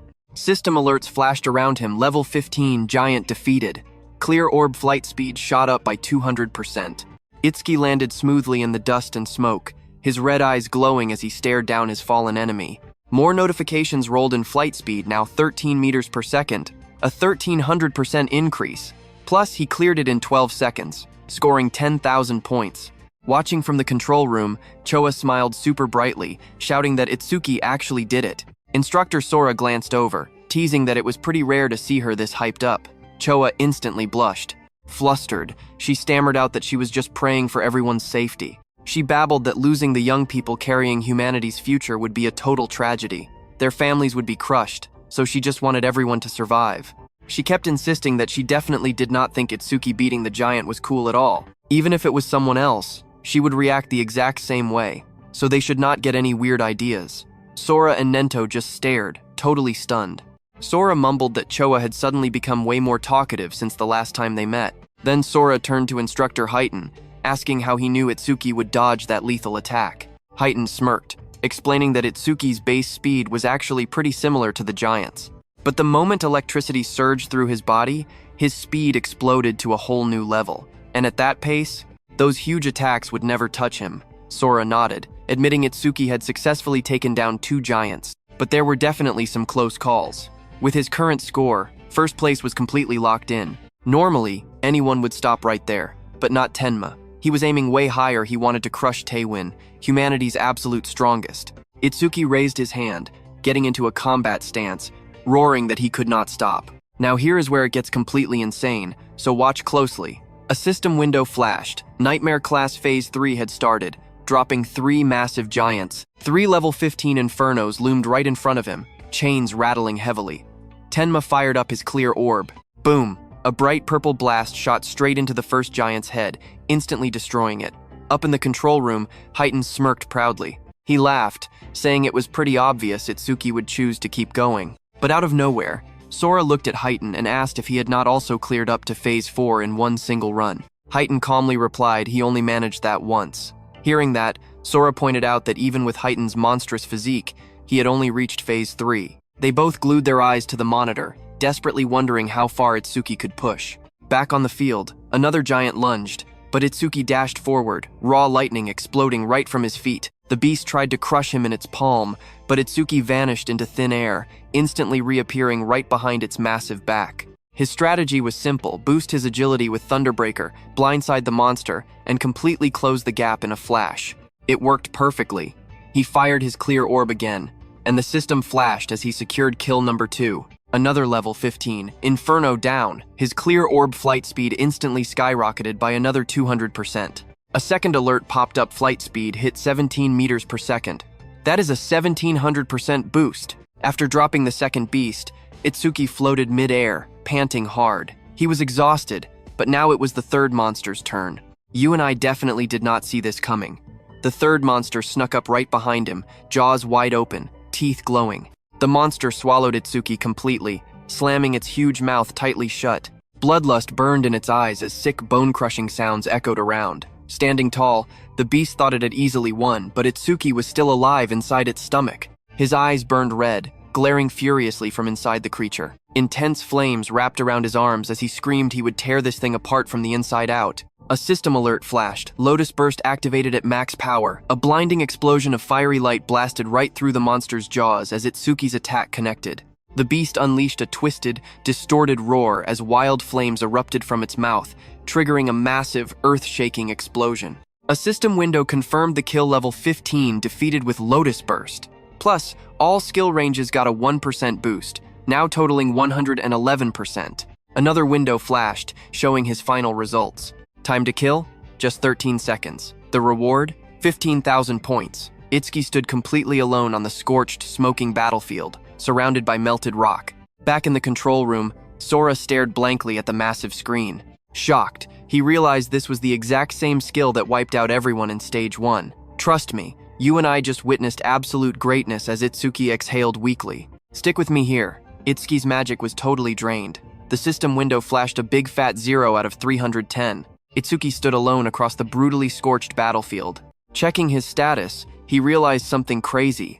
As long as these disaster beasts kept spawning, his magic detection passive would keep restoring his energy. His magic detection was only level 1, but the passive was broken. Spotting just one enemy recovered exactly 10% of his magic. Boom! Massive fiery monsters emerged. A system warning popped up. Nightmare Class Phase 4 begins with 4 level 15 Inferno Giants. The bounty? 20,000 kill points. Once those 4 monsters locked onto him, Itsuki's magic immediately shot back up to 124. That meant every single monster gave him 31 magic points back. 4 enemies meant a massive 40% recovery. Meanwhile, back in the control room, the instructors were glued to the monitors. Instructor Sora was sweating. Phase 4 had started, and if Itsuki survived this, he'd completely crush Instructor Heaton's all-time record. Heaton just nodded. He admitted that apart from Tewa, literally the absolute strongest human alive, nobody had ever beaten Phase 4. He smirked, dying to see exactly how far this crazy kid could actually push it. Back in the arena, Itsuki blitzed forward. Purple lightning trailed him as a giant attacked. He realized boosting his energy orb's speed also jacked up its accuracy. He quickly figured out that if he pushed that flight speed just a bit higher, now pay close attention here, he wouldn't even need point-blank range anymore. Another Inferno Giant swung right through his storm of purple lightning. Itsuki glared ahead, knowing his magic was running critically low. Missing even one single energy orb was basically a death sentence. He charged straight into the swirling purple chaos. Dark lightning coiled around his arm. He raised his hand, aiming that spinning orb for a kill shot. But suddenly, a glowing, red-eyed inferno beast lunged right at his face. Its metallic jaws snapped wide open. Heavy chains rattled around its massive body as it blitzed forward, brutally clamping down on Itsuki's hand. A second monster dragged itself right next to it. They completely towered over him. Itsuki's eyes went wide in pure shock. He had completely forgotten about those heavy iron chains. The beast violently jerked its head up. Those heavy chains pulled razor tight across its armored jaw as it unleashed a massive roar. Itsuki was violently dragged by the chains, but using the momentum, he dashed past the Inferno Beast and smashed it with his purple energy orb. But the monster shifted just enough to dodge. Instantly, the beast swung back, throwing a full power punch right where Itsuki was standing. That massive, armored hand slammed Itsuki right into the dirt. He desperately struggled, his body crushed into the shattered pavement. Then the giant squeezed, lifting him straight into the air as debris rained down everywhere. Giant claws dug into his ribs, squeezing tighter and tighter. Itsuki was totally trapped, unable to use any strength from that angle. Suddenly, a sickening crunch echoed as the giant twisted him like a rag doll. We both felt that one, right? A skeletal image flashed, showing every single bone in his body brutally snapping. The giant then mercilessly slammed him headfirst into the dirt. The insane impact shattered the ground, blasting sharp stones into the air. He just lay motionless inside the crater, totally covered in blood while smoke billowed out. Both his arms and legs were completely shattered. In the control room, Instructor Sora lost his mind, screaming for Heaton to get in there and save him immediately. Instructor Heaton just stared at the monitor, sweating heavily. He muttered under his breath that this was finally Itsuki's absolute limit. A dark memory flashed in his mind. Back in his prime, he had collapsed at this exact same point, just like Itsuki. Gritting his teeth, Instructor Heaton turned from the screen. He declared he was going in to rescue him right now. But before he could take a single step, someone yelled to stop. Commander Nento was still completely glued to the giant screen. He confidently stated that Itsuki wasn't done yet. Hearing this insane claim, Instructor Sora rushed forward in panic. He yelled at Commander Nento that this wasn't the time for theories. Cha backed him up, warning that Itsuki was literally about to die. Instructor Heaton agreed, saying the kid's condition was absolutely fatal. But Commander Nento didn't even blink, eyes locked on the footage. He spoke with dead certainty. He knew for a fact Tenma still had one final trump card left. Instructor Sora was stunned, asking how the commander could possibly know that. Nento replied quietly it was all in the boy's eyes. The camera cut straight to Itsuki's bloody face. His eyes were glowing fiercely. Those absolutely were not the eyes of a dead man. Covered in blood, Itsuki remembered the massive, terrifying blue phantom Linga looming right behind him. He thought about how he did whatever it took to gain enough power to slaughter the monster that murdered his parents. Suddenly, A brand new system window flashed. Skill, Overus, officially activated. So what do you and I make of this? Because of his fight with Kinoshita, Over Mimusis just copied the B-rank skill, Lightning Cannon. Stick with me here, he actually paused the analysis right at the very end. It was sitting right at 99%. But now, he finally lets it resume, hitting that perfect 100%. Brilliant blue energy swirls around his body, lifting him up. He basically says he planned for this exact scenario all along. A system window pops up. B-rank skill Lightning Cannon analysis complete. Thunderbreaker level 2 acquired. Choka points right at the screen, totally hyped. That signature blue lotus aura is back. Beside her, Instructor Soria is just staring, completely stunned. Is that lotus aura another skill? He wonders out loud how that could even help him in this beaten-up state. Instructor Hidan glances at Choka. Seeing her smiling so much, he guesses she knows a secret they don't. Then, the system reveals his brand new power. Check the details for Thunderbreaker level 2. He can literally absorb B-rank or lower lightning strikes right into his body. Releasing that absorbed lightning energy, it spikes his agility by 100%, absorption count 5. Plus, a passive effect, every B-rank lightning hit absorbed bumps his speed up by 10%. Now watch this closely. His speed is already up 15%. Blue energy surges through his legs, his hands clenching tight. Another system pop-up confirms it. Thunderbreaker level 2 is fully locked in and active. All stats plus 20. Debuffs gone. Injuries totally healed. Suddenly, those inferno beasts charge right at the glowing blue lotus. Lightning explodes outward in a massive flash as he pushes himself up from the broken rubble. Covered in that swirling wild energy, he blocks them easily. He smirks, declaring the warm-up is over. From here on out, he is going all out. A massive status screen lights up right beneath his feet, showing attack, agility, defense, and magic jumping from 310 to 330 each. The total hits 1,320. Soria stares, completely shocked. He stammers that the kid was nearly beaten to death, yet somehow completely healed in seconds. He screams that this insane regeneration is way better than any dedicated top-tier healer. Between the ridiculous area attack and the healing, he cannot even comprehend how many broken skills this guy actually has. Down on the battlefield, he moves like actual lightning. He blasts the inferno beasts with his clear orb before they even blink. System notification. A level 15 inferno giant is down, and the flight speed of his clear orb just spiked by 200%. Bright flashes light up the arena. Another giant collapses. Again, the message pops. Level 15, giant defeated. Orb speed boosted another 200%. As the monsters get wiped out, a giant screen hovers above. Nightmare Class Phase 4 has just been successfully cleared. Time taken? 31 seconds. 20,000 points earned. He stands there looking completely untouchable as two massive giants drop dead. He shouts that no matter how many giants show up right now, he absolutely will not lose. You and I both knew he was strong, but this is a massacre. Another giant gets instantly pierced by that purple beam. Level 15, giant dead, triggering another 200% boost. The system shows the clear orb's flight speed hitting 27 meters, a 2,700% speed increase. He drops another beast.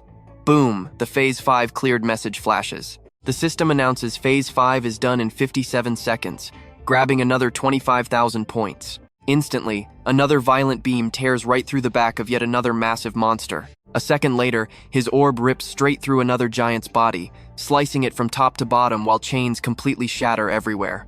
Another system pop-up drops in Nightmare Class Phase 6 has been fully cleared.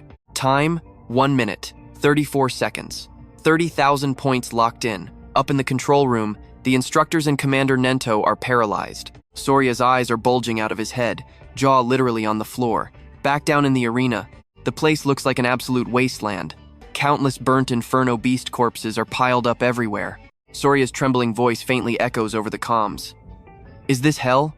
He just sits on a mountain of bodies, chains wrapping his arms, giant clawed limbs towering above him. Shaking, Soria whispers, who is the real monster here, him or the giants? Because honestly, he cannot even tell anymore.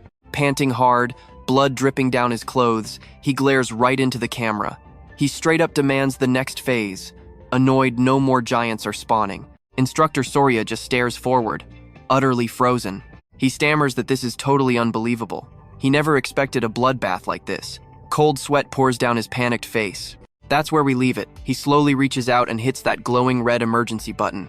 All right, stick with me here. A heavy voice echoes through the battlefield microphone. The announcement? it is finally over for Itsuki. Instructor Sora tells him the insane truth. Every single Inferno giant they prepared has been completely wiped out. The massive bodies of those fallen Inferno giants just lie scattered everywhere. Sora confirms Itsuki destroyed absolutely every Inferno giant they had. Hearing this, our exhausted hero, covered in wounds, unbinds his heavy chains. He questions if he really beat them all, reminding Sora that the difficulty was supposed to have no upper limit. He slowly gets back up, trying to remember exactly how many enemies he smashed. Wondering about his final score, he figures that hitting the absolute limit means the power gap between him and Tujin cannot be that huge. Walking forward, he realizes he actually nailed his other big goal for this trial, boosting the clear orb's flight speed. Not a bad haul at all. A glowing results panel pops up. He wiped out 11 level 15 Inferno giants, and the orb's flight speed rocketed up by 1100%. Another alert pops up. The orb now travels at 38 meters per second faster than a car. But pay close attention here.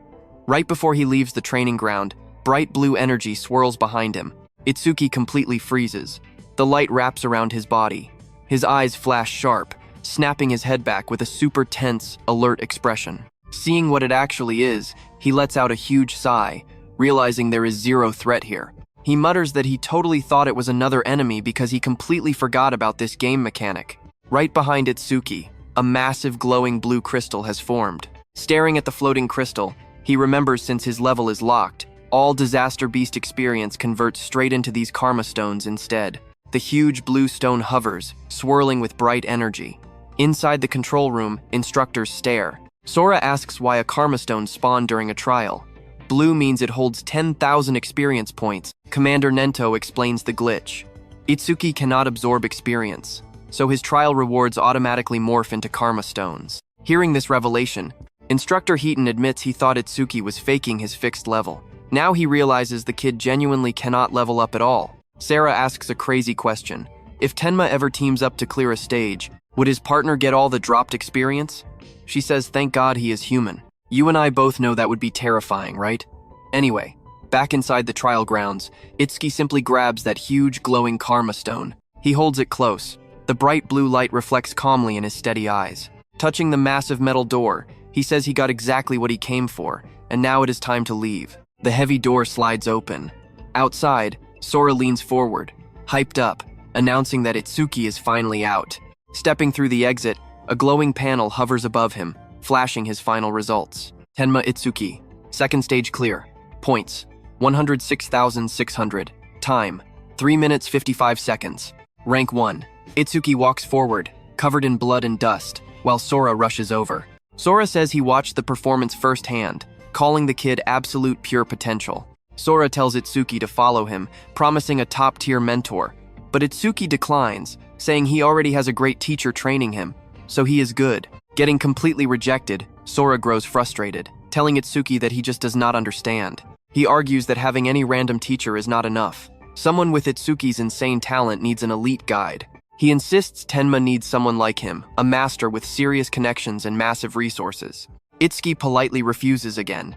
Heaton leans in, warning Sora that pushing too hard will just make the kid hate him, but Sora refuses to quit. Shouting that he cannot give up this easily, he begs Heaton to talk some sense into the kid. He asks if Heaton is seriously okay with someone wasting Itsuki's massive talent. Itsuki looks at Heaton, recognizing him as the cool guy who handled Koshida's lackey earlier.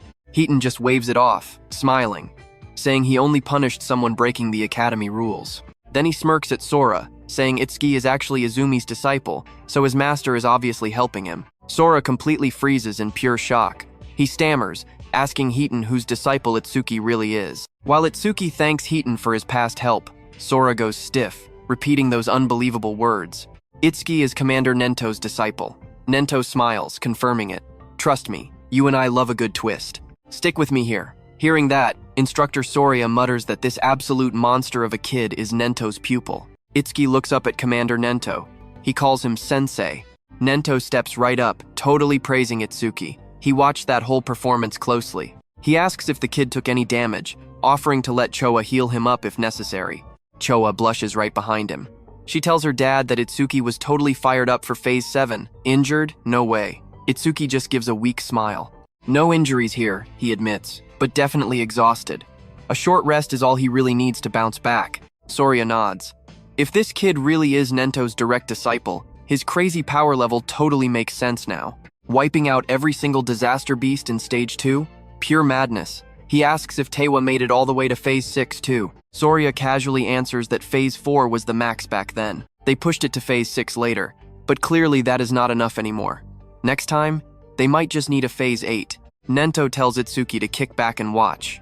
For all the other normal participants, the second stage has literally only just started. Now check this screen with me. Rikuru pops up, and his notification hits 100% for hard class. He totally collapses. His arms just will not move anymore. Nightmare class is way out of his league. The screen flashes his result. Harino Rikuru, Stage 2 over. 17 minutes, 17 seconds. 1,600 points earned. Next up on screen is Seiya. Hard class, also 100%. Seiya holds up a massive water sphere. A beast is completely trapped inside. No heavy firepower skills here. Her plan? Simply suffocate the monster with water. But she admits it is taking way too long, and her magic is running dangerously low. She whispers that beating the next difficulty might be completely impossible. Her results pop up. Kisaragi Seiya, Stage 2 finished. 19 minutes, 1 second, 1,600 points. Itsuki watches from the control room. Rikuru and Saya both hit their limits right at hard class. He expected them to push further. Heighten bluntly tells him not everyone is a freakish powerhouse. Most kids cannot even clear normal class. Taking down the LA Rhino that incredibly fast? Top 10 is absolutely guaranteed. Itsuki wonders why they are still out on the field though. Soria explains the rules. Unless someone takes serious damage or something wild happens, leaving the trial grounds early is strictly forbidden. Itsuki is just a very special exception. But wait, you and I need to see this. Heighten spots someone else hitting Nightmare class. Ugaku violently swings a massive hammer down with absolute force. With that rare karma tool, Gaku should crush at least one Inferno giant. Meanwhile, a silver-haired girl battles another beast. Heighten calls it. The Shikigami user, Akagami Shion, making it this deep is seriously impressive. Shion screams out for her cat, Michonne. The cat leaps as she unleashes its complete form. Boom, the cat morphs into a giant black beast. Pure red light burns right in its eyes. It towers over the entire battlefield. Shion just stands perfectly calm, watching her monstrous pet roar loudly. Her beast charges in, striking the Inferno giant down with absolutely overwhelming force. Claws clash with devastating power. Watching from the control room, Itsuki asks if all Shikigami transform. Can Choa's pet do that? She straight up says no. Seeing one transform like this is totally new. Shikigami come in endless types, and their crazy abilities are still a total mystery. She warns him to stay extremely cautious around any Shikigami users moving forward. Itsuki watches closely. These Shikigami are packing way more power than he expected. He remembers the black dog he took from Charles. He left it completely alone until now. But starting today, every single drop of experience goes straight to that dog. Glancing down, he figures there is no real point sticking around since Saya and Rikuru are done. Time to head out, right? But suddenly, Itsuki freezes. His eyes lock dead onto the screen. It is Iberia. The guy is completely wrapped in glowing red energy, locked into a solid stance. Itsuki is totally shocked. What on earth is that armor? Did he get that gear from his dad? Iberia's entire body gets coated in thick armor as he stares down the monster. It is the absolute strongest epic karma tool his dad ever crafted. Trust me, we are not ready for this. Sharp red scales, glowing eyes, and the stat screen looks totally insane. Stick with me, we're looking at epic dragon gear. It boosts attack and agility by 100, plus 20 more every single minute. But the hard limit? 15 minutes. Iberia already knew this weapon was basically alive, carefully picking its own master. He bled and sweated to finally get his hands on this thing. Charging straight at the massive Inferno beast, he kept checking his stats. Every 60 seconds, his power and speed spiked higher and higher. But hitting that 15-minute mark triggers a brutal penalty. He had a strict countdown to completely obliterate this monster or face the consequences. A fresh system window popped up. Total boost? 120 points. Iberia instantly vanished into a blur. Hearing the system announce that the Nightmare class was totally cleared, he instantly knew Itsuki pulled it off. He pumped himself up. No way was he going to hold his partner back. He went all out, screaming that they were the legendary Double E team. Watching from the safe zone, Itsuki thought the gear suited him perfectly. A few minutes passed before Instructor Sora finally declared Stage 2 completely over. Stepping up to the mic, Instructor Sora dropped the harsh rules. Only the top 10 scorers survive to see the national tournament main event. The top 2 players?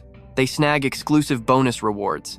Hearing this, Gaku just laid there, grinning like an absolute maniac. He was totally confident. Besides Hanu, absolutely nobody could beat his score right now. Now pay close attention, here's where it gets wild. Gaku thought he secured the bag, but Instructor Sora stepped up to reveal the actual top 10 results. The giant screen lit up. First place, Tenma Itsuki. 3 minutes, 56 seconds. Score, 106,600. Second place went to Hanakana, clocking in at 23 minutes and 43 seconds. She barely scraped 16,600 points. Third was Gaku, surviving 24 minutes for just 6,600. Iberia took fourth, 27 minutes with the exact same score. Right behind him was Akagami Shion in the number 5 spot. 16.5 minutes, totally failing her nightmare class run to earn a sad 600 points. Sixth place went to Horin no Ruru, 17 minutes for 1,600 points. And in 7th, we had Kisaragi Sai. She fought hard for 19 minutes, securing exactly 1,600 points as well. The crowd went absolutely crazy. People were screaming 100,000 points? That completely crushed the previous 60,000 point record set by Tiwajin. Someone yelled that with a crazy number like that, the national championship was practically already his. A beaten down competitor did the math. Inferno Giants are 5,000 each. How many did this guy actually massacre? Gaku jolted up, staring at the screen in pure shock at his third place reality check. You and I both saw that panic coming, right? He desperately demanded who this Tenma even was. Gripping her blade, Haru muttered she was dying to cross swords with Itsuki now. But Seiya just looked down, totally crushed by the massive, untouchable gap between them. She seriously started questioning if choosing a combat class was a huge mistake. Instructor Sora hopped back on the mic. The Continental Trials were officially over, rankings locked in. He dropped the bombshell. Itsuki dominated the entire nation, leaving second place in the dust by 65,000 points. Watching from afar, Choa couldn't even see her father's face, but she instantly sensed it. The man was incredibly proud. Looking up at the sky, Commander Nento whispered that humanity's new dawn was shining bright. Down in the dirt, completely drained, Iberia chuckled. Over 100,000 points was insane, sure, but for his partner, first place was practically expected. Resting near the smoking wreckage of the defeated giant machine, he figured he fought hard enough to keep the Double E reputation alive. Itsuki walked over, handing out genuine praise. Honestly, Iberia's wild performance totally surprised him. Still dizzy from his overpowered karma tool, Iberia just smiled. Above them, the instructors and Commander Nento watched from the high platform. With a final boom, Instructor Sora declared the 21st Salvation League preliminaries completely finished. Itsuki slung Iberia onto his back, walking off the ruined field. Suddenly, the view shifted straight to the South Continent. District 1. A gorgeous, sunlit city square packed with perfect statues and massive reflective pools. Right in the center, a long, white-haired old man meditated in total silence. Around him, annoyed, armored soldiers complaining nonstop. One guy scowled hard, getting dragged out at dawn just to babysit a sleeping old guy? What a total joke. But his buddy snapped at him to shut it. That old man? The South Continent Commander-in-Chief. A literal prophet who sees the future. The old man didn't even flinch, his hands resting peacefully. Balgar, the big boss. But then one of the guards asked the real question. So what's our takeaway with this so-called prophet? His warnings only arrive after the shields are already up. Alright, let's dive right in. One soldier calmly calls out Balgar, saying if his foresight is real, he should predict the Stella impact points. He admitted it was true. Elder Balgar could only catch the tiniest slivers of the actual future. But even so, Balgar stood on the exact same level as North Continent Commander Izumi Nento. He was an absolute pillar of humanity. Why a pillar? Because a crazy 10% of his wild prophecies actually ended up being dead right. Right on cue, Elder Balgar violently lunges forward, screaming in absolute shock. Total panic. Attendants rush over, asking if he is okay. Balgar's voice shakes uncontrollably as he frantically pushes himself up off the floor. He screams it out, the North Continent is in absolute danger. Eyes wide with pure terror, he cries out that a massive disaster beast assault is about to strike. Now pay attention here, he warns these monsters are over level 100. Cut to later that night. Leaves rustle in the dark as we see Itsuki standing quietly under the trees. Blue glowing system windows pop up. Staring calmly, he mutters that his total stats just crossed 1,500. The screen reveals everything. Tenmat Utsuki, human. Level 0, fixed. Class, order breaker. And his Nirvana gift is officially special grade. His crazy skills drop one by one. Over Mimusis Thunderbreaker level 2, Black Wall level 2, Lotus Burst, Clear Orb, Magic Detection, and Shikami Eater all rolling in. Another window pops. Attack 330, Agility 380, Defense 462, Magic 330, fully stacked with passives. That massive total value. Itsuki knows a normal awakened only gets 50 stat points per level up. Looking at this window, he realizes 1500 stats makes him equal to a level 30 awakened person. Better yet, his agility and defense can actually stack infinitely thanks to his passives. He clearly remembers both of those stats suddenly jumping by 10%. Plus, Magic Detection gives him endless mana recovery. But here is the catch, 0 ways to boost his attack power. Staring at his own hand, he quietly wonders how he can fix that massive flaw. Suddenly, a loud voice yells from behind dinner is served. Itsuki turns his head, his face totally calm. Rikuru and Saya are waiting. Waving a spatula, Rikuru proudly announces he cooked a huge batch of Itsuki's favorites. Saya offers a gentle smile. Hearing the menu, Itsuki walks over, deciding to ditch his stat problems for now. He figures Over Mimusis might just drop an attack-boosting skill for him eventually anyway.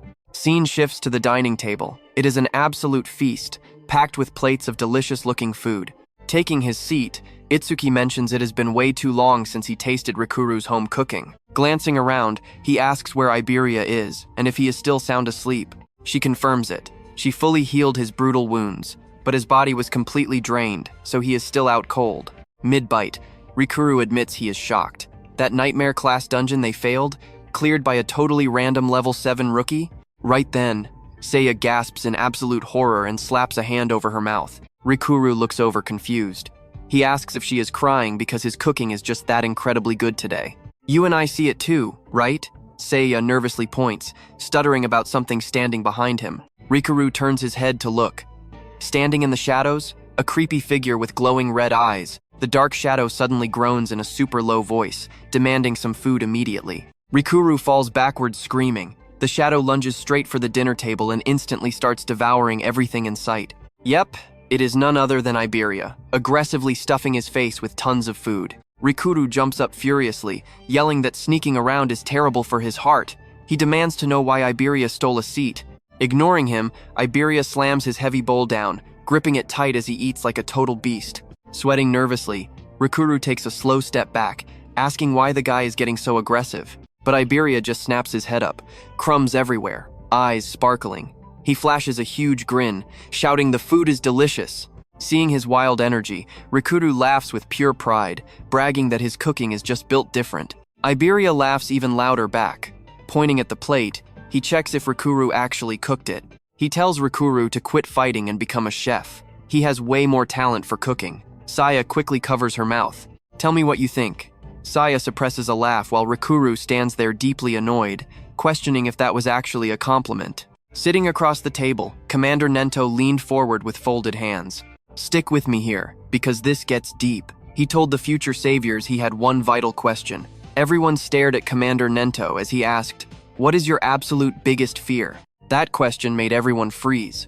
Roku thought it over, guessing that their biggest nightmare was probably the exact opposite of their greatest dream. He explained his goal to become a hero, get rich, travel the globe, and eat amazing gourmet food while he was young. Then, he pictured the exact opposite of that. He imagined himself as an old guy gripping a cane. Getting old and frail, he said, was definitely his worst nightmare. When you age, he explained, you lose all your stamina to travel the world. Plus, your taste buds get so dull you can barely tell flavors apart. Just thinking about losing all that made him shiver, giving him literal chills on the spot. Commander Nento then asked Saya for her answer. Looking down, she explained she grew up in a hospital with her medical family. Since she was a little kid, she had watched endless patients suffering from all kinds of terrible sicknesses. A dark memory flashed in her eyes, hospital staff frantically pushing a patient on a stretcher. An elderly man lay on that stretcher, his pale face covered in dark spots. He let out a weak voice, locking eyes with her. You can imagine how terrifying that is for a kid. Saya froze, deeply traumatized by that horrible sight. Now, even a basic cold fills her with absolute panic. Hearing this, a light bulb went off in Itsuki's head. He wondered if that was exactly why she sprinted away the other day, just because he sneezed. Flashbacks hit him, Seiya jumping back in pure shock every single time he let out a loud sneeze. Listening closely, Commander Nento revealed that an awakened person actually lives twice as long as a normal human. Plus, awakened fighters almost never get sick. He smiled, telling her she could finally kiss her biggest fear goodbye forever. Then, his intense gaze shifted over to Iberia. Blinking in total surprise, Iberia asked if he was up next. Iberia admitted his biggest fear used to be failing the preliminary exams. But now, that had totally changed. Smiling brightly, he said his real fear was losing the chance to fight beside Itsuki. Excited, he spun around and asked Itsuki what terrified him the most. Itsuki looked completely caught off guard, asking why he was suddenly the target. But everyone was curious. Saya questioned if Itsuki was even scared of anything at all. Iberia pushed him to answer, insisting there was no way he was completely fearless. We're about to hear his darkest secret, and none of them saw it coming. Finally, he spoke up. He admitted that after his parents passed away, he had zero clue how to survive. Pure, overwhelming anxiety had completely crushed him. They stared in absolute shock, whispering his name. The scene goes pitch black, showing young Itsuki curled up alone, helpless, furious, heartbroken, and starving.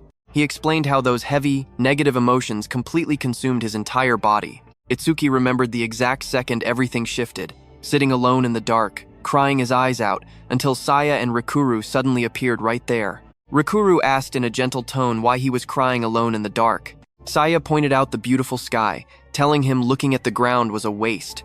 Young Sayu leaned in close, asking if he was sick and needed them to rush him to the hospital. Smiling brightly, Rikuru handed over a lunchbox, telling him that eating something delicious would blow all his deep worries away. Looking up with tear-filled eyes, Itsuki explained how their warm kindness dragged him right out of that dark, negative world. He kept going, saying that after that fateful day, he met his master, Cha and Iberia.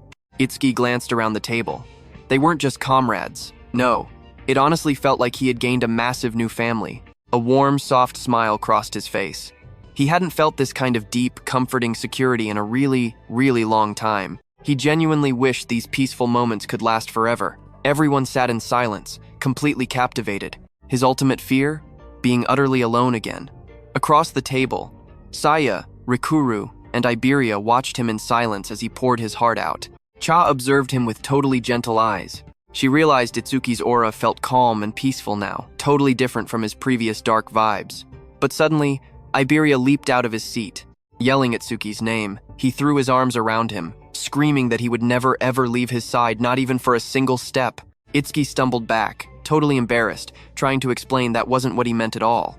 Commander Nento cut in, saying he only asked to see if they would ever regret choosing this brutal, dangerous path. Facing real danger as a savior? Regret is a death sentence. And honestly, I love this final lesson. A true hero's only goal is to meet death without a single regret. Everyone stood up tall, swearing they would carve those powerful words right into their hearts. Come along with me here. Commander Nento stood up, ordering everyone to finish their meals and catch some rest. He reminded them Rikuru and Seiya had to head back to North District 6 by tomorrow. And just like that, morning came, and it was time for their big send-off. Iberia waved like crazy, shouting at Rikuru and begging him to cook up those epic homemade meals again next time. Rikuru yelled back that he totally would, but only if Iberia stopped causing trouble for Kiki. Their voices echoed, making a hardcore promise to reunite at the national tournament. Watching them go, Itsuki walked over to Iberia, who was totally wiping away some manly tears. Itsuki casually asked when those two got so tight. But before long, Commander Nento gathered the squad, saying it was time for them to head back too. Itsuki nodded, but he was completely zoned out. He still had a burning question for Seiya. He figured he'd just ask her during the main tournament, but mid-step, Itsuki froze in absolute shock when he suddenly spotted Cha. Cha was dead sprinting across the courtyard. Itsuki blinked, wondering what had her rushing in such a complete panic. Seconds later, Chosha reached Commander Nento, totally gasping for air. The commander immediately asked her what went wrong. Cha's looked dead serious. She told him that ultra-classified intel had just dropped from the South Continent. Nento demanded to know what the message said. Cha warned him right away this intel required insane security clearance. We are talking level 50+ saviors and continent commanders only. Nobody else. Commander Nento glanced at Kiki and Iberia, calmly stating they were cleared to listen too.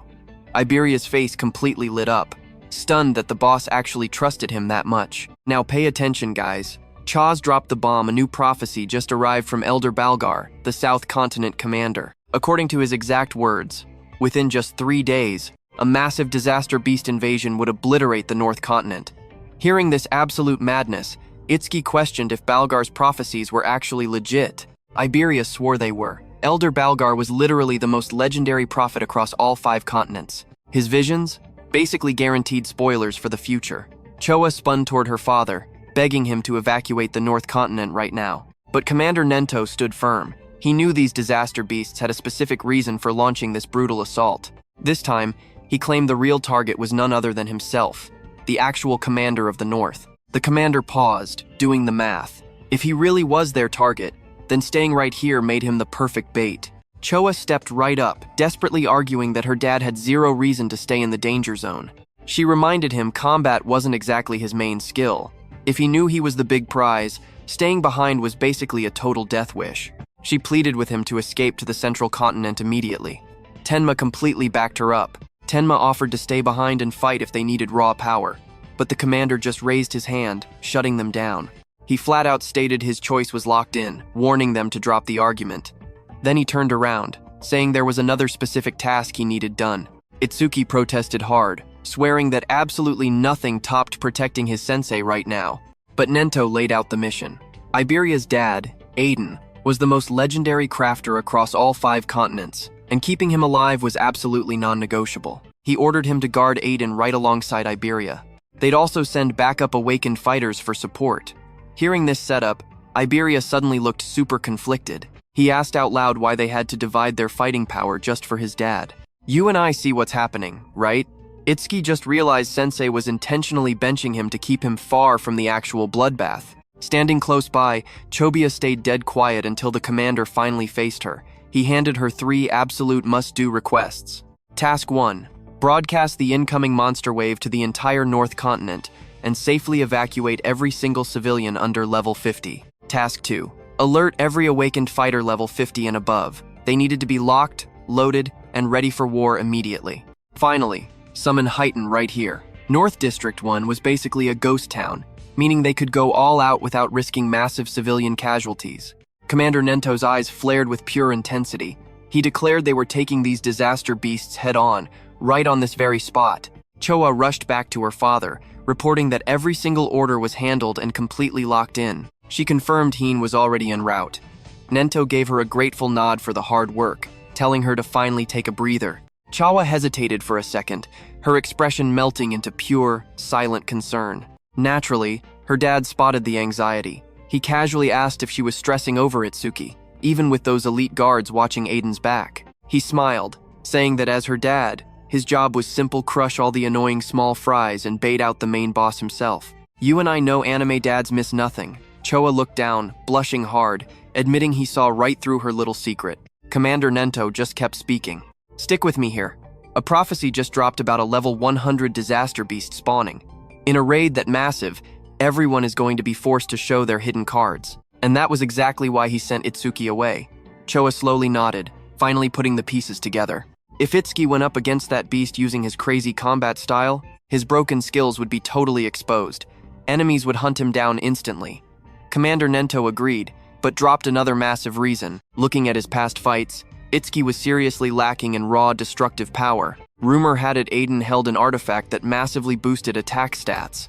Sending Itsuki out there was his best shot at grabbing it. Nento made it clear. If Itsuki actually secured this legendary item, everything changes. Attack, defense, mana, speed. He would literally become the ultimate awakener. Then, the prophecy actually started. Now watch this. Day 1, 8 p.m. The northern continent gets hit hard. Massive stone monuments started raining from the sky everywhere, smashing into the ground.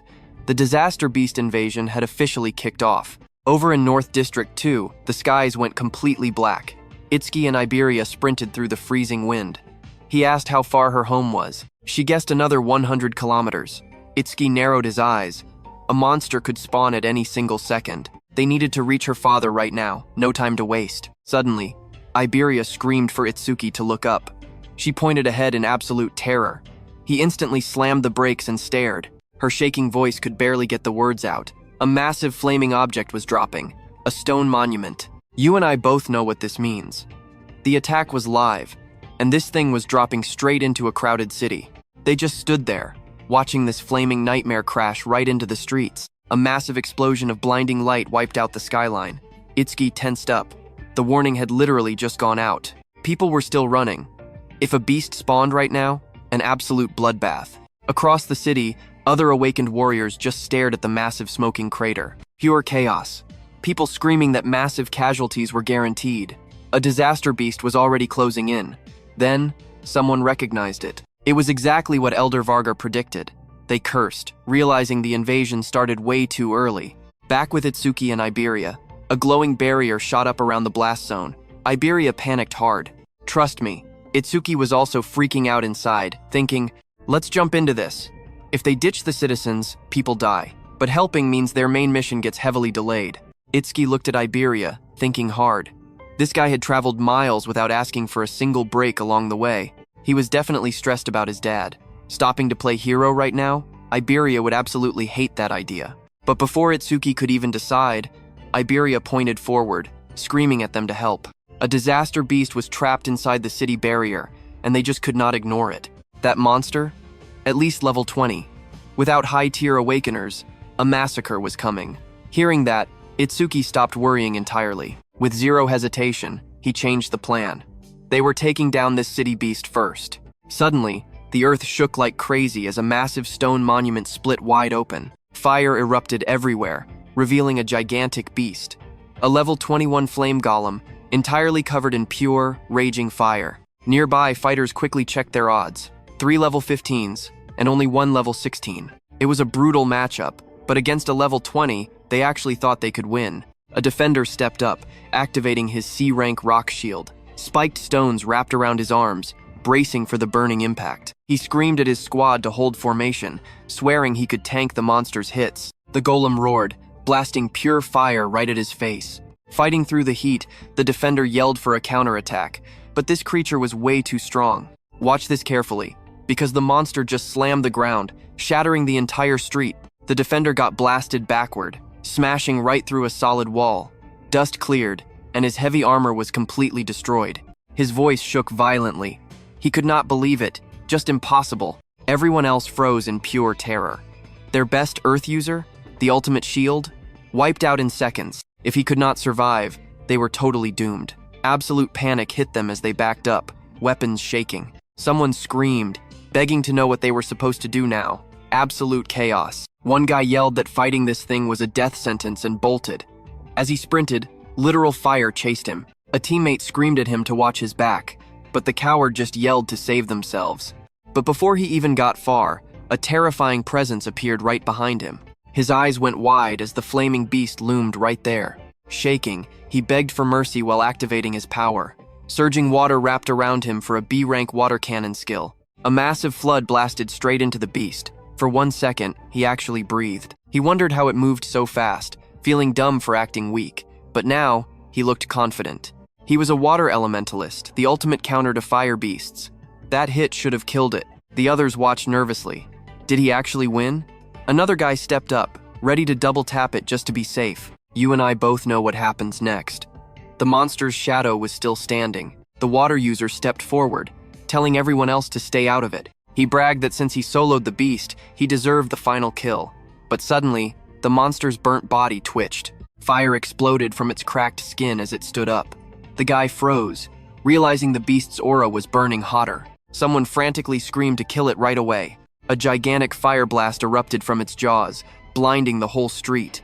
One fighter just stared, totally lost, asking what that insane heat was. Another guy yelled that they were finished, as the flames rapidly grew. A massive explosion blasted outward like a shockwave, but right before impact, Itsuki appeared out of nowhere.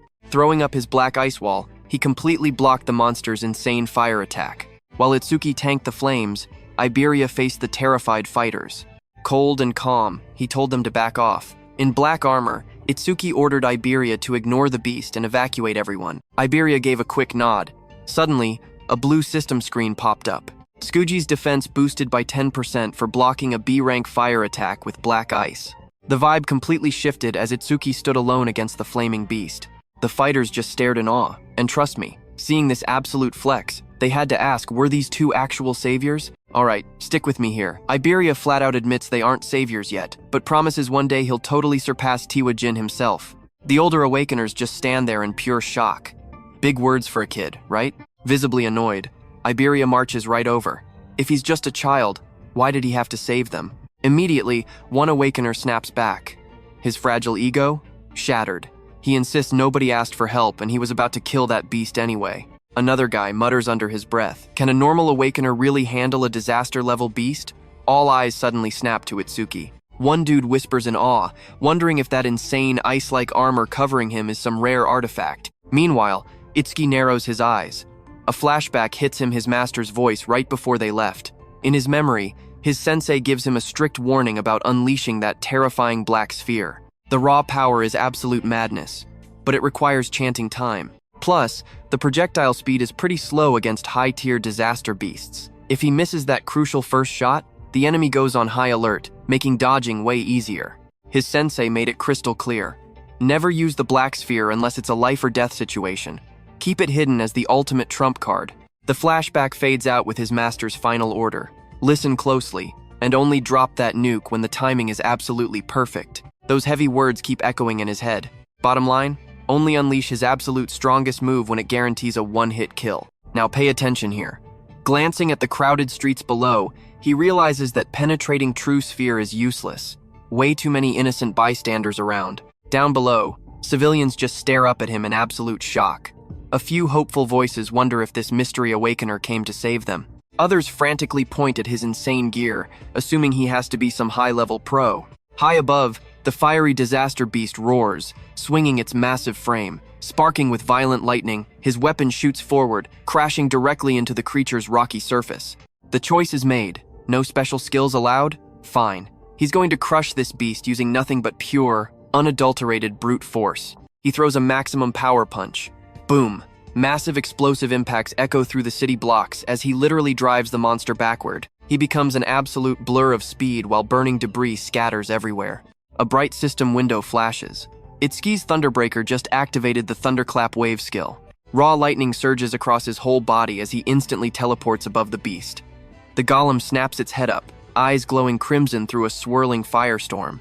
Itsuki strikes again. He drives the colossal creature straight into the ground with overwhelming force. Dust and flames explode outward as the beast violently crashes down, burying half its body in the shattered street.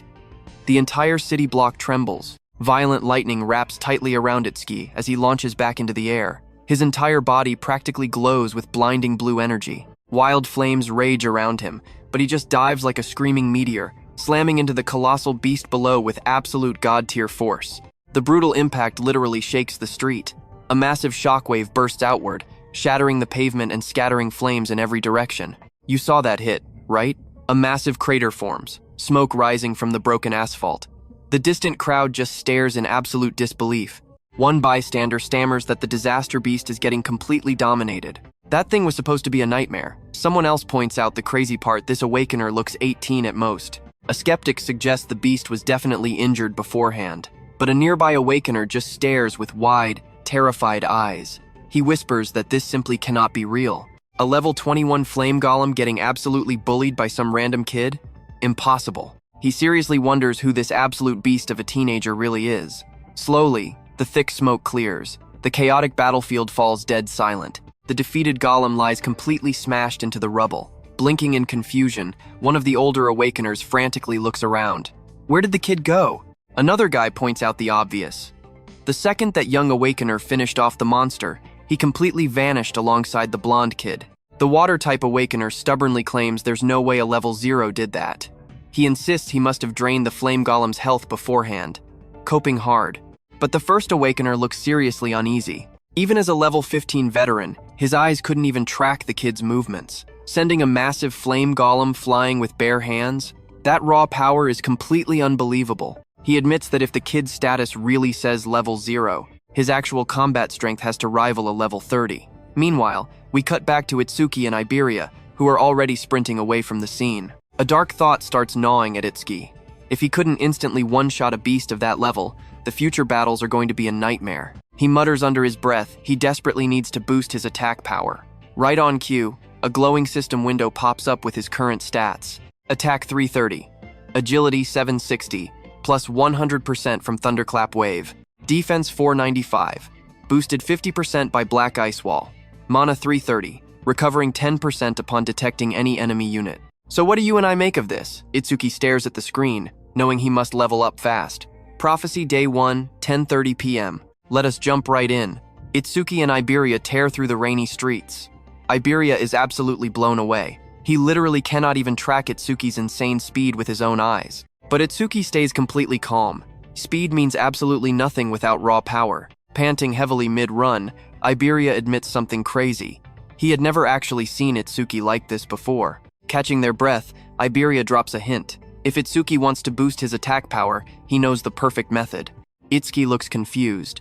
Iberia explains that his dad owns a massive warehouse packed with rare artifacts. Surely one of them boosts attack stats. He says Itsuki is insanely strong, plus he is Master Izumi's student. His dad would gladly give him one.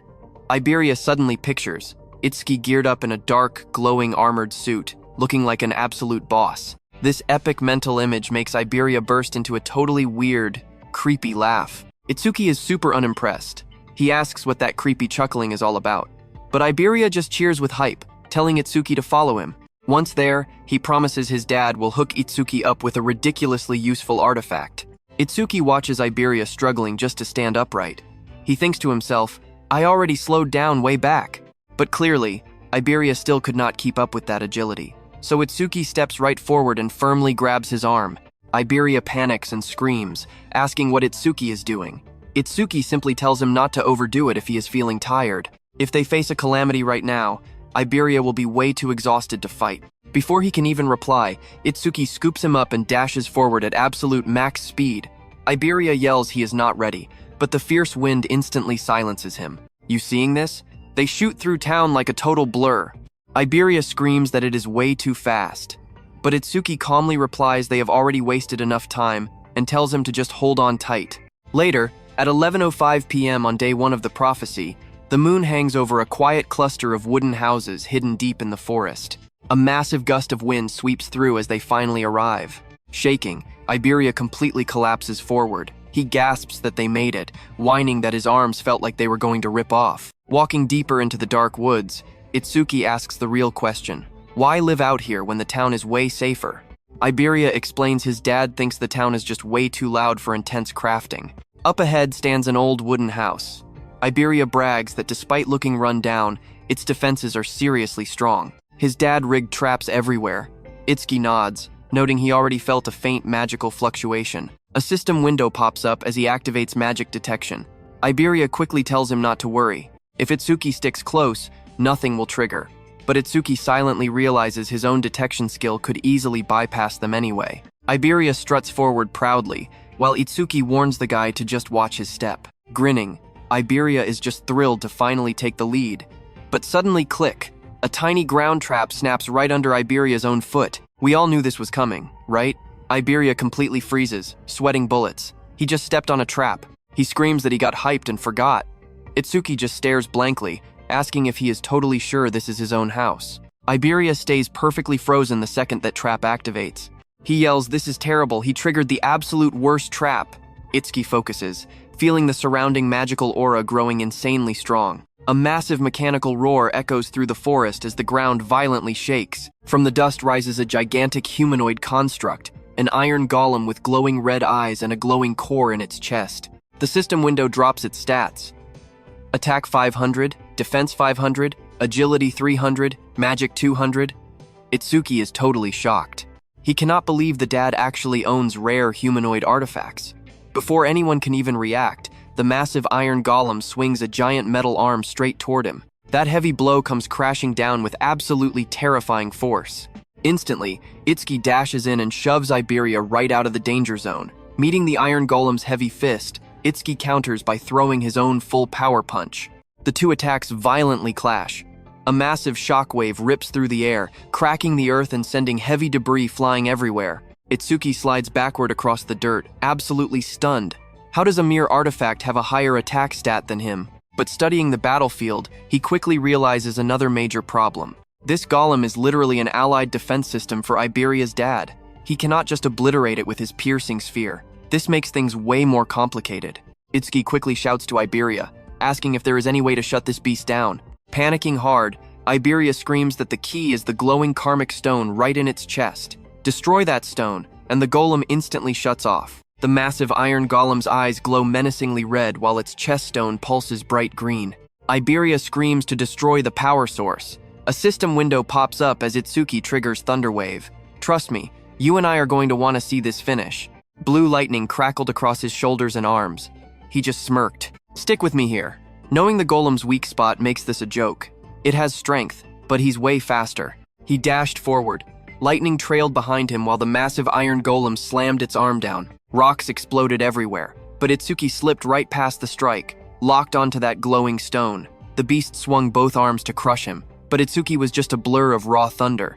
After images flickered across the battlefield as he closed in. Crazy electricity lit up the entire zone. Pure lightning wrapped around Itsuki as he launched himself straight at the golem's huge chest. The beast swung its massive arm down hard, but he easily slid right underneath it. One quick burst of speed, he reached out and grabbed that glowing green karmic stone right out of its chest. The second he touched it, the stone cracked and ripped free. Instantly, the giant iron golem completely froze. Those glowing red eyes went totally dark. Its massive arms stopped dead as all power just vanished. Itsuki stepped back, gripping the shattered stone. But suddenly, a huge shadow loomed right behind him, raising a sword. Itsuki didn't flinch, just calmly asked if that was enough. Iberia rushed forward in a total panic, screaming for Joke to stop. Watch closely, this is where it gets crazy. The guy blurred into motion. A brutal strike swung right at Itsuki, his eyes glowing red right before the impact. But the blade stopped inches from his chest. Itsuki completely froze in shock. When did this guy even move? Joke stood there, lowering his massive sword. He looked totally confused once he finally noticed Iberia standing right behind the newcomer. He sighed, admitting he thought the intruder was just some random lost bandit. Smoke drifted off the blade as Joke introduced himself.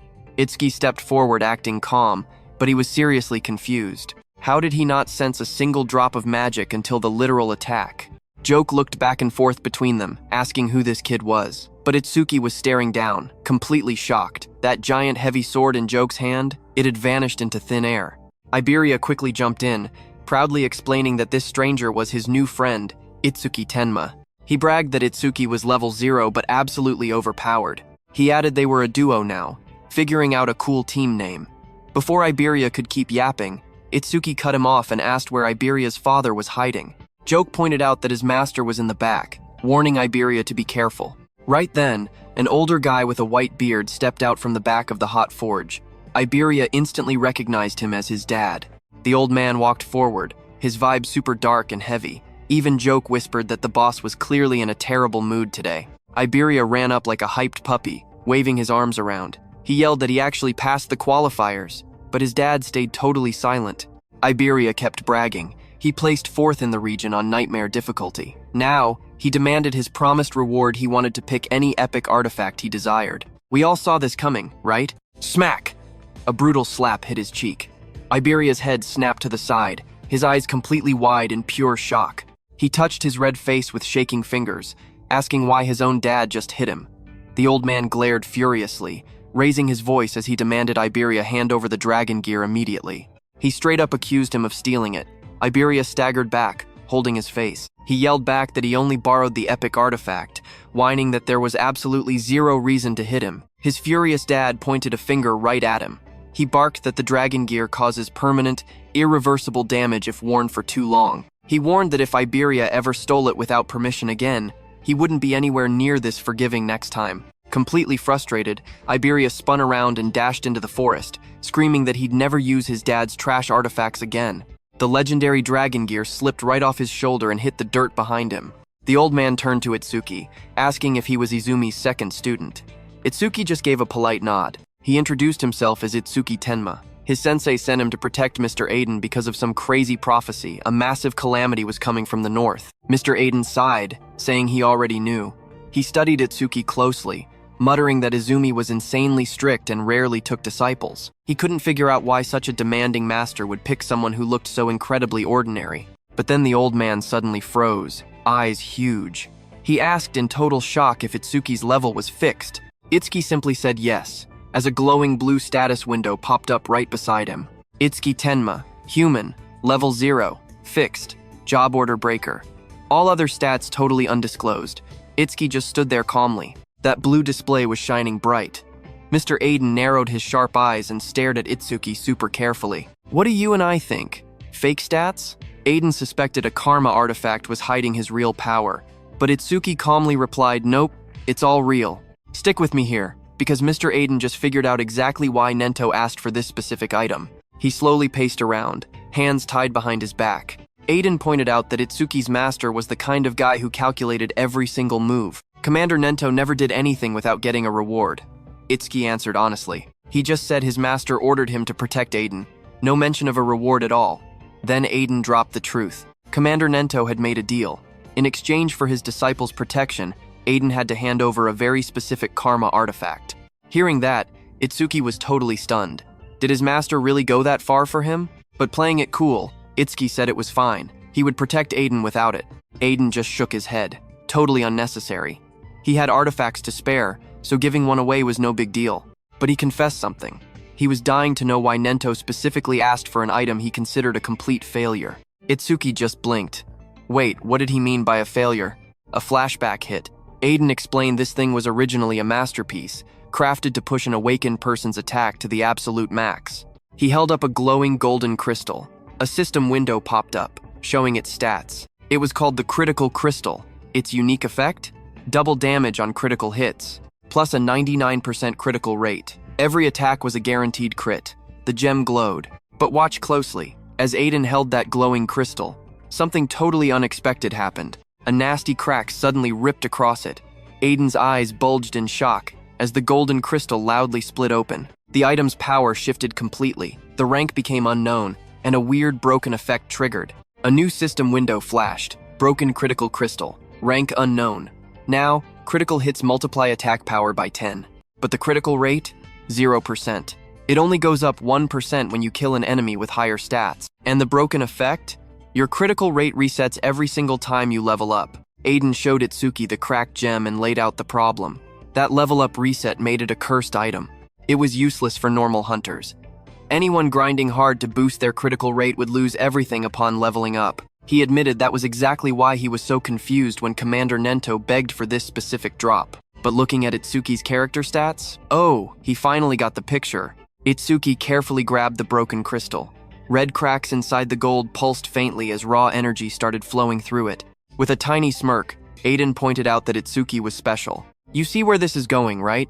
Since Itsuki physically cannot level up, this broken artifact is absolutely perfect for him. He explained that as Itsuki kept destroying those calamity beasts, his critical rate would steadily climb higher, eventually hitting 100%. Right then, Itsuki activated it. Wild golden energy started swirling around him instantly. Pure golden power erupted straight from the crystal, wrapping entirely around his body. Energy surged violently as the mysterious artifact fully synchronized with him. As he struggled, Aiden hyped him up. Every future attack would be buffed 10 times. Itsuki clenched his fist, the golden aura exploding. Feeling that insane power, he unleashed his ultimate iron fist of destruction. A brand new system window popped up. Equipped broken critical crystal, confirmed. Itsuki scanned the details and weighed the catch. His critical rate only grew by killing enemies way stronger than he was. He quietly sighed, admitting that condition was a little brutal. But whatever, he brushed it off for now. He would strategize later after they crushed this current raid. Suddenly, another system alert chimed in, flashing the crystal's updated info. The main effect? A massive 10 times attack boost on critical hits. Base rate sat at 0%, gaining 1% per stronger kill. And the broken penalty? Total reset upon leveling up. After watching the whole flashy process, Aiden spoke up again. He said the gear bonded perfectly. It was literally made for Itsuki. Itsuki confessed his low attack had been rough. He gave Aiden a huge thanks. This artifact changed everything. So what do you and I learn from this? Aiden casually crafts legendary gear while others do the fighting. Stick with me here. They were both just fighting for humanity's survival, so no thank yous were needed at all. As soon as Aiden said that, he turned away. He added that beasts had no reason to attack this remote spot unless someone leaked his location. For now, he told Itsuki to just get some rest. Right as Aiden finished talking, something completely bizarre randomly materialized in the sky above them. Aiden's eyes snapped wide open in pure shock. A colossal pillar of energy blasted down from the sky, making the whole atmosphere tremble violently. Boom! The energy slammed straight into the forest, sending a massive shockwave rippling outward. Nearby, Itsuki and Josuke threw their arms up by pure instinct to block that intense energy wave. Inside the house, Iberia threw open his window and just stared in absolute disbelief. He shouted out in total confusion, asking what just happened. Looking up with wide eyes, he spotted something completely unexpected. A barrier. Looking up, they saw a massive green dome covering the whole area. That weird barrier surrounded the forest, glowing an eerie green. Spotting the giant dome above, Iberia screamed in shock, asking why a barrier was there. Mr. Aiden glared up at the sky with a dead serious expression. A really troubling thought hit him. Only the commanders and chiefs of the 5 continents were supposed to know his location. Watch closely now. Was that falling monument actually a random coincidence, or is something way darker happening behind the scenes? Before he could overthink it, Josuke suddenly screamed. He frantically yelled for everyone to get back. The Calamity Spirit Beasts were coming, charging straight at them. Itsuki stood silently and focused his senses. His eyes sharpened as a heavy presence approached. He calmly muttered that he could feel it. Something was moving straight toward them at an insane speed. Seconds later, the ground shook as multiple creatures tore through the forest. At first, Itsuki counted 6 monsters. Then they realized there were way more. Monsters burst from the trees, charging straight at them. One clearly revealed itself. A system window popped up, identifying it one horned demon from the Horned Demon tribe. Level 14. Seeing the beast rush in, Itsuki shouted out that they were here. The demon lunged at Itsuki, raising its massive arm for a brutal strike, but Itsuki effortlessly stopped the attack with his bare hands. A second later, Itsuki pierced the monster's body with black ice wall. Blood exploded as it tore flesh. Right then, a system notification popped up activating black ice wall. More monsters rushed in from every single direction, jaws wide open as they attacked together. Electricity crackled around Itsuki as he moved calmly through the battlefield. He quietly thought enemies at this level were literally zero problem. No matter how many showed up, he could end them instantly with Lotus Explosion. But he actually hesitated. He knew Josuke probably couldn't handle the shockwave of a Lotus Explosion, making it way too risky. Itsuki glanced back, remembering Aiden and Iberia were still hiding in that little shed right behind him. If he used Lotus Explosion recklessly, the blast would definitely catch them too. So, he held back his power, fighting the beasts directly instead. After completely wiping out the surrounding monsters, Itsuki stood silently among the fallen. You and I know this looking at the battlefield, he calmly admitted he's totally built for fighting solo. Just then, he suddenly froze. He sensed something strange. Itsuki frowned slightly, feeling another massive surge of mana spreading out. This new wave of power felt insanely stronger and way more intense than before. Moments later, a completely massive beast revealed itself. A system window flashed. 2-horned guardian beast of the Horned Demon tribe. Level 24. Meanwhile, far away in some dark, terrifying realm, towering demonic structures stood right beneath a crimson sky. Inside a sinister palace, the ultimate demon emperor Linga chilled on his throne. An orange-haired figure standing right there spoke calmly. He reported that the first wave had already teleported to the human realm, completely made up of lower-class slave demons. Then he casually asked another question. Among the 8 demon kings, who should actually be trusted to lead the main force? Emperor Linga smirked, saying that thanks to an eye he left behind during their last invasion, the demons already found a certain highly important person. With a bone-chilling command, the demon emperor ordered him to capture them. We need to remember this guy. That orange-haired figure is Enmaraku Yama, one of the 8 demon kings. Stick with me here. Someone asks if one of the 8 demon kings should handle this, but the emperor calmly rejects that idea. He explains that sending a demon king might completely destroy the secret spy eye they left behind in the human world. Because of that huge risk, he assigns the mission to a demon general instead. The Dark Order is accepted instantly, without any hesitation at all. Demon King Yama simply replies that it will be done exactly as commanded. Then, Demon Emperor Linga declares the main force's command is totally handed over to Inshokuma.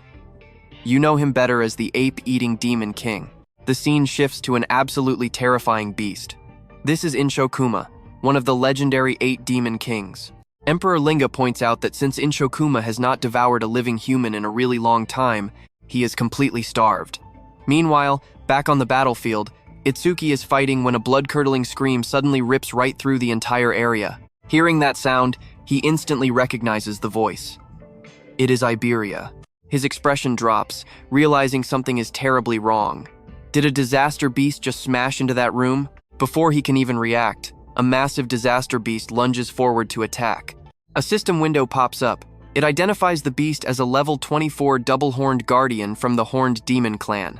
The beast attacks with absolutely overwhelming force, striking without hesitation. Seeing this deadly situation, Itsuki's eyes sharpen. Watch closely here. Things just hit a critical point, and he has zero choice but to unleash that hidden power. As the heavy attack crashes down, Itsuki slides across the ground, narrowly dodging it. Immediately, he aims at the beast and fires his clear orb. He calculates the creature's attack power is way higher than his own, but if he defeats it, he can actually boost his own critical rate. A system notification flashes, explaining the insane effect of the broken critical crystal. It states that his attack power will multiply tenfold during any critical hit. The critical rate increases whenever he defeats a stronger enemy. The catch? That critical rate completely resets the moment he levels up. Fully determined, Itsuki blasts the clear orb. A huge beam of purple energy shoots skyward, slicing straight through the darkness like a literal spear. As the epic attack releases, another glowing system message pops up, confirming clear orb is activated. The beast drops dead. A new system notification tells Itsuki his critical rate just jumped by 1%. Glancing at the result, he calmly confirms the stat boosted exactly as he had planned. Wasting zero time, he turns to Josuke. He says he will hunt the disaster beast inside the room, leaving the rest of this battlefield entirely to him. Josuke, currently deep in combat, instantly accepts the heavy responsibility without a single hesitation. Lightning violently flashes as Itsuki sprints straight toward the cabin, holding Iberia and Aiden.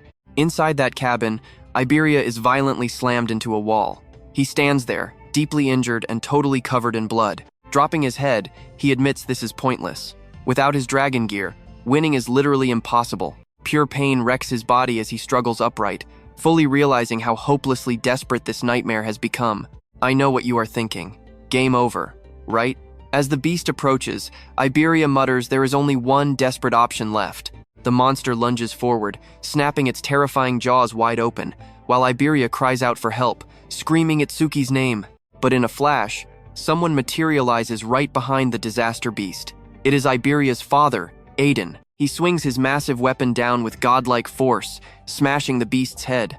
Iberia watches this, completely utterly shocked. How could his dad, a total non-combat class, face a disaster beast with zero fear? Seeing the beast barely flinch, Aiden stays perfectly calm and simply calls it stubborn. That bold strike makes the beast absolutely furious, and it whips around in pure rage. It immediately charges Aiden at max speed. Seeing it rush in, Aiden plants his feet and declares he is leaving the rest to him. He is talking to Itsuki, who instantly appears right before the monster's fatal strike can even touch Aiden. Moving like lightning, Itsuki's body wraps in crackling electricity as he intercepts the blow. The beast tries striking again, but Itsuki steps behind it. Using his deadly black ice spike, he violently pierces straight through the monster's body. A system message pops up, announcing his black ice wall is fully activated. Blood splatters as the creature's massive frame crashes down. Battle over, Itsuki quickly apologizes to Aiden for being late. He explains taking out those lookouts simply required extra time. Aiden then asks about the situation outside.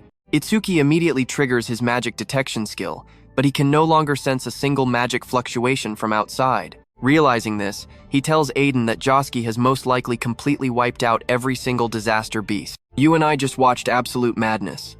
Outside, the battlefield is covered in disaster beasts. Let's dive right back into the madness. Iberia is totally speechless, wondering if Josuke really soloed that, but Jake instantly yells to stay alert.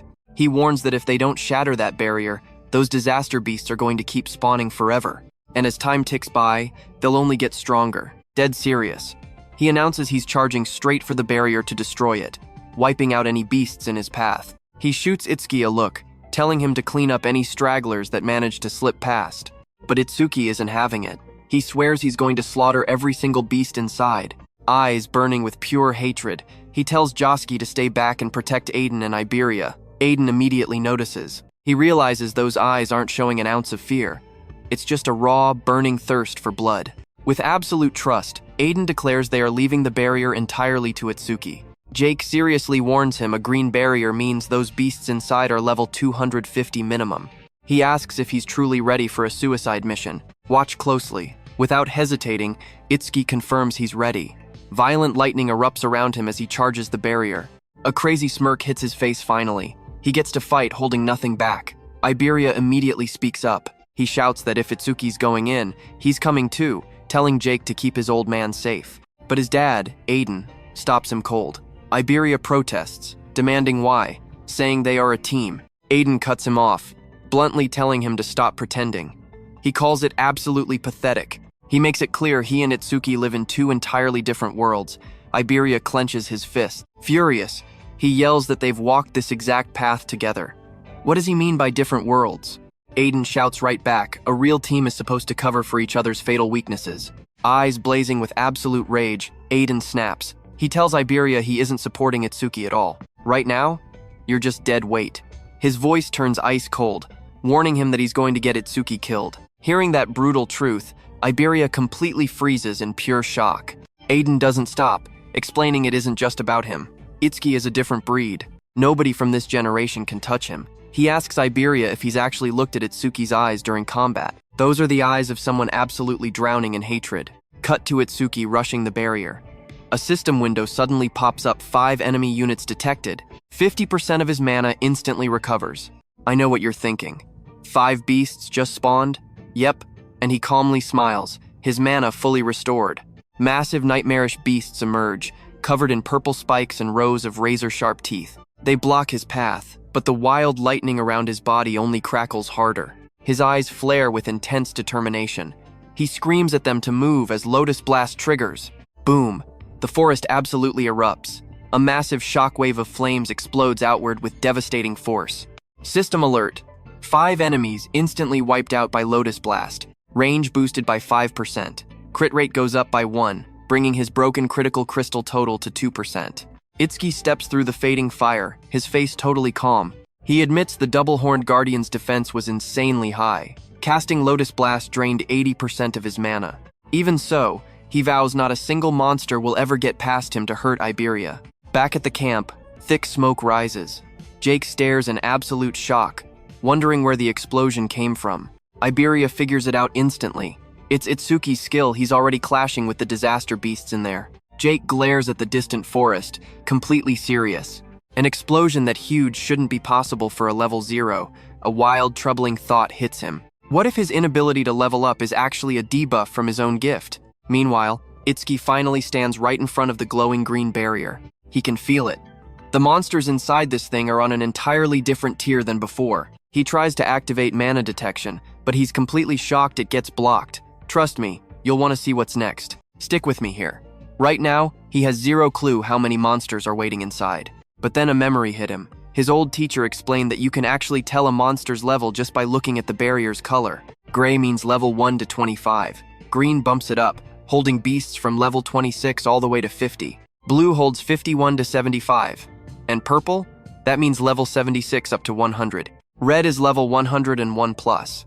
Since he was staring at a green barrier, his targets were sitting between 26 and 50. Itsuki looked at his hand, totally calm. If he wiped them all out, the experience points dropping would be absolutely insane. He summoned his Shikigami, Death Hound. White petals of light swirled fast, and a massive ghost dog materialized right beside him, sharp teeth glowing in the pitch black. The second his beast showed up, a blue system window flashed with all its stats. B rank, level 16. Its C rank skill, Death Smell, tracks down literally any trace of mana in the area to find its source. A B rank trait called Death's Craving also massively cuts down its respawn time if killed.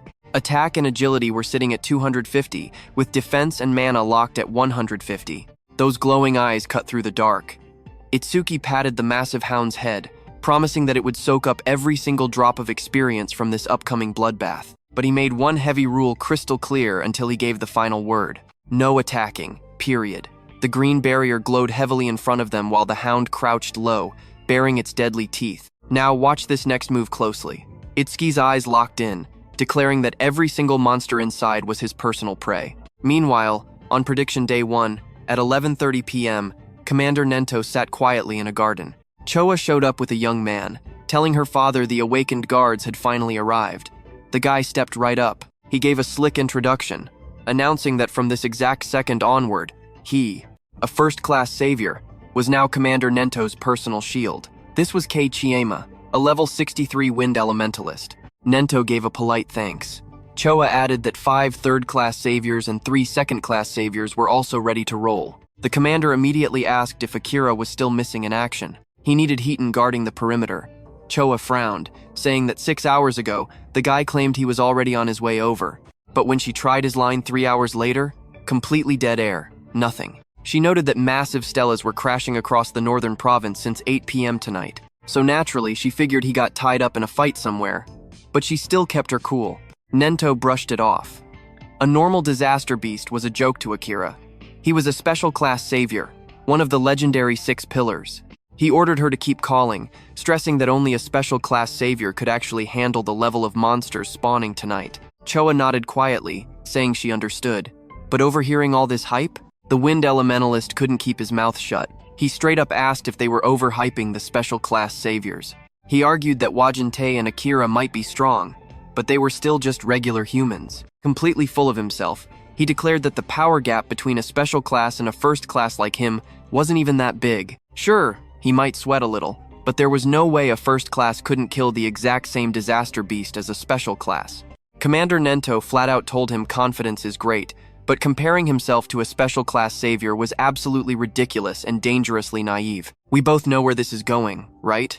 Nento warned that this arrogance meant he'd never fought a truly terrifying monster. Right on cue, a massive blast ripped through the night sky, and a gigantic pillar smashed straight down into the earth. The wind elementalist snapped to attention instantly.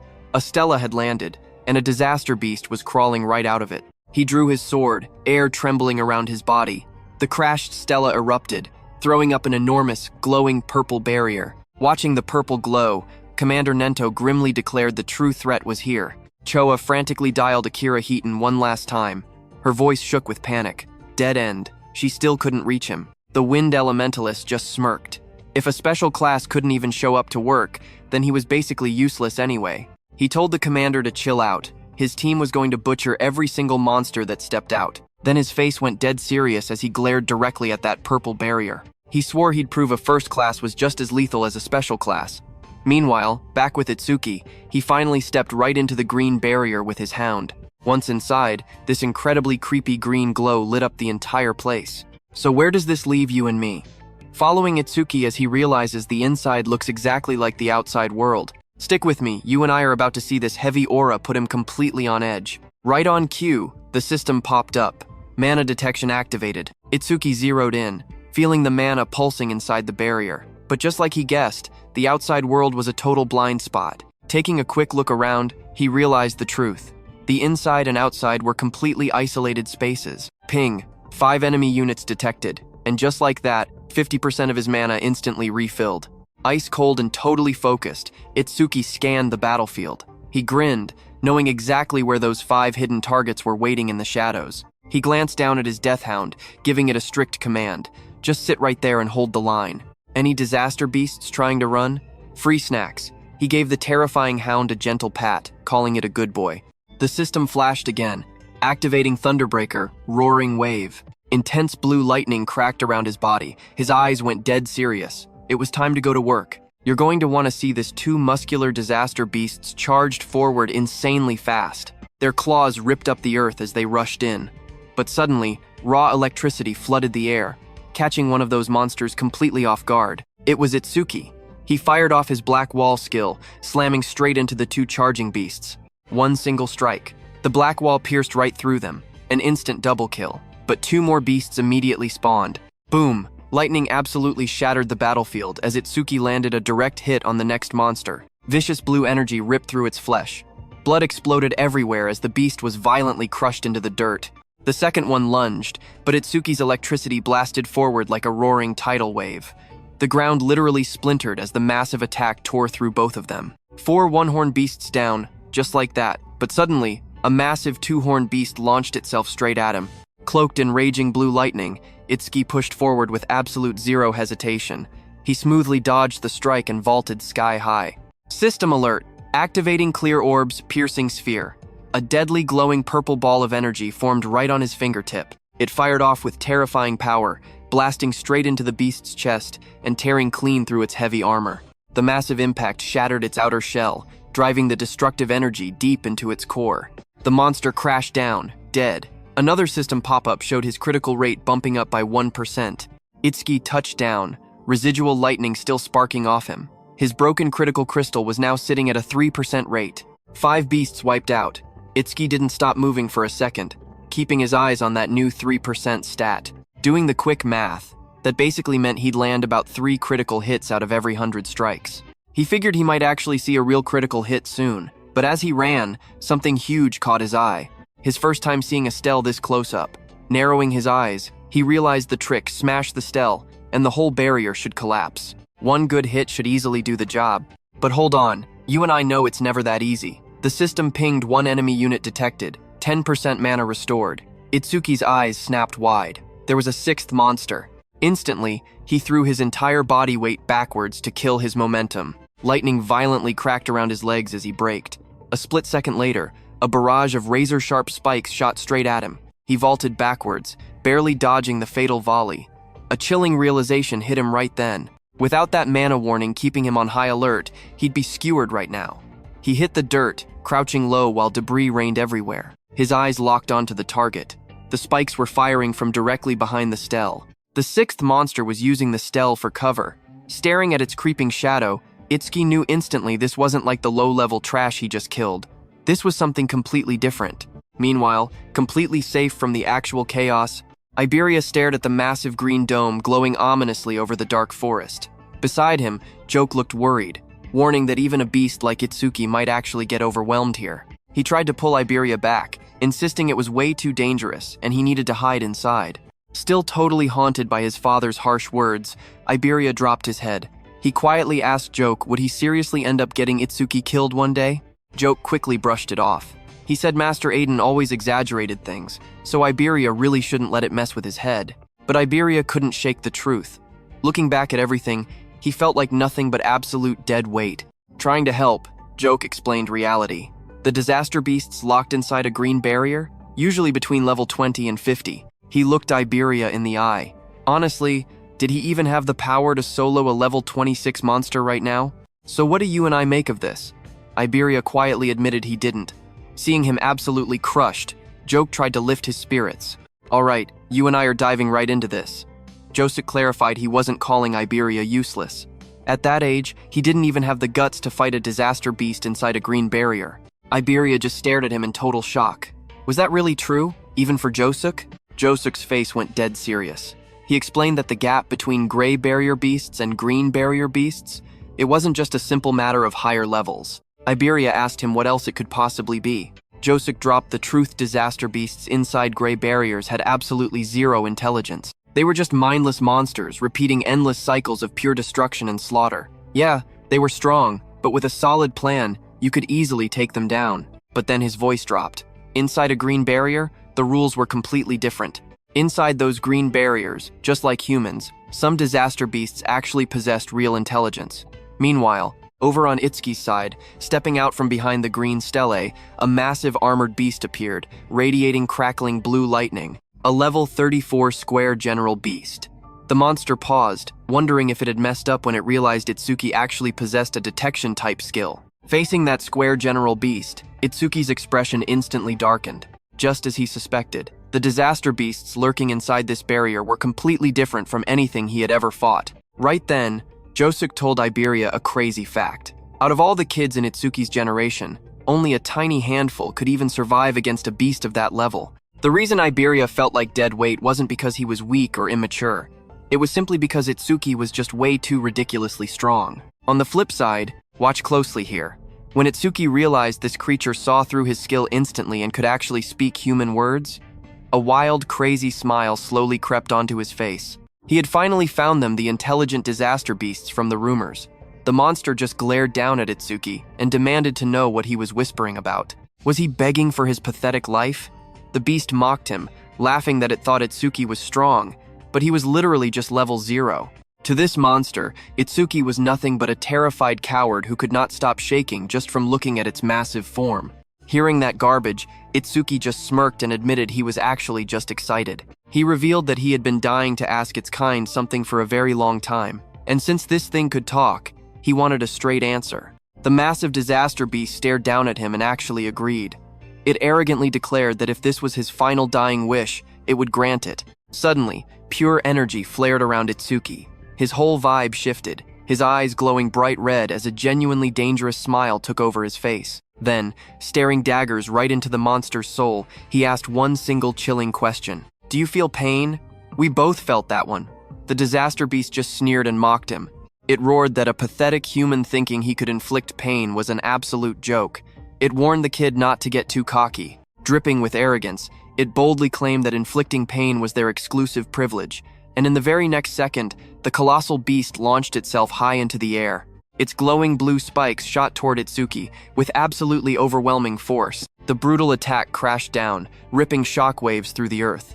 But wait, Itsuki completely vanished from his spot. Crackling lightning wrapped around his entire body as he blitzed straight at the monster. In a flash, he closed the gap, slamming his fist right into its armored chest. Boom!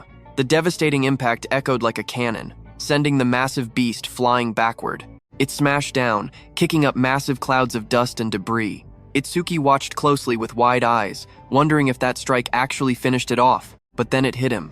The monster's magic energy was surging even higher. Bursting straight out of the smoke, the beast fired its deadly spikes again. Itsuki desperately jumped to dodge, but quickly noticed its massive antennas were moving way faster now. Still, he didn't panic. When it came to pure speed, he knew he still held the absolute advantage. Itsuki instantly activated his black ice skill, forming a wicked blade. But the second his ice blade struck the monster's armor, pure frustration hit him hard. He cursed under his breath. His raw power was just too low. He couldn't even slice through the monster's neck, and his biggest attacks were barely leaving a scratch. The disaster beast stared at him in absolute shock.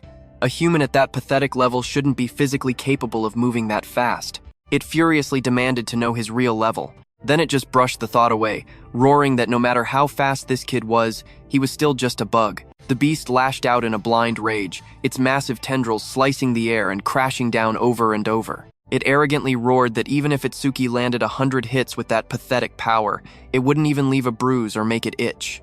But it darkly warned him if the human took even a single direct hit, it was game over. Right on cue, those massive, heavy tendrils slammed into the ground with absolutely terrifying force. But in a flash, Itsuki made his move. Crackling blue lightning wrapped his body as he vaulted right behind the massive beast. And that's where we leave it. He twisted midair, crashing a devastating strike right into its armored skull. "Come with me, let's jump straight into the chaos." The beast's tendril whipped at him lightning fast. Sweating, he threw up his black ice wall, but the impact shattered it, sending him flying straight back. He violently slammed into a tree. Splinters exploded everywhere as the sheer force pinned him to the trunk.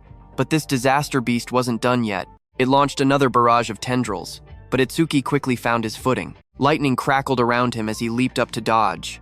Landing firmly on the trunk, he glared ahead and dared the creature to try again. From a distance, the armored disaster beast just stared coldly. It mocked him, saying that lightning aura just boosted his speed. It wanted to see exactly how long Itsuki's magic could actually keep him alive. With that, it unleashed another massive wave of tendrils. Itsuki watched closely and realized something huge. Those antennae? Not a skill. They were literally part of the monster's body. That's why Over Mimusis completely ignored them. Covered in crackling lightning, he rushed in close and threw another heavy strike. He wondered how many hits he had taken. The 18th? Or maybe the 19th. Spreading its massive body, the beast lashed out again, roaring that his efforts were totally useless. Right then, his status window popped up. Magic level 97. He knew exactly what that meant. Spamming skills non-stop was draining his magic completely dry. And worse, his stamina was hitting rock bottom too. If he kept this up, he would just slow down. Itsuki's red eyes flashed. Time to pour absolutely everything into one final offensive push. Itsuki charged straight at the beast. His plan? Maximize his attack frequency. If he could land just one single critical hit, the fight was over. He was banking entirely on his broken critical crystal. Landing a crit meant his attack power multiplied 10 times. But right now, the critical rate was a miserable 3%. With violent lightning surging around him, Itsuki blasted forward, striking directly at the armored beast. Pay attention here. Sweating, his eyes burning with determination, he repeatedly punched the beast's tough armor. He just had to keep attacking to force that crit. All he could do was swing like an absolute madman. No other option left. His fist slammed into the monster with explosive force, the heavy impacts echoing everywhere. But then a blue tendril flashed through the air. It struck instantly, tearing right through Itsuki's stomach. Blood spilled from Itsuki's mouth. His entire body trembled violently from the agonizing pain. Dark blood stained his shirt as he barely stayed standing. The towering beast just looked down and coldly mocked him. It called his reckless attacks completely idiotic. Leaning in close, its razor-sharp teeth gleamed as it kept taunting the boy. What's wrong? Wasn't he going to make it feel pain? Hearing that, Itsuki just let out a quiet, defiant snort. The monster grinned wider. It joked that he was somehow still breathing, admitting his defense was actually pretty high. But suddenly, Itsuki's red eye flared with intense light. Veins bulged on his face as a fierce, crazy smile twisted his lips. He finally felt it. A system notification popped up. You know what this means, right? His crystal activated. The next strike was a guaranteed critical hit. Itsuki didn't hesitate. In one explosive step, he closed the gap and launched his fist with absolutely overwhelming force. Massive red energy erupted the second his strike slammed straight into the beast's armor. The air shook violently from the impact. The beast shrieked in agony as it was blasted backward. Its huge body ripped through the forest, shattering trees and scattering massive splinters everywhere. Dust and smoke plumed as the monster crashed hard into the dirt, staring back in absolute disbelief. How did this kid suddenly gain such terrifying power? Standing totally calm in the fading red glow, Itsuki just checked his fist. Catching his breath, he quietly muttered that the 10 times multiplier was way stronger than expected. But landing that insane critical hit changed something inside him. Wild emotions bubbled up. His mind grew razor sharp. Deep satisfaction spread through his veins, quickly followed by a strange, battle-crazed ecstasy. He'd never felt anything like this. Blood was still pouring from his impaled stomach, but honestly, he didn't feel a single ounce of pain. The gaping wound was deep, his shirt soaked dark red, yet his body felt weirdly light. Looking down at the beast calmly, he admitted this feeling was absolutely incredible. Itsuki grabbed the beast's massive head, asking if that last punch hurt. Pure confusion filled the monster's raspy voice. What kind of human was this? Trust me, we know he's definitely not weak and fragile anymore. Stick with me here. The beast actually accused him of faking stats, crying he was clearly past level 40. But as Itsuki gripped its head, the creature totally panicked, screaming about what he was doing. Itsuki just coldly explained that every disaster beast he'd fought before was completely brainless. They barely made a sound when they died. But this guy? Way different. He squeezed his grip, hard.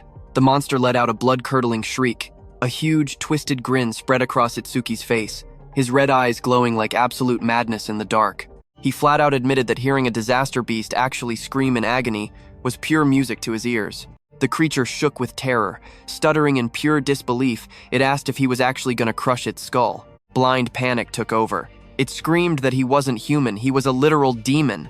Completely ignoring its fear, Itsuki squeezed tighter. Right then, a sickening crunch echoed through the entire forest. Zero hesitation. He completely crushed the monster's head. Blood painted the tree behind them. A system window popped up, his critical hit rate increased by 1%. Standing over the lifeless body, Itsuki calmly muttered that it was finally game over. Another system alert dropped. The broken critical crystal rate was now sitting at 4%. With the tension completely gone, that twisted excitement from earlier slowly faded away. That weird, thrilling sensation in his chest was just vanishing. Then reality hit him hard. The burning pain from his stomach wound really started kicking in. He checked himself and scanned the area. The giant barrier around them turned totally transparent. That meant 0 disaster beasts were left alive inside. Now watch closely. He stared at the clear pillar, knowing that if he smashed it, only the stele would be left. Without a single second of hesitation, he pulled his fist back and swung hard. A brutal crack echoed the exact moment his fist hit the structure. The ground around the stevel shattered, sending debris flying wildly in every direction. Ski calmly admitted that the thing was way weaker than he expected. But then, pure exhaustion hit him. He slumped against the ruined structure, his clothes still soaked in blood. Before heading back to Iberia, he remembered there was one final thing he had to check. His face got super serious. He quietly summoned his death hound, and a massive dark shadow rushed overhead. Itsuki glanced up and ordered it to show itself. The death hound stepped out, those glowing red eyes cutting right through the pitch-black night. It looked so much bigger now, heavy claws digging deep into the dirt as it growled. Sitting nearby, Itsuki casually looked up, noticing the massive size difference. He paused for a second, just taking his time to observe this absolute beast up close. Then it clicked. The hound had leveled up 3 times. And not just that, it completely racked up 150 fresh stat points. The system window popped up showing its stats. It was an official B-rank Shikami, sitting pretty at level 19. Its skills included Death Smell, a C-rank ability that spots all magic traces in the zone and tracks them right to the source. And Respawn Desire, an awesome B-rank skill that massively cuts down the cooldown time whenever a Shikami dies. It rocked 250 attack and agility, 150 defense and magic, plus 150 unassigned stat points. Reading the info, Itsuki realized it. As its level pushed higher, its physical body just kept getting massively larger. You and I both know where this is going, right? If this beast gains dozens more levels, it is going to become absolutely gigantic. Picturing a colossal monster totally towering over him, he casually smiled, admitting he seriously couldn't wait to see its max size. It was exactly 11:35 p.m. on Prophecy Day 1 when Itsuki shattered that stellar. The second he smashed it, that massive dark green barrier over the forest instantly vanished, leaving nothing but a glowing crescent moon. Down below, Iberia and Joke stood frozen in pure shock. Iberia wildly pointed at the sky, screaming that the barrier was actually gone. He hyped up that Itzy pulled it off. Since the barrier fell in just 10 minutes, Jousy guessed there were probably 0 intelligent disaster beasts inside. But honestly, that clear speed was absolutely unreal. He openly admitted the kid was already leagues stronger than he ever was. Meanwhile, Itsuki heavily leaned back against Death's massive fur. Blood completely soaked his clothes as he barely managed to stay standing. All that insane travel and non-stop fighting had completely drained his stamina. Plus, the crazy amount of blood loss pushed his body past the limit. Looking at his hound, Itsuki weakly gave an order. Since Death could track magic, he told the beast to follow his trail and carry him straight to Iberia. The giant beast lifted its heavy head and let out a low, echoing howl, completely ready to obey. That bone-chilling cry ripped through the entire dark forest. It was super heavy and completely ominous, making the midnight air feel instantly suffocating. Far away, Juke sharply narrowed his eyes, listening closely. He muttered, "It sounded like a disaster beast, but the barrier was gone. So I have to ask, what do you and I think is hiding out there now?" Without missing a beat, he whipped around, ordering Iberia back to his room immediately. But as Iberia backed away, he froze that monstrous roar. He swore he'd heard it somewhere before. "Stick with me here." Death's heavy claws smashed the earth, charging right at them, while Jasuk instantly drew his blade, totally ready to fight. His face went completely pale as that massive presence closed in. He screamed that the thing was right on top of them. With absolute resolve, he roared that no matter where this disaster beast crawled out from, he was ready. A split second later, that pure mass of death burst from the tree line. Jaws snapped wide open. Razor-sharp teeth glinted dead under the moonlight. Jasuk gripped his heavy sword and swung with everything he had. He screamed that he would cut it down right there. But before the blade connected, Iberia's eyes practically bulged out. He finally recognized the beast. He yelled out that this was the mad dog Shikami, the exact same one Itsuki tamed.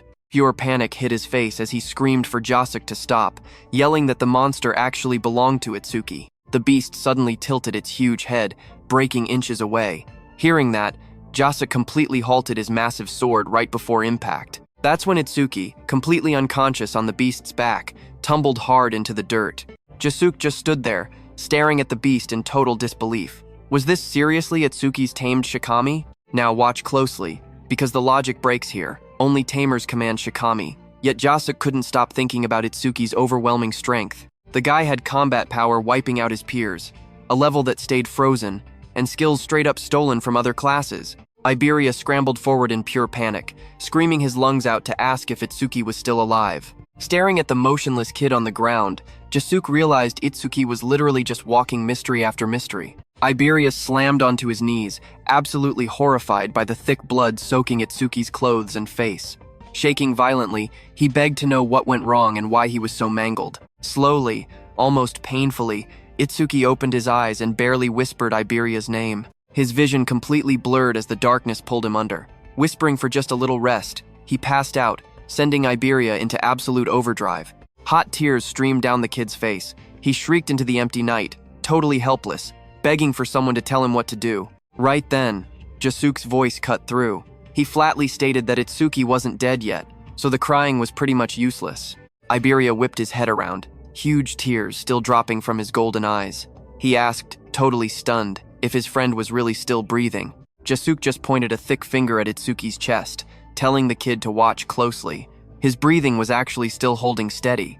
But, he quickly added, those nasty injuries needed serious medical treatment right this second. He brought up the Kodama bandage, asking if Iberia had one left. Holding Itsuki's limp body tight, Iberia fiercely promised that he had this covered. Later, Itsuki was laid out on a bed, heavy bandages wrapped super tight across his torn torso. You and I know how frustrating power gaps are, right? Watching quietly, Iberia finally admitted he'd probably never touch Itsuki's raw combat strength. But there were still things only he could pull off. He was a wind elementalist, a guy who literally controlled the air itself. Staring down at his shaking hands, he focused on his gift. Iberia was only level 9, holding a grade 2 heal focus ability. It was absolute bottom tier, a trash grade 2 skill that only healed allies. He used to despise it so much he refused to activate it even a single time. But for his duo, for Itsuki, he swore right then he would spam this ability as many times as it took. A blue system window instantly popped up as Iberia triggered his C-rank skill Heal Wind. Glowing green energy exploded around him, swirling like soft, warm flames as the skill engaged. Standing firmly by the bed, he thrust both his hands forward. A blinding green light wrapped Itsuki's broken body, drifting gently upward while massive, glowing healing runes filled the air. Iberia whispered for him to wake up, for the sake of their team. Thick sweat poured down Itsuki's pale face inside that glowing tornado of healing wind. As Iberia cried out his name, the scene cuts.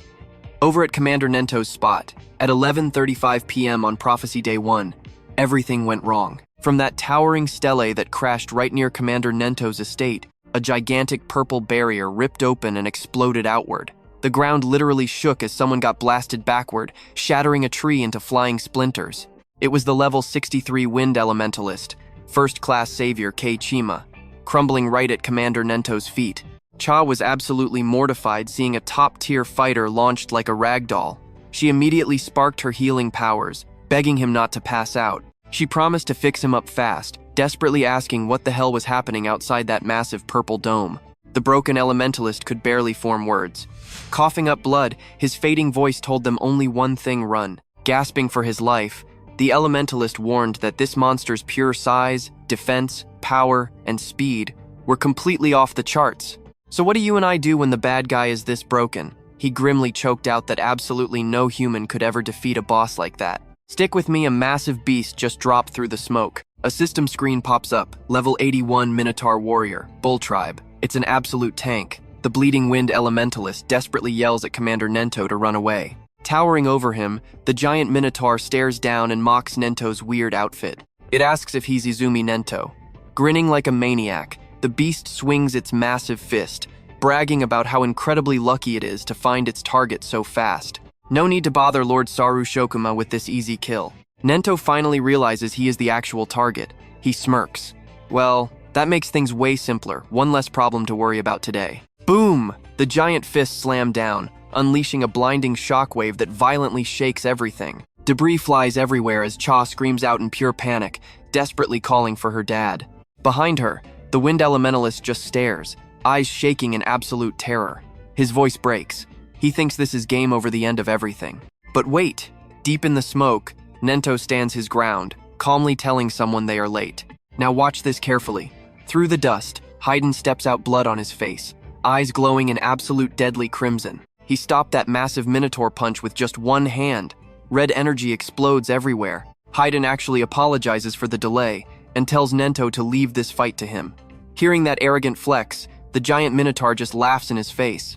The monster admits it has zero clue where this kid came from, but it mocks his confidence. Sneering, the Minotaur raises its other massive fist to crush him. Covered in his own blood, the Wind Elementalist screams a warning from the sidelines. He begs Haydn to watch out, shouting that this monster is insane. Haydn completely ignores him. Moving like a blur with red aura surging, he drives his fist right into the towering beast with absolutely explosive force. A direct hit. The brutal impact punches a literal hole straight through the Minotaur. Dark blood sprays everywhere as the giant beast violently shakes from the massive impact. Watching from behind, the Wind Elementalist's eyes practically pop out. Dripping with sweat, he just stares at this absolutely impossible scene. Seeing that insane red aura radiating off Haydn, He wonders, is this the true power of a special grade savior?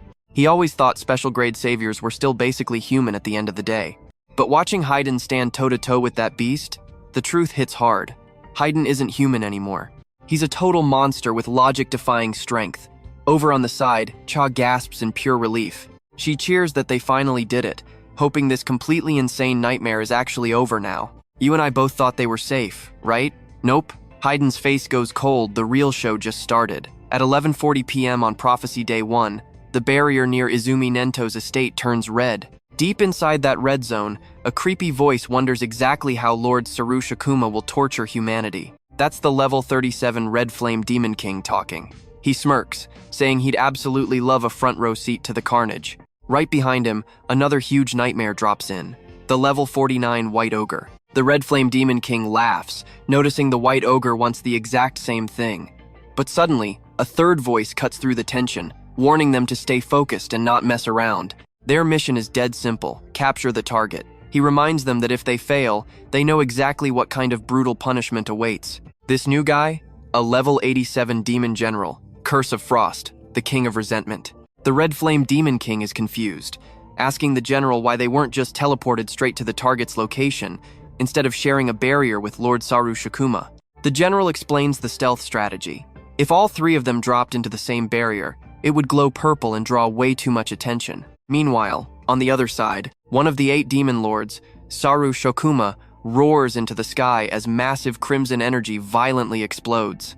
Back with the general, he explains that Saru Shokuma's flashy red barrier is literally bait. It's designed to attract and distract all the strongest human fighters nearby. With the humans busy, they can pull off Lord Ringa's mission with 0 interruptions. While Saru Shakuma is playing the ultimate distraction, this elite squad will quietly head straight toward their actual destination. The Red Flame Demon King asks the obvious question, do they even know where the target is? The general's eyes glow brightly under his hood. He tells them to chill. Lord Ringa is guiding them, using a special demon eye planted right in the human world. That freaky eye can literally lock onto coordinates and broadcast exactly what it's seeing. Just as he says that, Sky is tossing on his bed, drenched in sweat like he's trapped in pure hell. Then boom, his eyes snap wide open. One eye looks totally normal, but the other? Glowing a terrifying, ominous red. The general confirms the demon eye is watching their target on Prophecy Day 1 at 11:35 p.m. Itsuki is fast asleep after Iberia healed him, but trust me, you and I know this nightmare is only just beginning. Alright? You and I are jumping right into a vast, pale void that feels exactly like a dream. Little Itsuki runs to his mom, absolutely buzzing. He shouts that he finally found a disaster beast capable of feeling pain, just like humans do. Pure pride and joy lighting up his face. He brags about crushing its skull, claiming her death is finally avenged. But before he can even finish, his mom gently calls his name. She tells him to stop, her tone calm but rock solid. She explains there are things way more important than payback. Little Itsuki just stares, totally confused. What could possibly matter more than wiping out every single disaster beast? His mom looks at him with such soft eyes. She warns him never to use his powers for revenge. Instead, he needs to protect the people he loves. Hearing this, little Itsuki's eyes go wide. He snaps back, "That's impossible!" Trembling with absolute rage, fists clenched tight, he screams out that he will never, ever forgive the monsters who murdered his parents. His voice echoes through the void, swearing on his life to make sure every last one of them drops dead. His eyes glow fiery red, a heartbreaking mix of pure rage and deep grief. But his mom just stands there, calm, steady, 0 anger in her eyes, just this gentle, quiet understanding. Now watch closely, the heartbreak starts here. She whispers that it is time to go, and slowly begins fading away. Those words completely freeze him. Panicking, little Itsuki rushes forward, screaming to know exactly where she is going. Voice shaking violently, he begs her to stay because he has so much left to say. She just smiles gently while dissolving into floating particles of light. Softly, she calls his name one last time, begging him not to let the hatred swallow him whole. Her body scatters into glowing pieces, slowly fading into the absolute emptiness all around them. Desperate, little Itsuki reaches out, stretching his hands as far as possible, hoping to just grab hold of her. His voice completely breaks as he screams out for his mom. Fingertips almost touching, but the blinding light swallows her hand right before he connects. Massive tears well up in his wide eyes as he helplessly stares at the empty space left behind. Just like that, he is entirely alone. A single tear drops down his cheek, his face looking completely hollow and shattered. Suddenly, a dark presence creeps up behind him. A freezing voice mocks him, laughing that crying for the dead is just pathetic creature behavior. Hearing this, his jaw locks tight. He returns straight to his adult form. His eyes burn intensely, fighting to keep it together. Pure fury and deep sorrow clashing violently inside him. Teeth completely gritted, he instantly recognizes this terrifying presence. He calls out its name Linga, the literal devil of ruin. You and I both know this means trouble. From a red abyss, the massive, muscle-bound demon Linga steps out, covered in cursed markings. Wicked horns curve from its head, while a dark crimson aura pulses all around it like living fire. Linga stares down calmly, asking if he has finally woken up. The demon mocks him, saying he only plays the little kid when hanging around that dead woman. Absolute rage explodes inside Itsuki. Eyes blazing like hellfire, he screams right at the demon, calling it a bastard. Burning with fury, he launches himself straight at Linga, roaring that he will end its life. Violent red energy surges everywhere, but his massive punch phases right through the demon, and Linga just sneers. The demon tells him not to rush, promising that Itsuki will taste that exact same despair very soon. The air literally shakes as dark purple energy storms around Linga, freezing Itsuki in place. In a chilling whisper, Linga promises that true, absolute despair is coming for him. The second he says that, the space completely shatters, sending Itsuki free-falling into total darkness. Tumbling down, his muscles tense up, veins popping as unchecked fury burns through him. With those glowing red eyes, he roars out into the void, swearing to kill Linga at any cost. His voice echoes violently across the shattered space. Snap! Everything resets. He jolts upright in bed, absolutely drenched in cold sweat, gasping for heavy, jagged breaths. His eyes shake, pulsing with an intense, throbbing pain. Just a dream, he mutters to himself, totally disoriented. Looking up, he spots Iberia and his deathhound right nearby. Suddenly, Itsuki grabs his face, wincing hard from the sharp ache. His eyes aren't physically injured, yet the pain is absolutely unbearable. Then, reality slowly starts to click. Blinking rapidly, he notices something totally crazy. His wounds? Fully healed. Just a few minutes ago, he was practically on his deathbed. He figures Iberia must have used the Kodama bandages to patch him back together. Shifting his gaze down, he sees Iberia slumped against the side of the mattress, sleeping super peacefully. He wonders why on earth Iberia is napping on the floor, then remembers the guy said he needed a quick break earlier. And that's where we leave it for today. He realizes he must keep the Deathhound quiet, as it stands completely silent in the corner. Let's dive right in. Its glowing red eyes stared ahead, barking in pure excitement the exact second Itsuki finally woke up. The exact thing Itsuki wanted to avoid happened by the bed. A split second later, Iberia's eyes snapped wide open. Without hesitating even a second, he thrusted his hand forward, blasting swirling energy right at Itsuki. He screamed about a disaster beast, swearing he had to protect him at all costs. The fierce wind spiraled around the room, totally wrapping around Itsuki on the bed. But he stayed completely unfazed. He glanced at the rushing wind, telling Iberia that a tiny breeze would not even make a disaster beast flinch.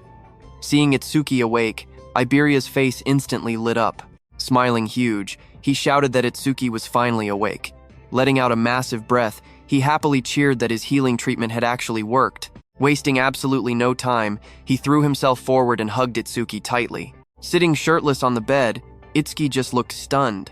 He quietly noted that Iberia still had that habit of hugging everyone whenever he got excited. After a beat, Itsuki calmly asked how long he had been knocked out. Iberia answered it had been roughly 3 hours, though it hardly felt like it.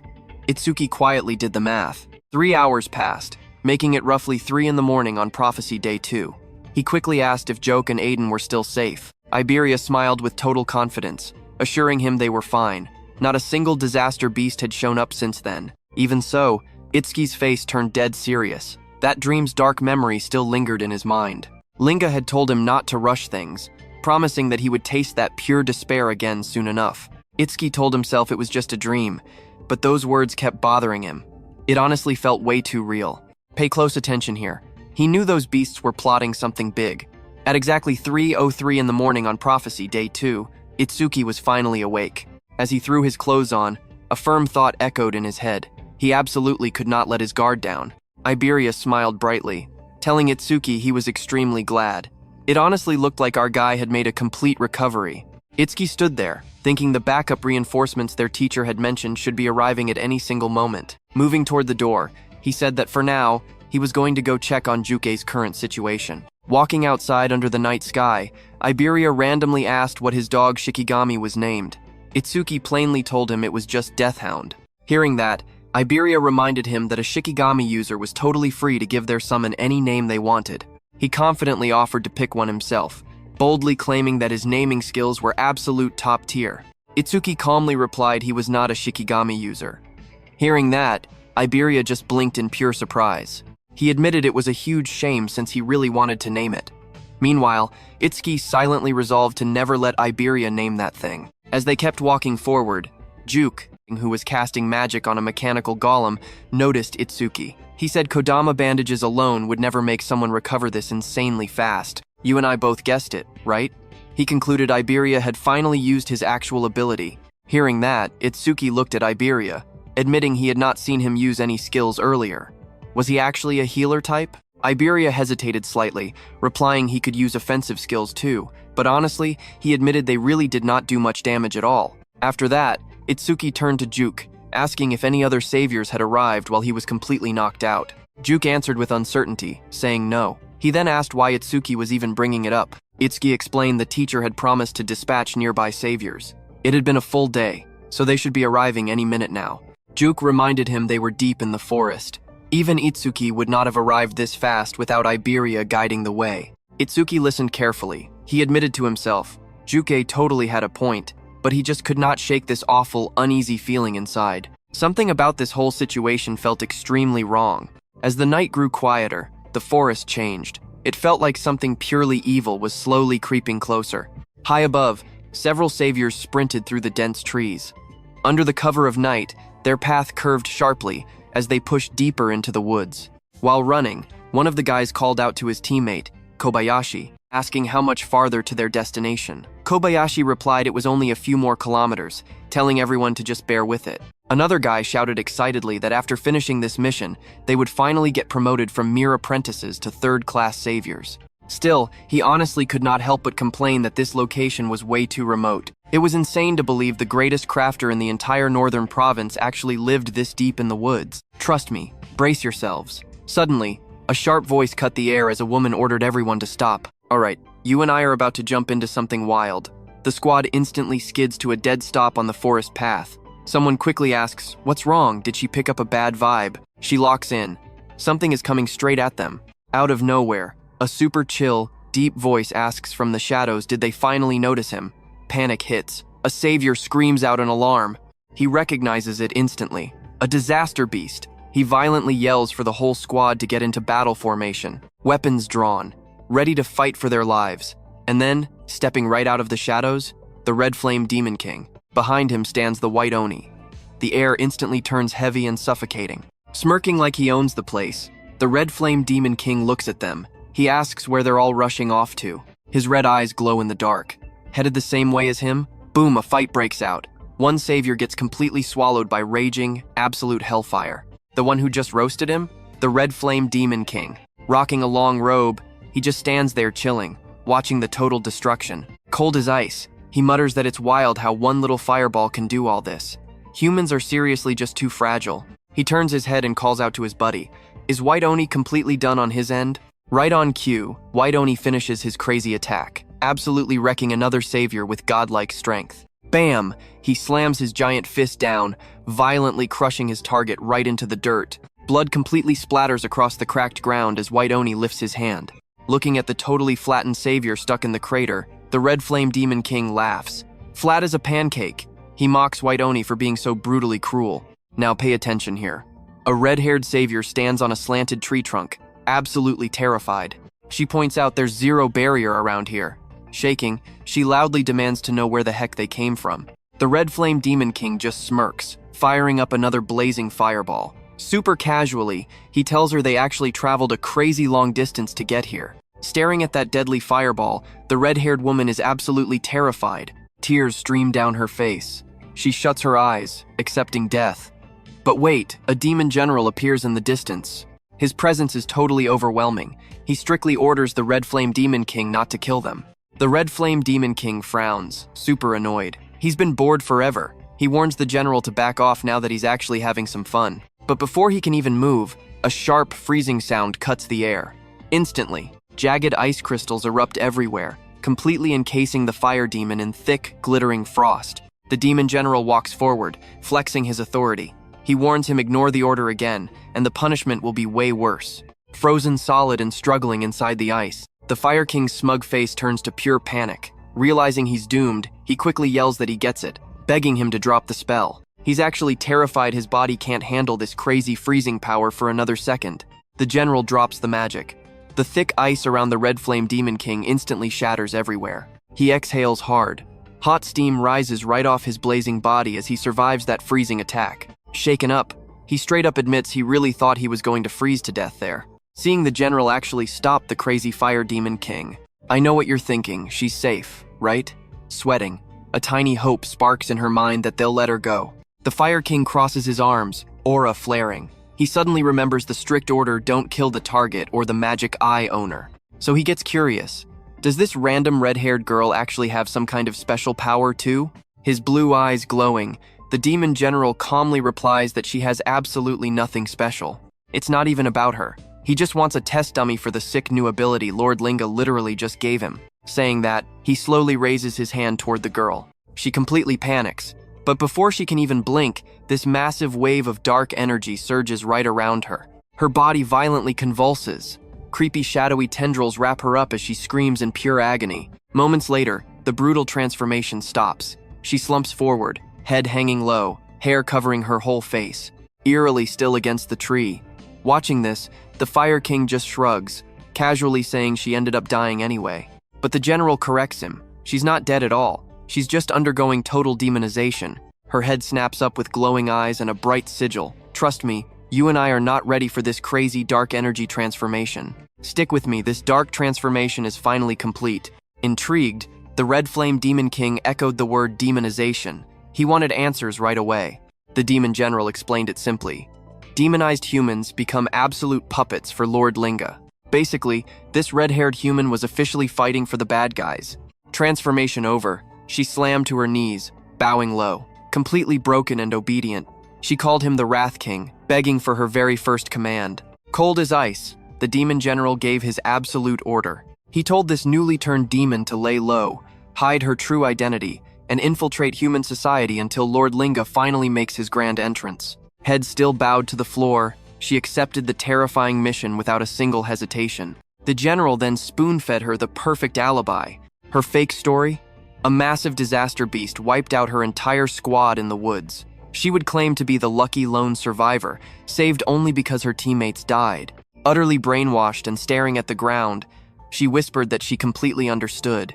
Smirking, the general told her to move out. Seconds later, her demon-tainted eyes snapped forward, empty, dark, and straight up chilling to look at. But hold on.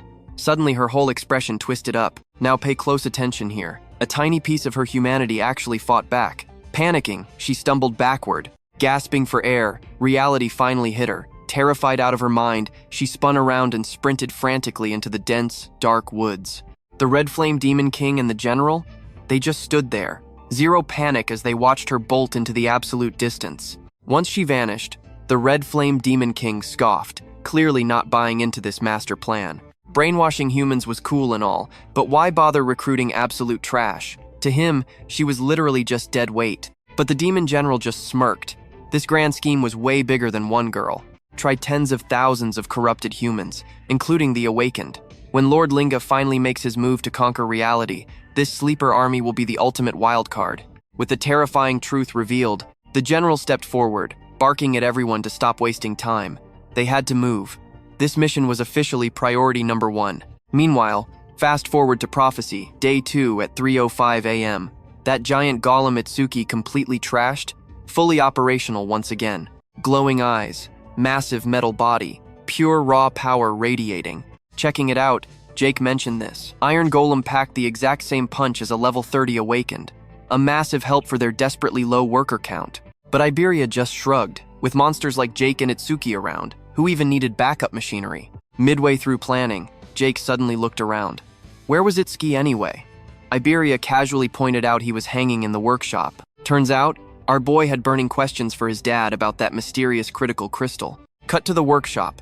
Itsuki and Eden were deeply dissecting their latest insane fight. Eden leaned in, asking if Itsuki actually pulled off a critical strike against that disaster beast.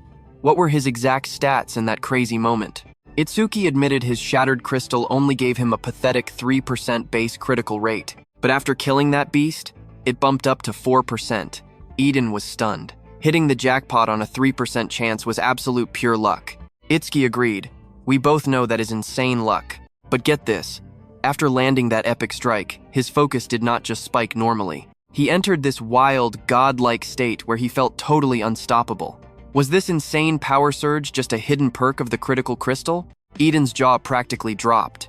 He asked if it felt like extreme hyper-awareness, like seeing every single detail, yet feeling completely calm and untouchable during the chaos. Rubbing his chin, Itsuki nodded. That was exactly the god-tier sensation he just went through. Blown away, Eden finally put a name to it. Itsuki hit a flow state. Flow state? Itsuki tilted his head, totally confused, begging for a proper breakdown. Eden explained it simply. It happens when someone gets 100% immersed in something. Time basically slows down to a crawl. Your focus and adrenaline hit maximum levels all at the exact same time. But our guy Itsuki just stared blankly, struggling hard to grasp the whole concept. Eden kept it super simple. Basically, our boy had just tapped directly into the absolute zone. Picture a painter skipping meals because they are too dialed into the canvas, or an athlete dodging attacks on pure instinct alone. Both are riding that perfect flow state. Just like a student grinding math, makes you and I realize how overpowered Itsuki's new state truly is. Alright, stick with me here. Eden explains that entering a flow state doesn't just give an awakened, a simple focus boost. Their senses become completely superhuman. He reveals that hitting a flow state actually skyrockets all their base stats and skill effects to 120%. Itsuki is completely blown away by this info. He admits his teacher never even mentioned anything like this, and neither did any other awakened. He's never even met a single person who has managed to unlock this insane state. Eden just laughs in disbelief, explaining that only a tiny handful of absolute legends can actually pull it off. He breaks it down. Hitting that flow state demands pure raw skill, total mental clarity, and honestly, a massive amount of crazy good luck. Miss even one of those three things, and pulling it off becomes completely impossible. Soaking it all in, Itsuki realizes he had no clue the conditions were this brutal. Eden straight up tells him that entering a flow state is the exact dividing line between a normal fighter and a true genius. He mentions that across all 5 continents of the awakened, not even someone like Wahente can trigger a flow state on command. Hearing that not even Wahente could do it leaves Itsuki absolutely stunned. Eden admits it took him 2 whole years after awakening to hit his first flow state. And 2 years is insanely fast. But Itsuki doing it after just 1 single month of being awakened? That is straight up unheard of. But mid-sentence, Eden notices Itsuki completely zone out. He asks if he's listening. Itsuki snaps back, eyes narrowing as he suddenly picks up a weird vibe. Turning around, he warns Eden that 3 massive mana signatures are heading straight for them. Eden figures they are just awakened guards sent by Nento Iyumi. But as Itsuki focuses on that heavy energy, his face goes completely dead serious. This aggressive, suffocating aura does not belong to any normal human awakened. It feels exactly like disaster beasts. Trusting his gut, he decides to check it out right away. He rushes straight for the exit. In his head, the math isn't working. He just wiped out the barrier's disaster beasts, and there shouldn't be any new enemies dropping into this zone. Now watch closely, something feels totally off. He really hopes he is just being paranoid. A second later, he slides the door open and steps right out into the open air. Iberia smiles bright, glad he is finally outside, but quickly notices that Itsuki looks incredibly tense and ready to fight. Ju stands beside him, asking what is wrong and why he is acting so defensive. Itsuki stays on high alert, explaining that a massive spike of mana just hit his radar, and it feels like a disaster beast. Josek waves it off, saying no new barriers are popping up nearby, so a beast attack is pretty much impossible. Iberia chimes in, saying even if it was a beast, the Iron Golem is active. They can easily crush any normal threat that shows up. But before he even finishes speaking, Iberia freezes in pure terror. A massive shockwave completely shatters the Iron Golem. The giant defender gets instantly obliterated, cracking apart and raining down in a shower of metal and sparks. Did you see that? We literally just watched their ultimate defense get swatted like a fly. Ju instantly readies his weapon, while Itsuki powers up, raw lightning crackling all over his body. Out of the dust, 3 nightmare figures step forward. One of them smirks, bragging that crushing just 3 humans will be an absolute joke. It is the Demon General, the Red Flame Demon King, and the White Oni. Their godlike aura proves this is way worse than any disaster beast. Prophecy Day 2, at exactly 3:01 a.m. These absolute monsters stand before Itsuki's squad, leaking a heavy, blood-red aura. The pressure in the air is totally suffocating. Itsuki squints, scanning them. One look is all it takes to know these guys are leagues above whatever trash was inside that barrier. The killing intent they leak is on a totally different level. He locks eyes with the Demon General leading the pack. The magic rolling off this guy is completely insane. Nothing he has ever faced compares. Clad in dark armor, the general takes a step forward, its glowing eye dead cold. With a chilled, boss-level voice, it claims it will handle grabbing the target and leave the extra trash for the others. Right before moving out, it hands down one strict order to the backup: no matter what happens, do not destroy the demon eye. Standing next to the White Oni, the Red Flame Demon King chuckles and tells the general to chill. Itsuki freezes, those enemy words ringing in his head like an alarm. Could the target they just mentioned actually be Eden? Behind him, Iberia's eyes go wide. Trust me, you are not ready for what's next. Stick with me here while those disaster beasts were talking. This demon general moved terrifyingly fast. Joke shouted that they were not passing him, but in an absolute blur of motion, the demon general was already standing right behind them. Everyone froze in total shock. Joke's face completely tightened up, totally unable to process what just happened. When did it even move? Itsuki gritted his teeth hard. The enemy's speed was just completely off the charts. Without blinking, Joke charged straight in, sword raised to the sky, screaming that he would stop this beast no matter what. Right then, pure lightning erupted all around Itsuki's body. He swore out loud there was no way this demon was getting near Aiden. Not even looking back, the demon general casually raised its massive claw. A freezing blue aura twisted around its fingers, pulling sharp energy from the air. Boom!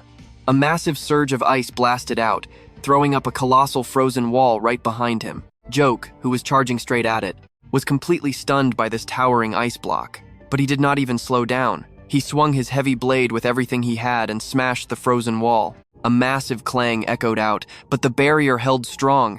Sweat dripped down Joke's face as he gritted his teeth. This ice was ridiculously tough, way harder than he ever expected. Now pay attention here, this gets wild. Itsuki screamed for him to watch out. Joke's eyes shot wide open. A White Oni with razor-sharp teeth was literally right behind him. Roaring like an absolute beast, the White Oni swung its massive fist, smashing down toward Joke. He barely raised his sword to block, but that giant fist crashed into him with absolutely devastating force. The impact ripped a shockwave straight through the ground. The insane pressure blasted Joke backward, spinning out of control as he desperately gripped his sword for his life. Itsuki screamed out his name, desperately trying to rush over. But instantly, the Red Flame Demon King, completely wrapped in raging fire, coldly told Itsuki he had zero time to worry about anyone else. Right on cue, a scorching sphere of pure fire ignited in the Demon King's hand. With one vicious flick, he launched it. The blazing fireball ripped through the air at terrifying speed. A system pop-up hit Itsuki's vision. Red Flame Bullet. The raging attack screamed forward like an absolute comet. Seeing the threat, Itsuki frantically yelled for Iberia to get out of there immediately. Pale and completely startled, Iberia shouted back. In a split second, Itsuki popped his black wall skill, throwing up a solid shield of black ice around his own hand. The fiery bullet slammed into the dirt with an explosive boom, erupting into a violent blast. Iberia dashed toward his house where Aiden was, while Itsuki took the hit. His hands were completely scorched by fire. Raging flames roared as chunks of his black ice shield were completely blown to pieces. A system message suddenly flashed. An A-rank skill detected. Red Flame Bullet Over Mimusis was fully activated. Another window showed analysis progress at 1%. Sweat poured down Itsuki's face. You and I both know an A-rank skill is no joke. Through the smoke, Itsuki stared down at his own arms, completely scorched and covered in nasty black burns. He realized deep down that if he had used his Thunderbreaker skill instead, he could have totally dodged. But he overestimated Blackwall. Across the battlefield, that Demon King just grinned wickedly. He taunted Itsuki, laughing at him for thinking that pathetic ice could ever stop his fire, calling him an absolute idiot. But for one tiny second, doubt flashed across the Demon King's mind. Did he maybe push it too far? His glowing red eye narrowed. He actually started wondering, could this kid be the legendary Demon Eye Bearer? But when he stared closely and checked the stats, nope. Itsuki was just a normal human, totally hard stuck at level 0. The boss scoffed hard at that pathetic status window. A level 0? A weak little human? There was absolutely no way this guy was the demon eye bearer. A twisted grin stretched across his face. Feeling fully confident, he loudly declared that Itsuki could just burn to death. But right then, glowing petals of light scattered everywhere. Itsuki stretched out his hand, summoning his legendary death hound. Wild energy swirled up as the massive shadow beast literally materialized beside him. The giant death hound stood tall, its blood-red eyes glowing with pure menace. The Demon King looked down, sneering. He asked if this was really a pathetic 2-on-1 fight with a summoned Shikigami. Flames violently wrapped around the demon's arm as he fired off another red flame bullet. The fire surged out in a blazing arc. He mocked Itsuki, laughing that even 10 more summons would not save him from this power. But standing by his hound, Itsuki stayed perfectly calm, completely unfazed. He just whispered to his beast that he was counting on him. The blazing bullet violently detonates, swallowing the battlefield in an explosive fiery storm. And that is where we leave it, trust me. You will want to see what is next. Stick with me, we are about to watch this Demon King realize he just hit air. The red flame Demon King's eyes narrow, searching for the Shikigami. Instead, he spots the Death Hound sprinting totally away from Itsuki. Suddenly, it clicks. Itsuki's Shikigami is sprinting straight toward their main target. He turns to Itsuki, laughing, asking if he actually thought he could win alone. Hearing this, Itsuki realizes this cocky demon is completely underestimating him. Perfect. If he keeps playing the weak victim, this arrogant demon definitely will not kill him instantly. Meanwhile, Over Mimusis shows the analysis progress at 36%. Itsuki smirks internally, he just needs to buy more time. But then, a subtle, faint smirk appears on his face. He just cannot bring himself to act cowardly against a massive disaster beast. He lifts his head, calm but entirely defiant. He simply says, "Yeah," and thinks to himself, "So what?" Blue lightning starts crackling around him. Itsuki grins like an absolute menace, his red eyes glowing as pure electricity wraps around his entire body.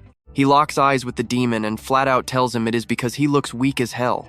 Hearing that insult, the red flame Demon King's face goes completely dark. Flames erupt behind him. He calls Itsuki trash for acting so arrogant. Fire spirals wildly into the air as the Demon King raises his hand. Fire roars violently. He announces he was originally going to toy with him, but now, he has entirely changed his mind. Watch closely here. He literally screams about turning him to ash and launches a massive red flame bullet straight at Itsuki. Itsuki dashes right through the blazing heat, blue lightning flashing everywhere. He stays totally calm, observing closely. The attack got way bigger, but the actual speed stayed the exact same. Itsuki quickly realizes this boss is strictly a skill-based, long-range fighter. Itsuki's eyes sharpen. He charges forward with wild determination, knowing that if he just closes the gap, this demon is completely finished. Seeing Itsuki charge, the red flame Demon King's eyes snap wide open. He is completely stunned, as Itsuki instantly closes the massive distance between them. The red flame Demon King stares in absolute disbelief. The gap vanished in the literal blink of an eye. But suddenly, a sick grin stretches across the Demon King's razor-sharp teeth. Right before Itsuki's massive strike lands, a blazing wall of fire violently erupts between them. Itsuki's eyes go wide, it is a defensive flame shield. The red flame Demon King raises his hand, charging up another massive bullet. With a highly confident smirk, he asks if Itsuki seriously thought he ignored his own glaring weakness. Then, he hurls the red flame bullet. Itsuki is way too close to dodge. A huge explosion bursts outward like a terrifying red flower. The brutal flame slams straight into Itsuki's chest, throwing him violently through the air. He crashes hard onto the ground but quickly regains his balance. I know exactly what you are thinking. Itsuki realizes he fell right into a trap. The realization hits hard. This is a highly intelligent disaster beast. How did he make such a mistake? Looming over him, the red flame Demon King looks down and says that with that kind of insane speed, there is absolutely no way Itsuki is level 0. But then, through the thick dust, Itsuki slowly steps forward. His arms and one leg are completely charred dark. Smoke curls around his body as he lowers his head, pushing forward step by step. The red flame Demon King stares back, his eyes burning red with a terrifying, cruel smile. He fully admits Itsuki completely fooled him. Then, grinning widely, he tells Itsuki it would be much easier if he just laid down and died quietly. Through the smoke, Itsuki stays on his feet. A system notification pops up. Over Mimusis analysis is now at 79%. Seeing this, Itsuki wonders if it is because the skill is actually a rank that the analysis is taking quite a while. Another notification pops up, showing the progress is at 80% and rapidly climbing. Prophecy Day 2, 3:14 a.m. In the dead of night, Aiden's wooden workshop stands quietly under the faint glow of moonlight. From deep within the shadows, a heavy voice calls out Aiden's name. It is the Demon General. He lists his massive achievements, 3 unique grade artifacts, 16 epic grade artifacts, and countless rare grade items. The Demon General declares Aiden the absolute most talented crafter in the entire human race. Aiden just stands there and dryly asks if summarizing his entire life's work means the General is finally planning to execute him. The Demon General calmly reassures him, saying that as long as he stays useful, there is absolutely zero reason to kill him. Hearing that, Aiden narrows his eyes. He says he understands, but unfortunately, he hates taking orders. In a flash, he grips a sharp blade from the side. His eyes flash red as he swings the weapon straight at himself. Then boom, a massive chilling force explodes. You and I definitely need the next chapter. Stick with me, ice suddenly froze Aiden's body. Sharp blue crystals rapidly spread across his arms, chest, and beard. He's locked completely in place before he can even end it. His eyes widen in pure shock, covered in solid ice in literally 1 instant. He quickly realizes this freezing skill has to be an absolute top-tier rank. The Demon General glares down, eyes ice cold. He tells Aiden to just give up, because surviving or dying is completely up to the General now. Aiden struggles hard, desperately trying to resist, but the heavy frost binds him down tight. Hidden right nearby, Iberia watches the whole nightmare unfold. Heavy sweat rolls down his face, covering his mouth to stay completely silent. He knows at this horrible rate, his dad is getting kidnapped. Panic sets in. What should he even do? Maybe launch a crazy surprise attack? Before he can even choose, a wild blur tears right through the room. A massive deathhound rushes forward at insane speed. Iberia's eyes snap wide open. He instantly recognizes it, that is Itsuki Shikami. The savage deathhound lunges forward, jaws snapping wide. Its red eyes blaze, exposing deadly, terrifying fangs. Its monstrous roar shakes the entire workshop, stretching a sharp claw toward the enemy. But the Demon General just slightly shifts his figure. Now watch closely. His glowing blue eye locks onto the charging hound, and suddenly, jagged ice pillars violently explode straight upward. Brutal freezing energy bursts right from the ground, totally engulfing the charging hound. Solid ice covers its entire body in a split second. The frozen beast crashes down hard onto the floor. Sharp ice shards scatter wildly all across the workshop. Extremely irritated, the Demon General glances toward the entrance.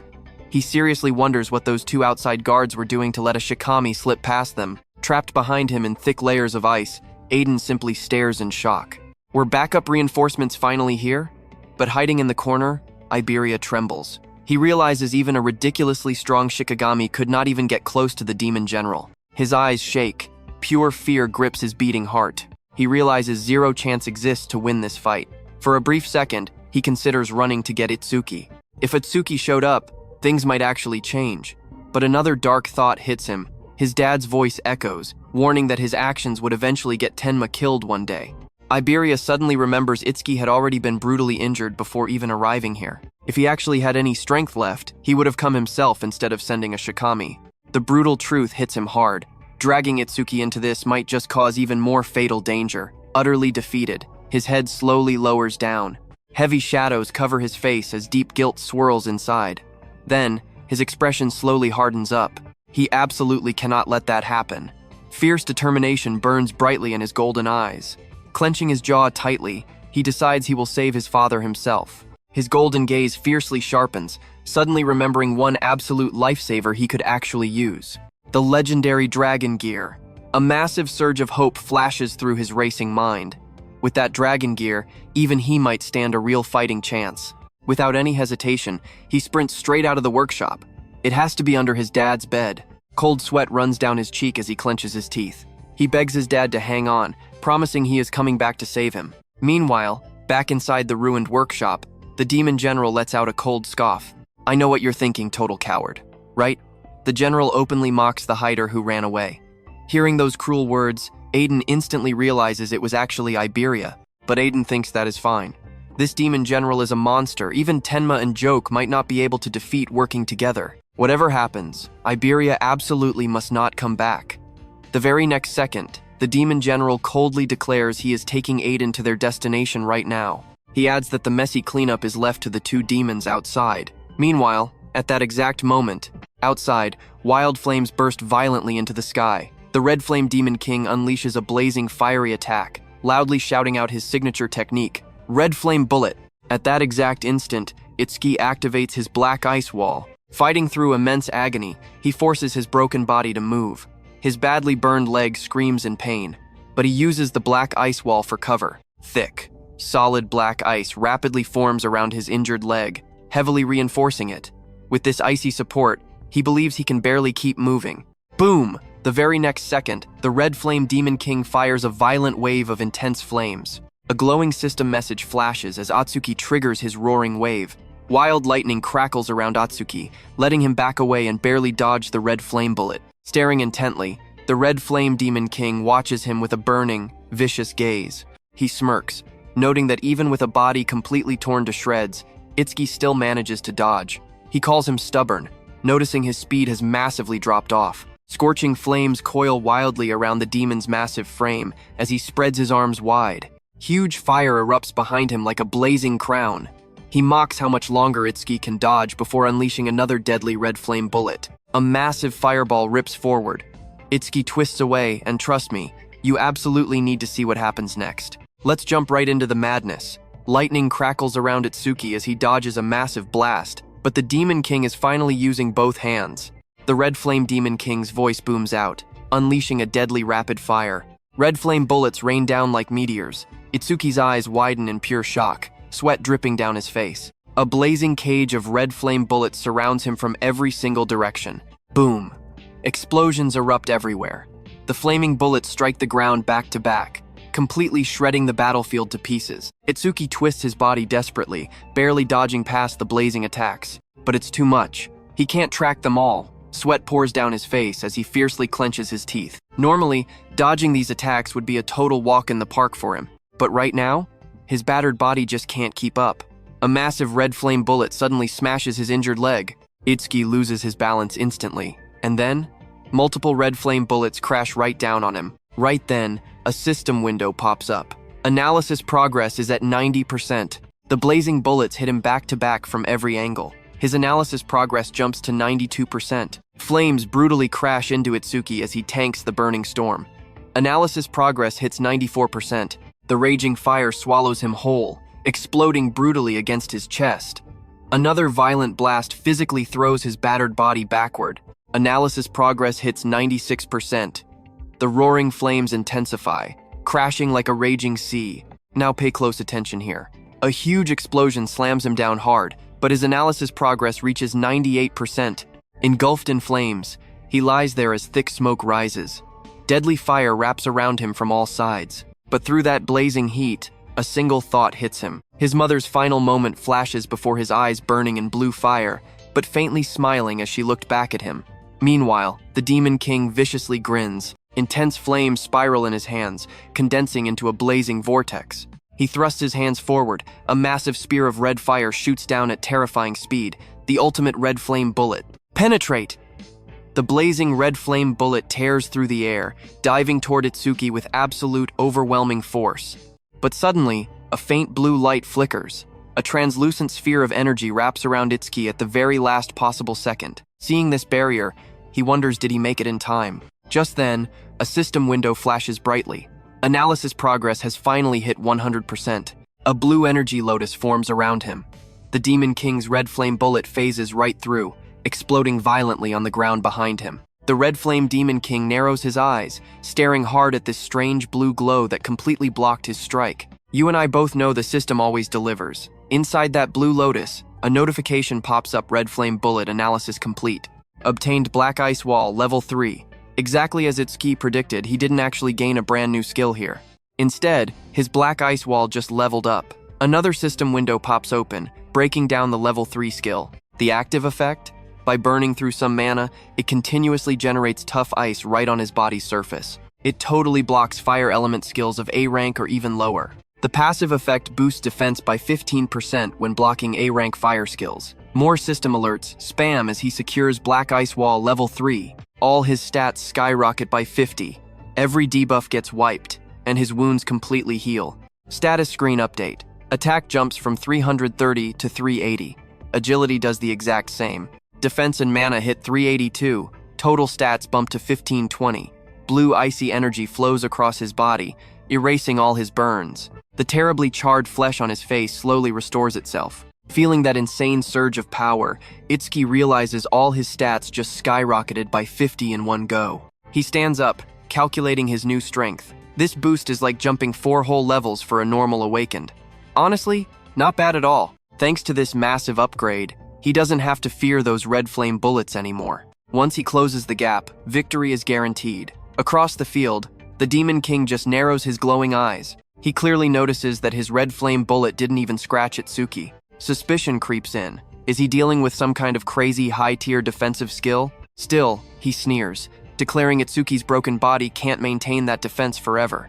But then, the blue lotus blooms wide open, spreading out like frozen petals. So where does this leave us? The Demon King just smiles wickedly, saying he knew it. Stick with me, you and I are about to watch this demon's ego shatter. Flames roaring, he smirks and declares game over. But a split second later, total shock. His red eyes snap wide open, staring forward, completely frozen by the impossible sight. There stands Itsuki, looking terrifying as blue energy violently swirls around him. Shredded clothes flutter from his shoulders. But get this, his body is flawless. Every single deadly wound from just seconds ago, completely wiped out. The Red Flame Demon King is losing his mind. He literally just tore this kid to pieces, and now, fully healed. Absolute disbelief. Itsuki just dips his head, speaking with ice-cold, terrifying calmness. He casually admits he was actually going to ignore the demon for now and go rescue Master Aiden instead. But those flames triggered some seriously dark memories. So yeah, plans changed. In a heartbeat, the entire atmosphere drops to freezing. His eyes flash a menacing red in the dark. Pure, merciless killing intent. Voice dead serious, he promises to crush this demon into the dirt first.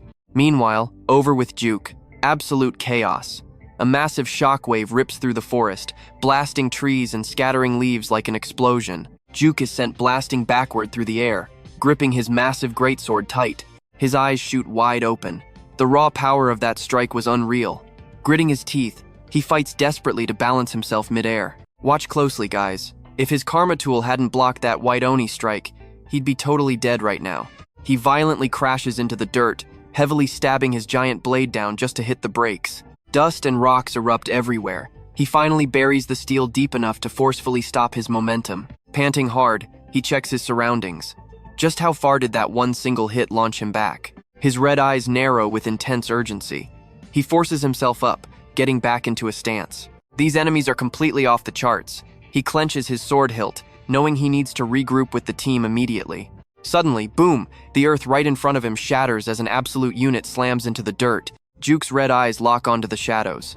He knows exactly what this is. The monster followed him. Without warning, White Oni fiercely lunges, muscles bulging out of control. Its sickeningly long tongue whips violently through the air. Flashing a massive grin full of jagged razor teeth, it rushes forward with absolutely horrifying speed. Juke holds his greatsword steady. Face totally calm, he realizes this is actually perfect. It takes a huge load off Itsuki's shoulders. Itsuki could easily escape alone if things got worse. The real danger is Master Aiden and Iberia. Insane blue energy violently crackles around his blade. He lifts it high, wild lightning sparks glowing against half of his determined face. You and I both know he's going all out. He plans to crush this monster fast and return for backup. Silently praying, he just begs the others to survive until he gets there. Meanwhile, back at the quiet house, Iberia is desperately searching the room. He knows the item has to be close by. Hitting the floor, he reaches deep under the bed into the dark. Suddenly, his fingers brush against something cold and solid. Jackpot. Golden eyes bursting wide, a massive, hyped-up grin spreads across his face. He yanks out a heavy, hidden lockbox from the shadows. Inside sits the legendary dragon gear. With this, he can finally fight back. Boom! A system window pops up instantly. Epic grade dragon gear. Base stats, plus 100 to both attack power and raw agility. The epic broken effect? For every single minute worn, attack and agility stack another 20 points. Max limit is 15 minutes. Zero hesitation. Iberia instantly equips the whole set. Badass red scales wrap his body, forming razor-sharp dragon plates. standing tall in glowing crimson armor. His vibe gets completely lethal. He aggressively declares he's going to drag the enemy right straight to Itsuki. Slipping on the helmet, jagged scales lock tight with a heavy metal clash. He swears, right here, right now, he won't be dead weight anymore. The vicious dragon mask locks over his face, glowing bright as raw power violently surges. His dad's warning echoes in his head. Wear this past 15 minutes, and the side effects are completely devastating. He doesn't even care. He's saving his dad within that timer, period. Instantly, he launches himself off the floor with explosive force. The concrete completely shatters, sending rock and debris flying everywhere. System ping, 1 minute equipped. Attack power jumps by 120, and agility matches it. Far away under the moonlight, the demon general dashes through the woods. Aiden is hopelessly trapped inside this giant, jagged crystal ice block. Carried away, he questions his relaxed vibe. Trust me, you'll want to see what's next. Stick with me here. Aiden warned him backup was coming, but this demon general just coldly smiled, saying only special grade saviors actually mattered. He casually mentioned they were busy fighting the demon lord. Aiden was completely stunned. His mind raced. If a literal demon lord was out there, these monsters definitely had some massive hidden agenda. Keeping his cool, he decided to probe for answers. Staring the beast down, he asked if this entire bloodbath was just to capture him. The general scoffed coldly, telling him not to flatter himself. He was just one piece of the puzzle. They had other targets. Aiden cursed under his breath just as he thought. He demanded to know what insane plot they were actually planning. Before he could get an answer, the general clicked his tongue, calling these humans way too annoying. Boom! Right then, a massive shadow flickered across the ground. Someone had just arrived at absolute blinding speed. Still trapped inside solid ice, Aiden's eyes blew wide open. Was it Joss? Or maybe Itsuki? But honestly, he knew the brutal truth. Even with backup, their chances of surviving this were basically zero. Now watch this closely. A blazing red blur suddenly tore through the trees at terrifying speeds, launching straight at the enemy. It was Iberia. Lunging right at the general, Iberia screamed with fiery rage, demanding the monster return his father. A system screen suddenly flashed. The dragon gear was equipped for 2 minutes, pumping his attack and agility up by 140 points each. Spotting him, the general's glowing blue eyes dangerously narrowed from beneath his dark hood. Totally annoyed, he muttered a complaint. First a Shikami, and now this pathetic human brat had shown up. Furious, he screamed, wondering what the other demons were even doing. He meant the Red Flame Demon King, currently busy fighting Itsuki. Cut to the Red Flame Demon King facing down Itsuki, who just emerged fully healed from the Blue Lotus. The Demon King's jaw basically dropped. He clearly remembered completely scorching Itsuki's entire body to ash. Cold sweat dripped down his face. Staring in total disbelief, he demanded to know how the kid recovered so fast. Throwing his arms wide, raw fire exploded everywhere. Flashing a wicked grin, the demon roared that healing 50 times wouldn't change a single thing. The end result was death. Violent flames swirled together, compressing into terrifyingly hot, blazing projectiles. He violently roared out his attack name, Red Flame Bullet, Rapid Fire Mode. Instantly, hundreds of fire bullets rained out like absolute meteors, tearing up the battlefield with explosive force. But Itsuki didn't even flinch. He stood perfectly still inside the inferno while deadly flames swarmed him completely. Right on cue, a blue screen flashed. Black Wall skill activated. Boom! The fiery blast slammed into him back to back, creating a massive firestorm that swallowed everything. Watching the absolute destruction, the Demon King just sneered. He loudly mocked Itsuki for trying to tank it instead of running, yelling that he was totally turning into charcoal. But as the thick smoke slowly cleared, a silhouette stepped right out. You and I love a good flex. Unharmed behind his black wall, Itsuki coldly stated those pathetic flames couldn't touch him anymore. System alert. He successfully blocked an A-rank fire skill with Black Wall, boosting his defense by a solid 15%. Another panel popped up. His defense stats jumped to 627, with Black Wall stacking an extra 65. Pure, violent lightning crackled around his entire body as he leaned in. Eyes flashing red, he confidently declared the demon was the one on the chopping block today. Activating Thunderbreaker, Itsuki closed the distance in a literal blink. Seeing him warp speed over, the Demon King's smug grin instantly fell apart. He gasped, completely stunned that Itsuki got even faster. But whatever, he desperately reassured himself his red flame barrier would hold. The very next second, Itsuki vanished into pure lightning. Flashing a savage smile, He promised to aggressively rip off every single one of those ugly scales. Coated in spiraling thunder, he turned into a human lightning drill, blasting forward with spiked fists. Meanwhile, the demon braced behind his red barrier, totally confident he was safe.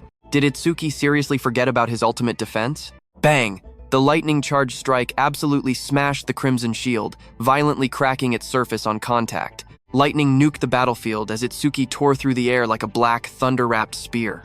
Trust me, you'll love this. Insane energy tore through the sky as he dove down, eyes burning crimson with an absolutely unhinged, savage grin. Another system prompt lit up. He officially tanked that A- fire attack using his epic black wall. Defense up 15%. His total hit 684, while Black Wall stacked another 80 points. Stick with me, the Red Flame Demon King's face just completely froze. Sweat is literally pouring down his pale face, even with huge flames roaring right behind him. Meanwhile, Itsuki falls back, arching his body perfectly midair. Red lightning sparks across Itsuki's eye. Coldly, he declares that it's finally time to cook. Hearing this, the Demon King's pupils shrink down to absolute pinpricks. The boss realizes he has to run immediately, because if Itsuki catches him, instant death. Real fear takes over his face for the very first time. He immediately spins around, sprinting away while desperately screaming for the White Ogre, King of Resentment. But mid-sprint, his clumsy legs trip hard over a random rock. He completely eats dirt, slamming his face straight into the hard ground. Now watch this part. Sweat pours down his panicked face as he desperately begs for anyone to save him. Smoke and dust fly everywhere as he struggles to push himself off the broken earth. Flames are still surging around him, but his voice is completely shaking. Roaring in pure fury, he absolutely refuses to accept this harsh reality. He screams that no mere human could ever kill him. Fire spirals around his arm, launching one more desperate strike. But Itsuki is already behind him. He barely shifts his head to dodge, expression totally ice cold. Seeing this effortless move, the Demon King's confidence completely shatters. He scrambles backward, sitting helplessly on the dirt, breathing incredibly heavily. Let that sink in for a second. He's shaking, muttering this is impossible because his opponent is just a mere level 0. But right now, looking at Itsuki, he sees a massive purple entity rising up behind him. That towering form is radiating an absolutely overwhelming demonic energy. Glowing eyes burn through the darkness, violet power swirling violently all around them. Then, a system notification suddenly pops up. It tells Itsuki his broken critical crystal is fully active, meaning his next attack has a 100% chance for a critical hit. Insane energy gathers around Itsuki's arm, twisting into a razor-sharp, spiraling blade of purple force right as he prepares to strike. Seeing this madness, sweat pours down the Demon King's face, his red eyes violently trembling. And trust me, right then, he calls Itsuki the real demon,